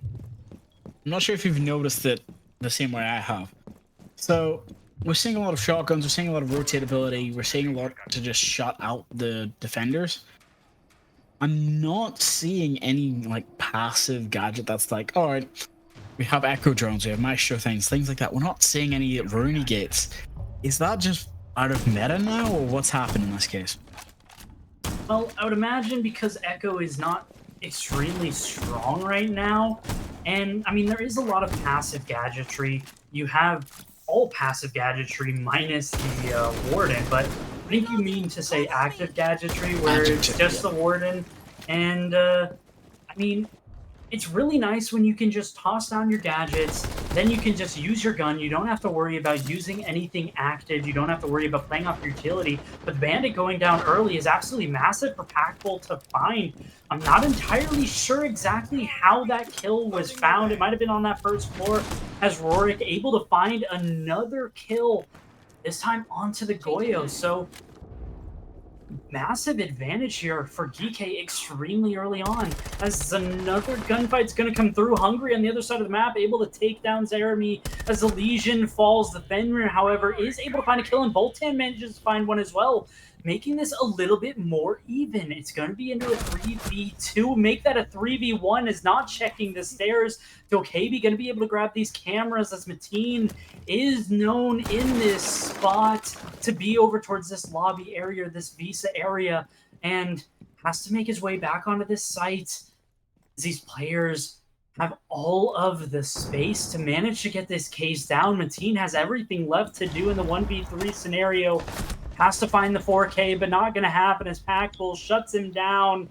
Another round win coming through for the side of DK. Just don't think he knew that the cameras had been hacked by the Dokebi. It's just not what you want to see or how it has to be done.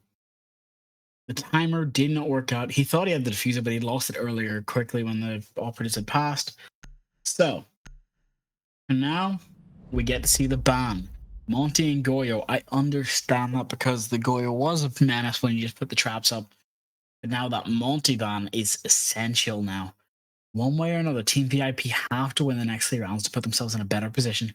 Otherwise, GK could run away with this. Yeah, definitely. Team VIP going back up to this top floor as it has been unlocked yet again. It was their strongest showing so far on any of these bomb sites. And that basement bomb site, definitely a little bit more work to be done on it in the adaptation spectrum to actually manage to secure it. But a really good start for DK, already finding their mandatory 2 rounds to have a decent attacking side. And for the side of Team VIP, they need to bounce back. They need to secure this round. They need to have this site as their stronghold, because it's not going to be pretty if you go down 3-1. Especially on a map like this, where it is attacker favored, yes, if you look at the statistics, but it's all about the aggression and the playstyle. And as we can see, GK are very well versed on this map. One way or another, you brought them here. You've got to decide how this is going to go in your favor or in theirs. We've got Fenrir going for the late roam, hopefully trying to see if he can catch off any attackers trying to sneak through. I really think this like might this actually be roam. wrong. I really like this roam from the Fenrir. He might be able to catch somebody off, but here's that Nomad air jab. Not going to opt to actually go for the run out, but could catch somebody off guard if they aren't quite aware of the Fenrir's position. You're right about that. You just got to be prepared for this as well. Piano windows getting opened. Can he make his way through? No. He's just going to be able to catch him off guard, but not actually see him. He hears it, goes to the pre-fire, cannot land the shots onto Deimos. Deimos survives and gets back in Piano. But he's going to go start tracking the Valkyrie.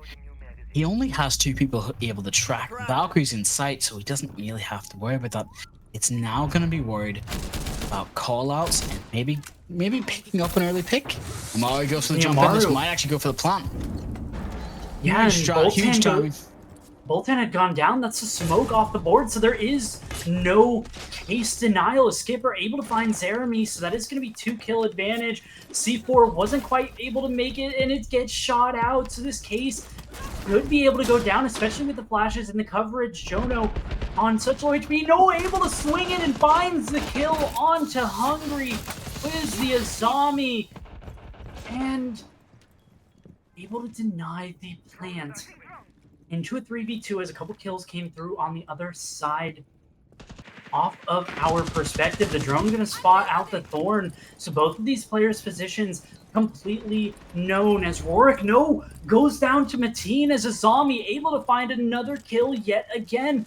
As a jump in, going to come through here, needs to be able to find something, is tactful. Grabs that case, trying to get it down here. Glaz on the coverage. The run through comes through and another kill. This Glaz coverage is just not it. You don't have the fully auto weapon, so the run through past the window is absolutely diabolical for the side of Team VIP, and it manages to secure 2 key kills. The F0 just going to blind out Rixon. Has to be able to find this first kill. Has a 1v1 opportunity here as James just going to peek. Try and take this 1v1 as Mateen falls. No, James needs to do something here. It's a 1v1, maybe jump out the window, but no, going to go for this aim fight and wins it as James secures the round for the side of Team VIP and evens up the scoreline to 2-2. Just missing the headshot barely on that first shot. Could not clutch the round, sadly. But that is 2-2. That is what VIP wanted to see happen. They wanted to clutch that out. A bit too close for comfort, in my opinion, but good enough. It looks like that multi-ban was what they needed. Here's the problem, though. It's now up to GK to adapt. I've just been unfortunately notified that we are going to have to let these players know that they need to keep the game chat clean. So, Observer, if you can just notify the players to just let them know they can't be spamming the 5s in chat anymore, because we have to make sure that if any tech pause or anything like that has to come through, we need to be able to spot it out. So please, Mr. Observer, if you can make that happen.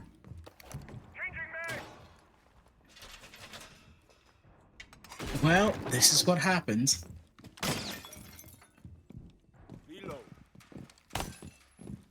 That is not the way to pronounce that. They will keep it. They will start spamming it this round. I'm calling it now, but that's just how players are. But now we get to see the attackers are set. That's the problem if you say it in the wrong order. Please keep chat clean. No speech needs to be said. So we've got Knock, somebody who I do like to see, especially on pocket plays. We have Capped out. We have Glass again. I'm hoping this time, since it's on Skipper, he can land the shots. Rorik and Hungry are prepared with Ace and Sens, but it's the defenders I'm more worried about. We're back downstairs. Any sort of flank rush or a strat gonna be able to cause them a bit of havoc.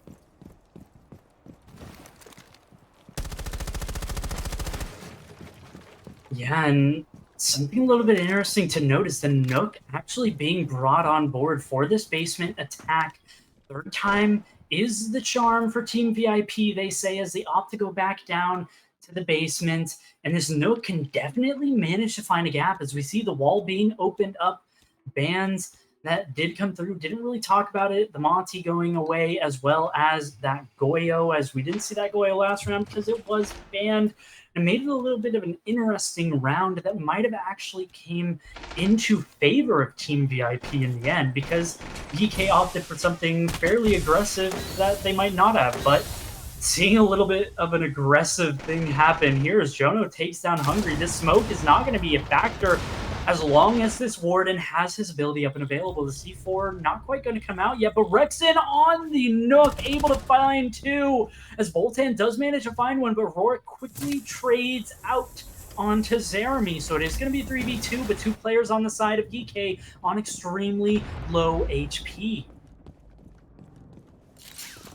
I do believe you're right about that. They're going to have to go for a different sort of push with a minute left. 3v2, but really just 2 people's hit worth of HP, I'd say.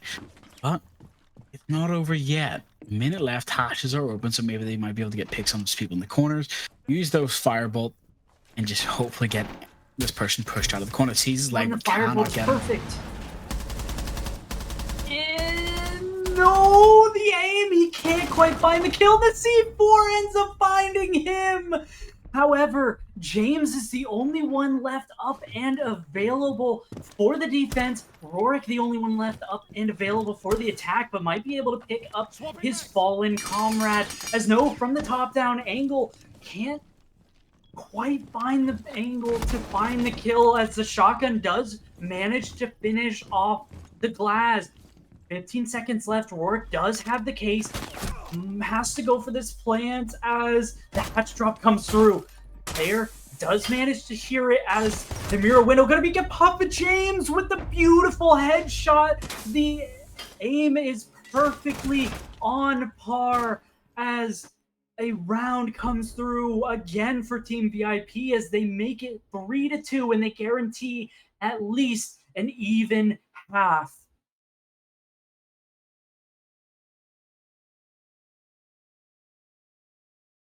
As we can see, the players are always as they're going to be. One way or another, you have to be prepared for everything. The mirror window went down. Ace was prepared for it, but thought the mirror had backed off. Didn't work in your favor because that split-second decision. Hesitation is all it takes to lose a round in Siege, as we've seen multiple times today. We get to see this piano defense. I'm hoping to see something we can take for our ranked games, but you also got to remember, it's not over till it's over. Team VIP are now 3-2 up. They need this to be a 4-2 split to make it better for them. But if Geeky can have it as a 3-3, it's not in the worst state, especially for a map that's, again, a wee bit attacker-sided. But with how these teams are playing, that's not going to matter. It's not the map that's the important part. It's the strat, whether it's perfect counter or not. And since attackers have that 6th pick, they always have that advantage.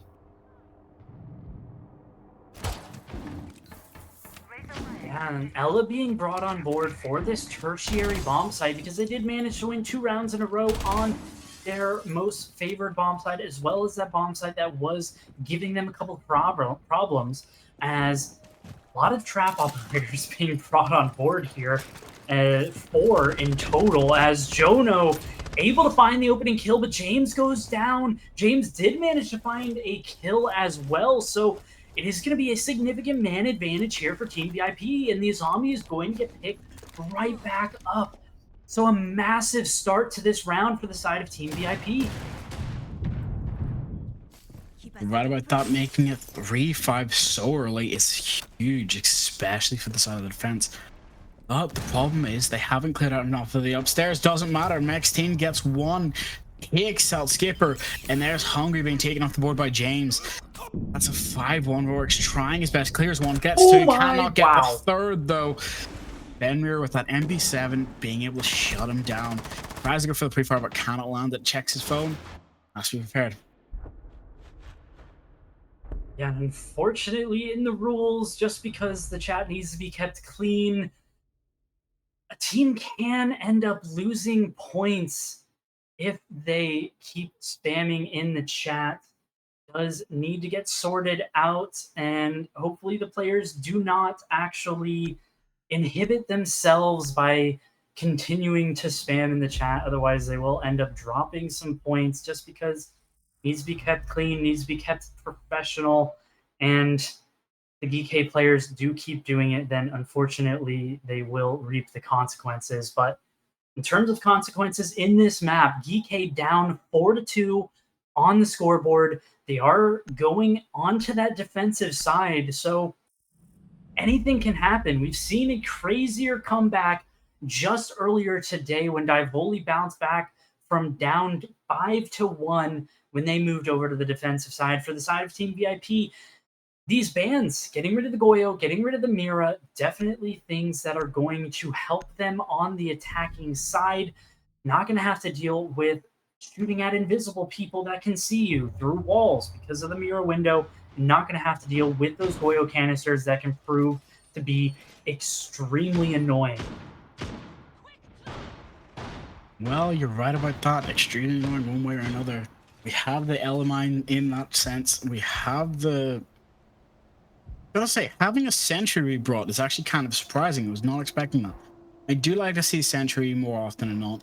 Now we get to see GK's defense. If they've researched this correct, Team VIP should be able to find a gap.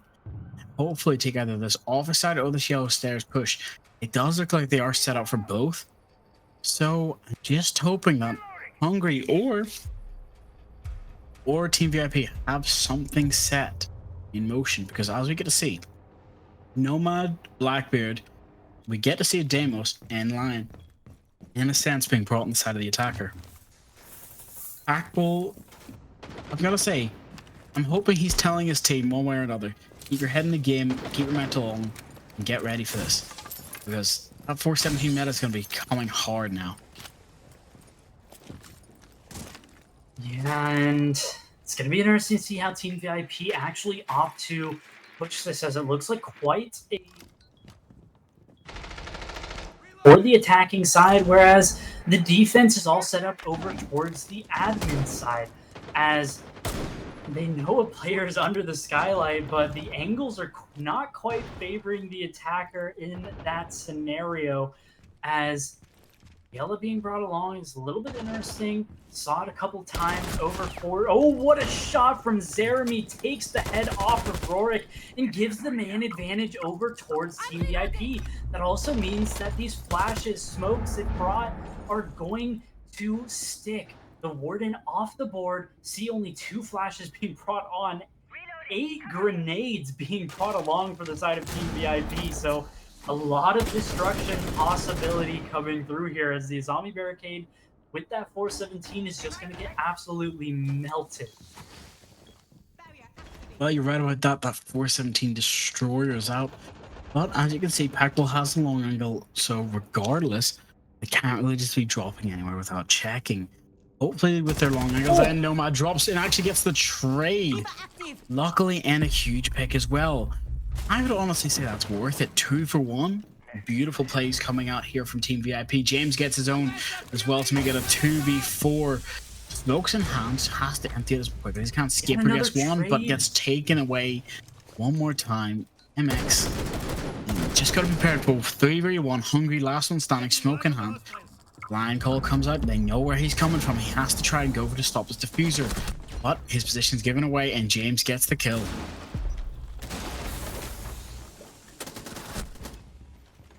And beautiful round there out of Team VIP.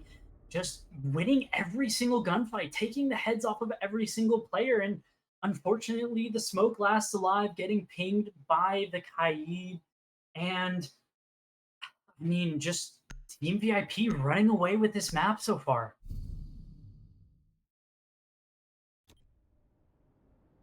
You're definitely right about that. But now we get to see the Echo that I thought I'd see before. We get to see the Scopos as well and the Maestro. It looks like DK was listening to my words, not Team VIP. But Team VIP only need 2 more rounds to win this. Hopefully they have some sort of strat set, something ready. I have a question, and I'm not sure you'll be able to answer it. Brava definitely has to be brought here, and we see that being picked up. Can hack all of the Maestro cams, can hack the Echo drones, as well as the Electro Claws, but can the Brava hack the Scopos clone? I'm not actually sure if I know about that interaction. I don't think I've ever seen it before, and I don't know the answer to that.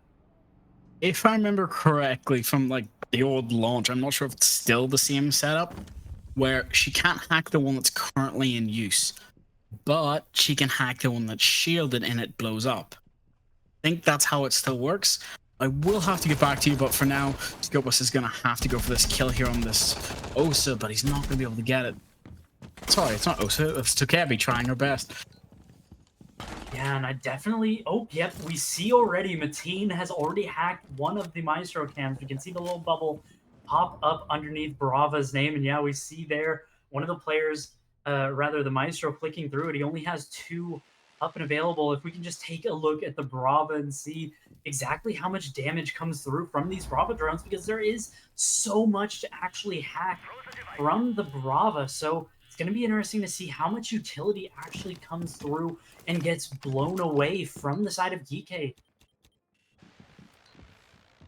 Well, to answer your question, you can finally do it. So, Brava can overheat and destroy the inactive shell with her Kluger drone, but the Scopus will be alerted that her shield is being attacked. She has time to counter it by running back and shooting the Kluger before it finishes. It has a slightly longer hack than the rest of the gadgets on the defender side. And early on, opening pick here for Geekay as Rorik managing to find the striker. As gonna be interesting to see how many gadgets that Clutch drone has actually managed to take. And Zeremy finds the head off of Rorik, so managing to find that delayed trade onto the Scopos. These Echo drones, at least one is still up and available for that Echo as Rexun takes down Mateen. So no more hacks able to come through unless it is from that Dokebi. It is going to be still man advantage here for Geekay. Under a minute left on the clock. Dokebi might have been able to find a gap, but no, Packbull was waiting and ready, but Voltan takes down Rexun. So it is going to be a 3v2 scenario, and this Maestro cam doing so much damage onto Voltan. Voltan falls. It's all going to be left up to James, the Ram drone being set up and ready. The auto breacher ready, going through, causing a lot of noise, but it doesn't matter when they know exactly where you are. The Echo drone just going to blur the vision here of James. James is going to have to make an insane clutch come through here, but the R4C is definitely a fantastic weapon to make something happen. Finds the head off of one, but so much damage, he's going to die to the utility, and the Maestro cams that were not hacked come through and find the kill. The CCTV camera kill comes through for the side of Geekay, and they manage to secure the round and stave off match point. Right with that, DK needing 2 to equalize, 3 to take match point, 1 for Team VIP to take match point, and 2 for VIP to win. They're not giving it up. We're going to Piano next with Pulse, Fenrir, Frost, and I do believe I've seen, yeah, I was right, an Asami and a Smoke. I'm wondering if their plan is to open up as much of the site as possible, but be prepared to tip for the retake. As you can see, these 2 teams are really good, but they're not going to be able to answer all your questions. And we're going to this tertiary bomb site, that top floor just being completely ignored here for the side of Geekay. They lost it in that opening defensive round, and they really just don't want to go back to it until they absolutely have to. They want to gain some momentum, so they're opting for this first floor bomb site. They have a lot of top floor control potential, but last time around, Team VIP did a fantastic job of pushing these players back, making sure that they get control of the top floor and winning those gunfights. Now that they don't have to go into that bunker of a basement, they might have some potential here to try and secure this top floor, get a plant down, and hopefully not see anything like we saw earlier today where the plant goes down, everybody runs away, and the defense just says, okay, thanks, we're going to win the round. Just stick the defuse, and yeah, round's over. And the round is over for Rorik as Jeremy, with a beautifully placed drone, manages to spot him coming and manages to secure the first kill for the side of Team VIP, and should have that phone up and available to actually be able to get hacked. As the call is going to come out, has to be careful, shoot out that default, and loses the gunfight and doesn't hack the cams. And it's going to be an even man count yet again. That's not the position you want to be in with the Chevy. I do feel bad saying this with hindsight being 2020, but it's not in their favor yet. It's not over either way. 4v4 wallbangs coming out, hitting MX team, but not being able to finish the mission. And defaults not being taken out. That's going to be harmful to them in the long run.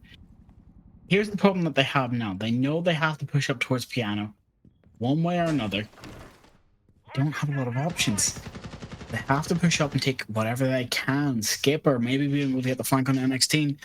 But for now, it's not their friend. And Impactful with the shot of the shotgun takes down Jonu.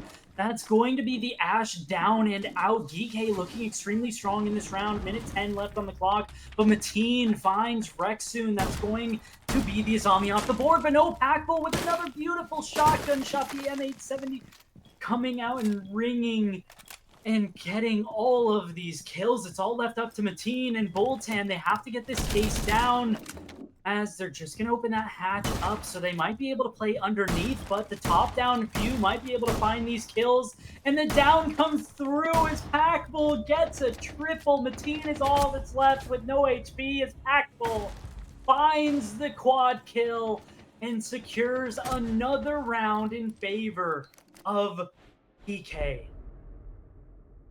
I've got to say, forgetting a player upstairs and forgetting Packball all the same, being upstairs with a shotgun, the ex-professional, is a mistake that hurt them. I'm hoping they've learned the lesson with that. They got to understand to clear it as much as possible. And hopefully they can sing their song. Because one more round before equalization, 2 more rounds before victory is taken from them. I'm hoping Zarami can stay alive long enough now, using his phone calls, using his gadget. He's got the gun skill. He's just getting a bit too aggressive and forgetting how to play sometimes. He gets his one and he thinks he's done. It's not how the game works.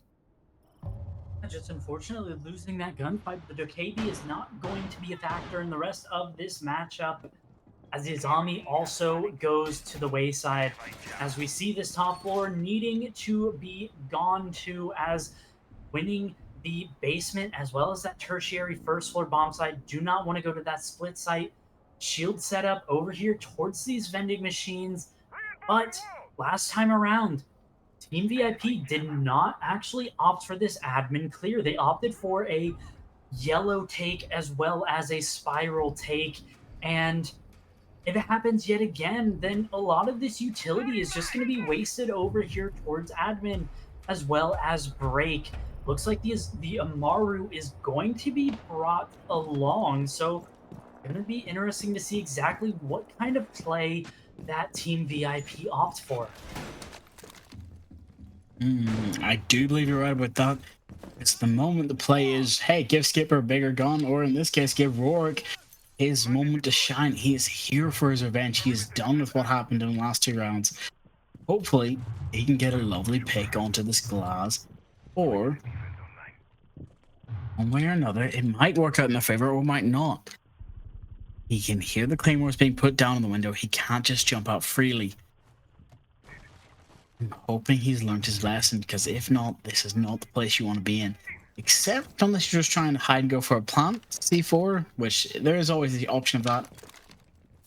I'm going to ask you, what do you think about the Amaru as well being brought here? Yeah, I think it's definitely a standard pick, specifically on this bomb site where you can just get in to the window, cause a lot of chaos. Maybe you bait a C4, you go in, you jump in through the window, and you jump right back out, as the case is actually going to get dropped over in towards admin. by the Amaru, and Zeremi able to find the opening kill to C4, not quite able to connect, but Roar catches Zeremi off guard as it ends up being a trade in the end. Even man count, but Mateen catches Rorik off guard, not quite expecting the player to be ready and waiting, which is a little bit confusing because you should know that there are players over towards that position, which means man count advantage over towards the side of Team VIP. Packbull as well as Skipper on a little bit lower HP, Packbull more so on lower HP, but still has that shotgun to try and get those one shots before anybody can react. A little bit of interesting interaction there with that smoke as it catches on that table. Blackbeard trying to deal with Packbull, but no, Packbull, how are you getting that kill? Maru going to jump in, rush in, has that slug shotgun to try and get the kill here, and manages to find it onto Hungry. That's one of those shotguns done and dusted. Still one shotgun up left and available for Packbull. Packbull putting on an absolute masterclass in this map, 12 and 5. Still has that shotgun up and available. Skipper not quite able to find the kill with the Scorpion there. 3v2, C4 going to come out, and it's going to connect on a bolt, and Packbull with a triple kill. That case, however, will go down, and Mateen should be able to jump out the window, and does.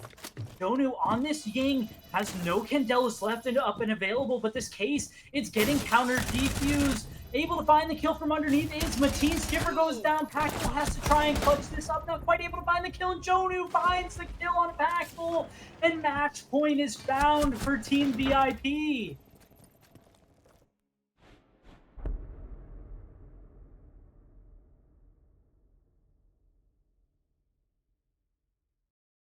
I'm not even sure what to say, but Team VIP have put themselves at match point. EK need 2 to equalize again and 1 to clutch. We're going back downstairs, the most defender-sided site of this whole map. Maestro Cam, Scopos being brought. Again, a lineup just to absolutely destroy. I'm not sure what's going on. Whether it's just going to come out to hopefully win the match or shut them down.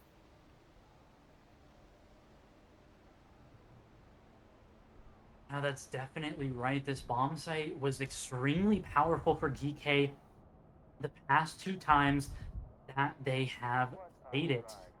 Team VIP to try to change the script, win it this round or win it next round. Either way, you have 2 really hard bomb sites to try to push that you have lost every single time in the past.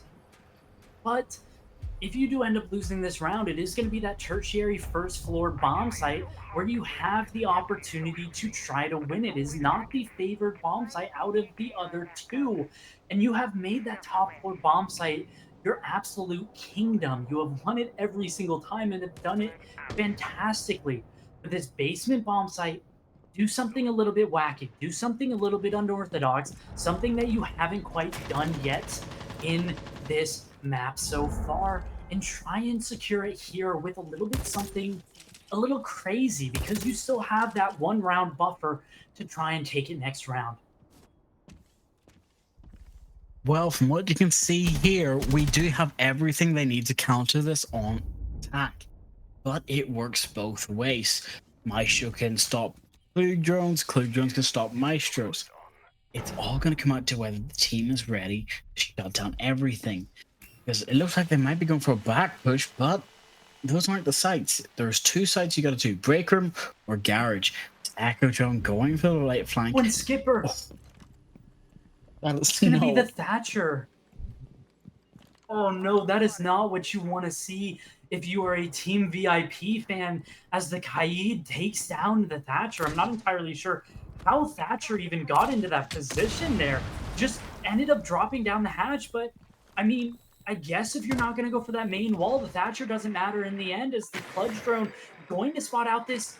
Yes, you're able to deny what caused you so much strife in the previous time you attacked this. Both of those Maestro cams that managed to do so much damage previously, able to get taken down by the Clutch Drone, by the Brava, which you didn't end up losing early, as it looks like another gunfight might come through here, as the Kaid does end up swinging on to the Hibana as the Scopo standing on the bottom of yellow stairs might end up with a gunfight as well, but no, the drone going to come through. Should be able to spot out that player as one of those Maestro cams still up and available for this defense of GK, as this gunfight might end up coming through here as the pre-fire comes through. Not quite able to land as Rorik wins the gunfight. The pre-fire might have given him away way too much as James falls and the Scopos can roam back up and try to retake this first floor and finds another kill onto Mateen. It's going from bad to worse here for the side of Team VIP into a 5v2, an almost impossible round to try to win for the side of Team VIP. All going to be left up to this Nomad and this Ace. This hatch has not quite been opened up yet, but should be now as that Selma going to go down on top of it.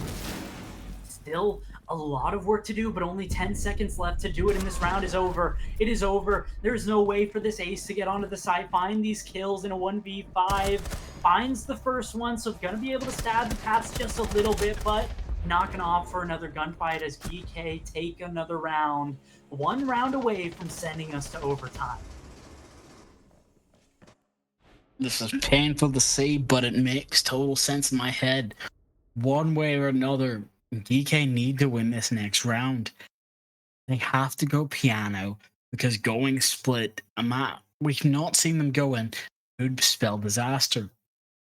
They need to be able to hold piano here and shut down any and all reasonings, not just having one player above with a shotgun. That won't be enough to save them. As we know, Team VIP have learned their lesson. They've shown up, and here's the attack that we need to see from them. Packbull, you've been doing work with a shotgun, but I think you got to be prepared. But they're coming. One way or another, this match is not over yet. Geeka have to fight this out, hold it, use that 6th defender, that timer to win them this round. Be prepared for whatever they can be. I'm going to ask you one question, because I've just seen it happen. Bolton switched to using Brava, but we actually have Ace being brought by MXT now instead of Striker. So I'm going to ask you, do you think that was just, oh, I'm more comfortable with this operator, or I'm more comfortable with this gun? What are you thinking? I mean, it definitely comes down to, oh, I can play Brava. Okay, let me play Ace to take over Ace. Whereas none of the other players might have wanted to play Brava in this scenario. The Pulse being brought on board here is definitely an interesting one and could play a massive factor, considering Pulse has not been brought yet at all this match. In such a crucial round here for GK, it definitely could be the deciding factor. Spotting this player on the windows is going to back off as these blasts on the window is going to get caught out. And no, the C4, it's not quite able to connect. It goes over top of the player, not even dealing any damage at all. And that's going to be your one singular C4 that you brought on a Pulse round completely wasted. Not sure how I feel about this, especially with the plan of nades coming out, Nomad's stopping everything in the tracks. You don't have the ability to push through anything. It's a 5v5 with a minute already gone. There's people rappelling down through the middle area. It's just too much going on one way or another. They know they have to push upstairs, but they don't have a lot of time to do it. They haven't successfully done it. How many trades have we seen in this map? Zeremy and Rorik both find each other. And that's going to be the Nomad gone. Hopefully all of those air jobs got put down. The Fenrir going down as well. And a key performer for the side of PK. Hungry has not lived up to expectations, but Rorik has been one of the players to pick up the slack as Rexun falls to Mateen, and a man advantage coming through, and the flashbang comes through from the blitz, but not quite able to find the kill. The smoke manages to get away, and Skipper finds the kill on James. Hungry finds the kill on Jonu. Mateen manages to find a trade. It evens it up in a 2v2, but Voltan finds the kill, makes it a 2v1. No, Hungry! I told you that you weren't living up to expectations, but in this round, the double kill, and if you manage to find the 1v1 clutch in this scenario, you will have proven me completely wrong, and you will have provided all of the impact you needed to in this match so far. As Boltan just limping around, did not spot out the Frostmat, gonna get caught out by that F-Naught and has no idea where Hungry actually is, picks up the case, and manages to drop the hatch completely scot-free. But Hungry has rotated to the site, going to plant this case diffuse as the pre-fire comes through from Hungry, not quite able to connect as it was behind the piano. As Hungry just going to back off a little bit, getting pinged by the camera. I'm not exactly sure if Boltan knows exactly where that is, but the pings come through as Hungry does it, a triple kill in the round, managing to clutch up and send us to overtime in what looked like a surefire win for Team VIP. It doesn't happen. I'm not sure if I just had a mental breakdown or a heart attack. Everything in that round, which could have possibly went right for Geeka at the end, did, but everything that went wrong as well. The frost map that Bravo landed in as well was droned earlier, and I believe it was even called out. It just wasn't destroyed because nobody thought they would land in it. Oh, I think I'm having a cardiac arrest. You got to be prepared for this sort of stuff. We're going to overtime. 2 more rounds. End all be all. I'm calling it now. We're going to round 15 as well. I'm going to ask you this very simple question, Erebos. Because of the way we've seen from Packbull, Rex, and Scalper, but also MXT, Bolton, and James, this match has to be the most trade-worthy, kill-worthy champ stack fight I've ever seen. I mean, the trades have been coming fast and furious as these players have been on top of their game. All of these gunfights can be won by absolutely anyone, and we saw that. Hungry was on such a low score. He only had 2 kills going into that round, but found a triple kill to go up to 5 to 6. He only has 6 deaths. He's only died basically in rounds that they've lost. And as a support player, when you can clutch up a round like that is absolutely spectacular. That is going above and beyond for your team and manage to bring it to overtime. Now, the rest of the players on Kike, you're feeling comfortable. You're on this basement bomb site. You have the Maestro that you've relied on so much. On the side of Team VIP, how do you manage to break this defense? This is the 4th time that you have attacked this bomb site. Will this be the time they manage to win it? I'm gonna have to say yes, but I'm also gonna have to say that is not how that supposed to work. Yes, you get it close as you can until it's just barely over the edge. Bolton actually getting C4 by Wrexham is a huge pick and a huge devastation to be brought. But do remember, the point system is working in everyone's favor, especially during overtime.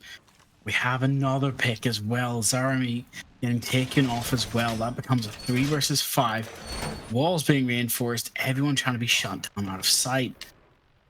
VIP needs to push in as close as they can and take out as many as many defenders as they can, because one way or another, they will lose everything if they don't fight this.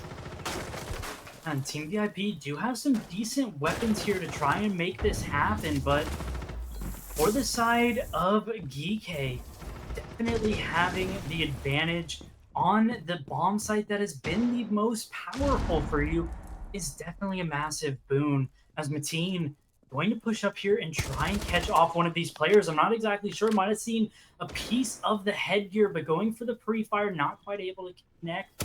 Now they know that a player is walking up close, and all of these players are ready and waiting as Jonu gets the trade for James, but trades are always going to be in favor of EK, as Jonu needs to find another Mateen. Trades with Skipper, as we're talking about trades, and the Selma goes out, but so does the round, as EK just so strong on this basement bomb site.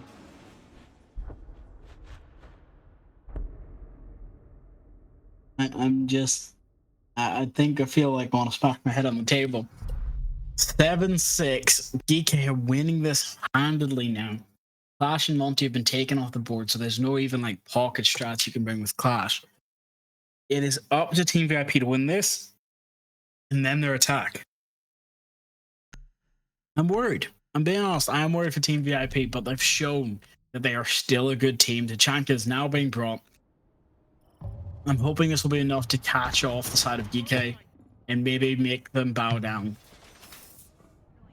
Definitely an interesting one. Tachanka being brought on board for the first time in this map, going up to this top floor, which was the stronghold for Team VIP, both on attack as well as defense. Mira still being up and available is a little bit interesting, considering we haven't seen her in ages in this map, as Team VIP haven't played this map, this bomb site in such a long time. They haven't been on defense in such a long time. So Geeke have every possibility of taking it right here and now and bringing something a little bit different that wasn't shown when they were attacking the first time around. I do believe right about that. Skipper is prepared for any runouts or any spawn peaks now. They do not want anything to take this round away from them. Gotta remember, any man advantage that is given can be taken away early. So, first the gadget goes down, we check it, there's nothing on the walls because they didn't bring anything such as a mute, bandit, or guide. So, just gotta push through now. Mute has been banned, so I should mention that as well. I'm hoping that we have VIP having some sort of strat, not just, hey, let them go for their plant and then we take back.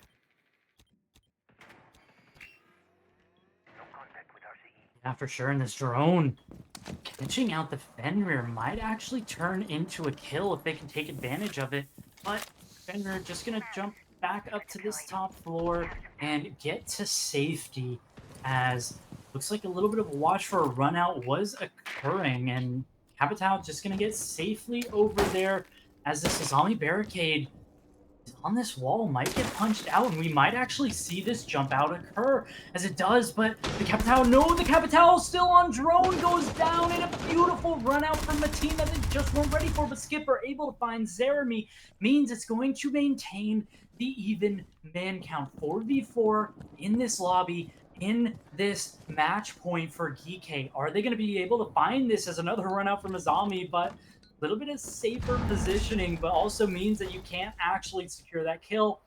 The Nomad air jab placing actually was inside the building, so I was gonna say might stop a further run out, but might not actually be on that outside wall. I do believe you're right about that, but we do have to worry about something else. There's a lot of utility still in everyone's pockets. Having Capitao taken off so early, especially for post plant, is not the situation you want. Well, we do have the Chankas fire instead if they're missing that feeling of warmth. Smoke canisters go out first. Remember, 10 seconds each for each one of them. Something I'm just thinking about that you might have noticed as well. Are they prepared for this? Are they prepared to just run in and go for this plant? Or are they just going to try and wait? Well, they kind of have to. Waiting isn't necessarily an option. One explosion rings out, another smoke canister going to drop as well. The C4 just trying to stall out, make sure that nobody can actually get in there, as this position needs to make sure you get the smoke canister down onto the position whenever that case starts to go down. It looks like a bait going to come through, as the smoke canister going to come out, dealing so much damage to Hungry. Has 8 seconds left. There's just no time. You have to push through. You have to push deep. But the kill comes through. There's only 2 players left. There's only 1 player left. The Chichanka is all that's left to be able to use. If you deny this plan, it comes through. And it does. No, it doesn't. The attackers end up winning the round as Geeke take the map. And they just weren't in the right positions to deny the plant. Plant didn't go down. It was just at the perfect millisecond. I'm pretty sure I've seen that. The keyboard was about to get hit. Press enter was about to happen, and it just did not work out in their favor. I'm not sure what to say. I this has to be another absolute cinema. Yes. Absolute cinema. Absolute In the cinema. chat, everything. And I mean, just what a comeback from Geeke to manage to secure this map. And unfortunately, I was wrong with the prediction, but I mean, can you blame me? Team VIP looked so strong. If they could only win basement, they would have secured that map and won it outright in regulation. But in the end, what can you do? I mean, Geeke did a beautiful job on the defense to manage to secure that. Yeah, what a fantastic day, and what a way to end our night and the match. Three out of four matches going overtime is It was something. only two. It was two matches overtime 8-6, two matches 7-5 almost over. Oh yeah, Yep, that yep. that yeah. In my head, that game still went to overtime. It's still going. I still, It's still I going. s- It's yeah, still I going. saw that scenario and I just followed it. Yeah, what a way to end up our night, and it is really an interesting way, and the comeback from GK was really well done from them. They gathered they gathered their powers, they gathered their thoughts, and fixed their mistakes on the fly, and they just went in with everything they had, and they just executed their plan, and they went to win, even though it took them a little bit longer and they had to go through the overtime, and which means they had to lose 1 point in the process, but still they got away with it. So, Star, do you have a last word or last thoughts about today overall? Um, how would I put this? Today overall, great matches across the board. Just anyone who watched it, anyone who played it today, thank you. Entertaining. Lots for me to go back and rewatch. Lots of math I have to do in my head. I've got the statistics up, but I've got to say, those teams are insane. There's some things you cannot be allowed to do or allowed to get away with, but they do anyway. It doesn't matter. That's just how they are as teams. So, as an analyst yourself, you know as well as I do, it's a fantastic thing to see.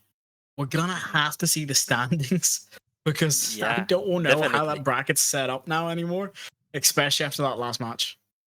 Yeah, yeah, and looking at the standings right now, Team Volley taking the first place right now, and after that, Team GK is going to be right behind them with 5 points, and Team Panohune is going to be in the third place, and just one team has not yet got any points, which is going to be Team UAIM, and of course above them is going to be Team VIP in the seventh place, and Psychopaths in the sixth, and right in the middle of the table is going to be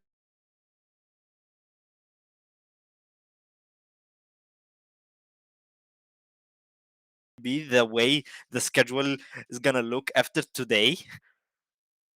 Yeah, the standings are definitely interesting, especially when you're looking down towards the bottom of the standings. Mhm, Sikipatas, as well as Team VIP being down there in sixth and seventh, I guarantee they will be higher up on the standings by the time that the group stage finishes because they looked extremely strong today. Sikipatas securing the overtime win up against I believe it was, who did they actually play? They played Panu, right? Yeah.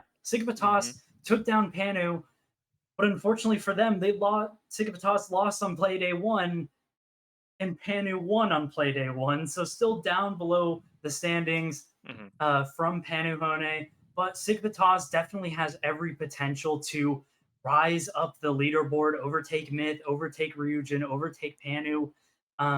If they keep on giving good performances. For the side of Team VIP, Geeke is definitely one of the favorites to top these standings when it comes down to it at the end of the group stage. So you would have to expect the Team VIP is going to be up there. And for the side of UAIM, it's definitely going to be a fight. It's going to be a struggle to go up the standings because there are a lot of really strong teams that are mhm, playing here in this tournament, in the Voltage series. And I mean, that's what I love about Voltage series the most is all of these teams are insanely evenly matched. Any team can go up to that top position. Right now it's held by Divoli. They won both of their matches in regulation. PK had to go to overtime to beat Team VIP. Panu lost in OT today. Ryujin uh, fell today to Divoli and one on play day 1, but any of these teams can make it, and it's going to be wild to see where these standings end up at the end of the group stage. Yeah, and it's going to be very interesting to see because we still have a lot more of play days and a lot more of action to come because we still have 12 more play days in this group stage because it's a lot of teams that and all of them are going to be facing each other. But until then, I'm going to have to say goodbye to you guys and really thank you for the amazing job and the amazing cast you have given us today and the entertainment for all of those matches. Thank you so much, Star and Erebus, for today. And I have to let you go. And if any one of you has a last word before he goes, Cinema. absolute cinema. Thank you so much, guys. And with that being said, we end up the day. It was a really interesting day and really interesting matches to see. We will be back with the action once again next week on Monday, September the 1st, and we're going to be continuing the Voltage League group stage of season 6. So be sure to tune with us on the Monday. And thank you so much for whoever joined us today. And thank you so much for all of the teams that played the matches for today. I am Fancy Pixel. I've been your host today. And till next time.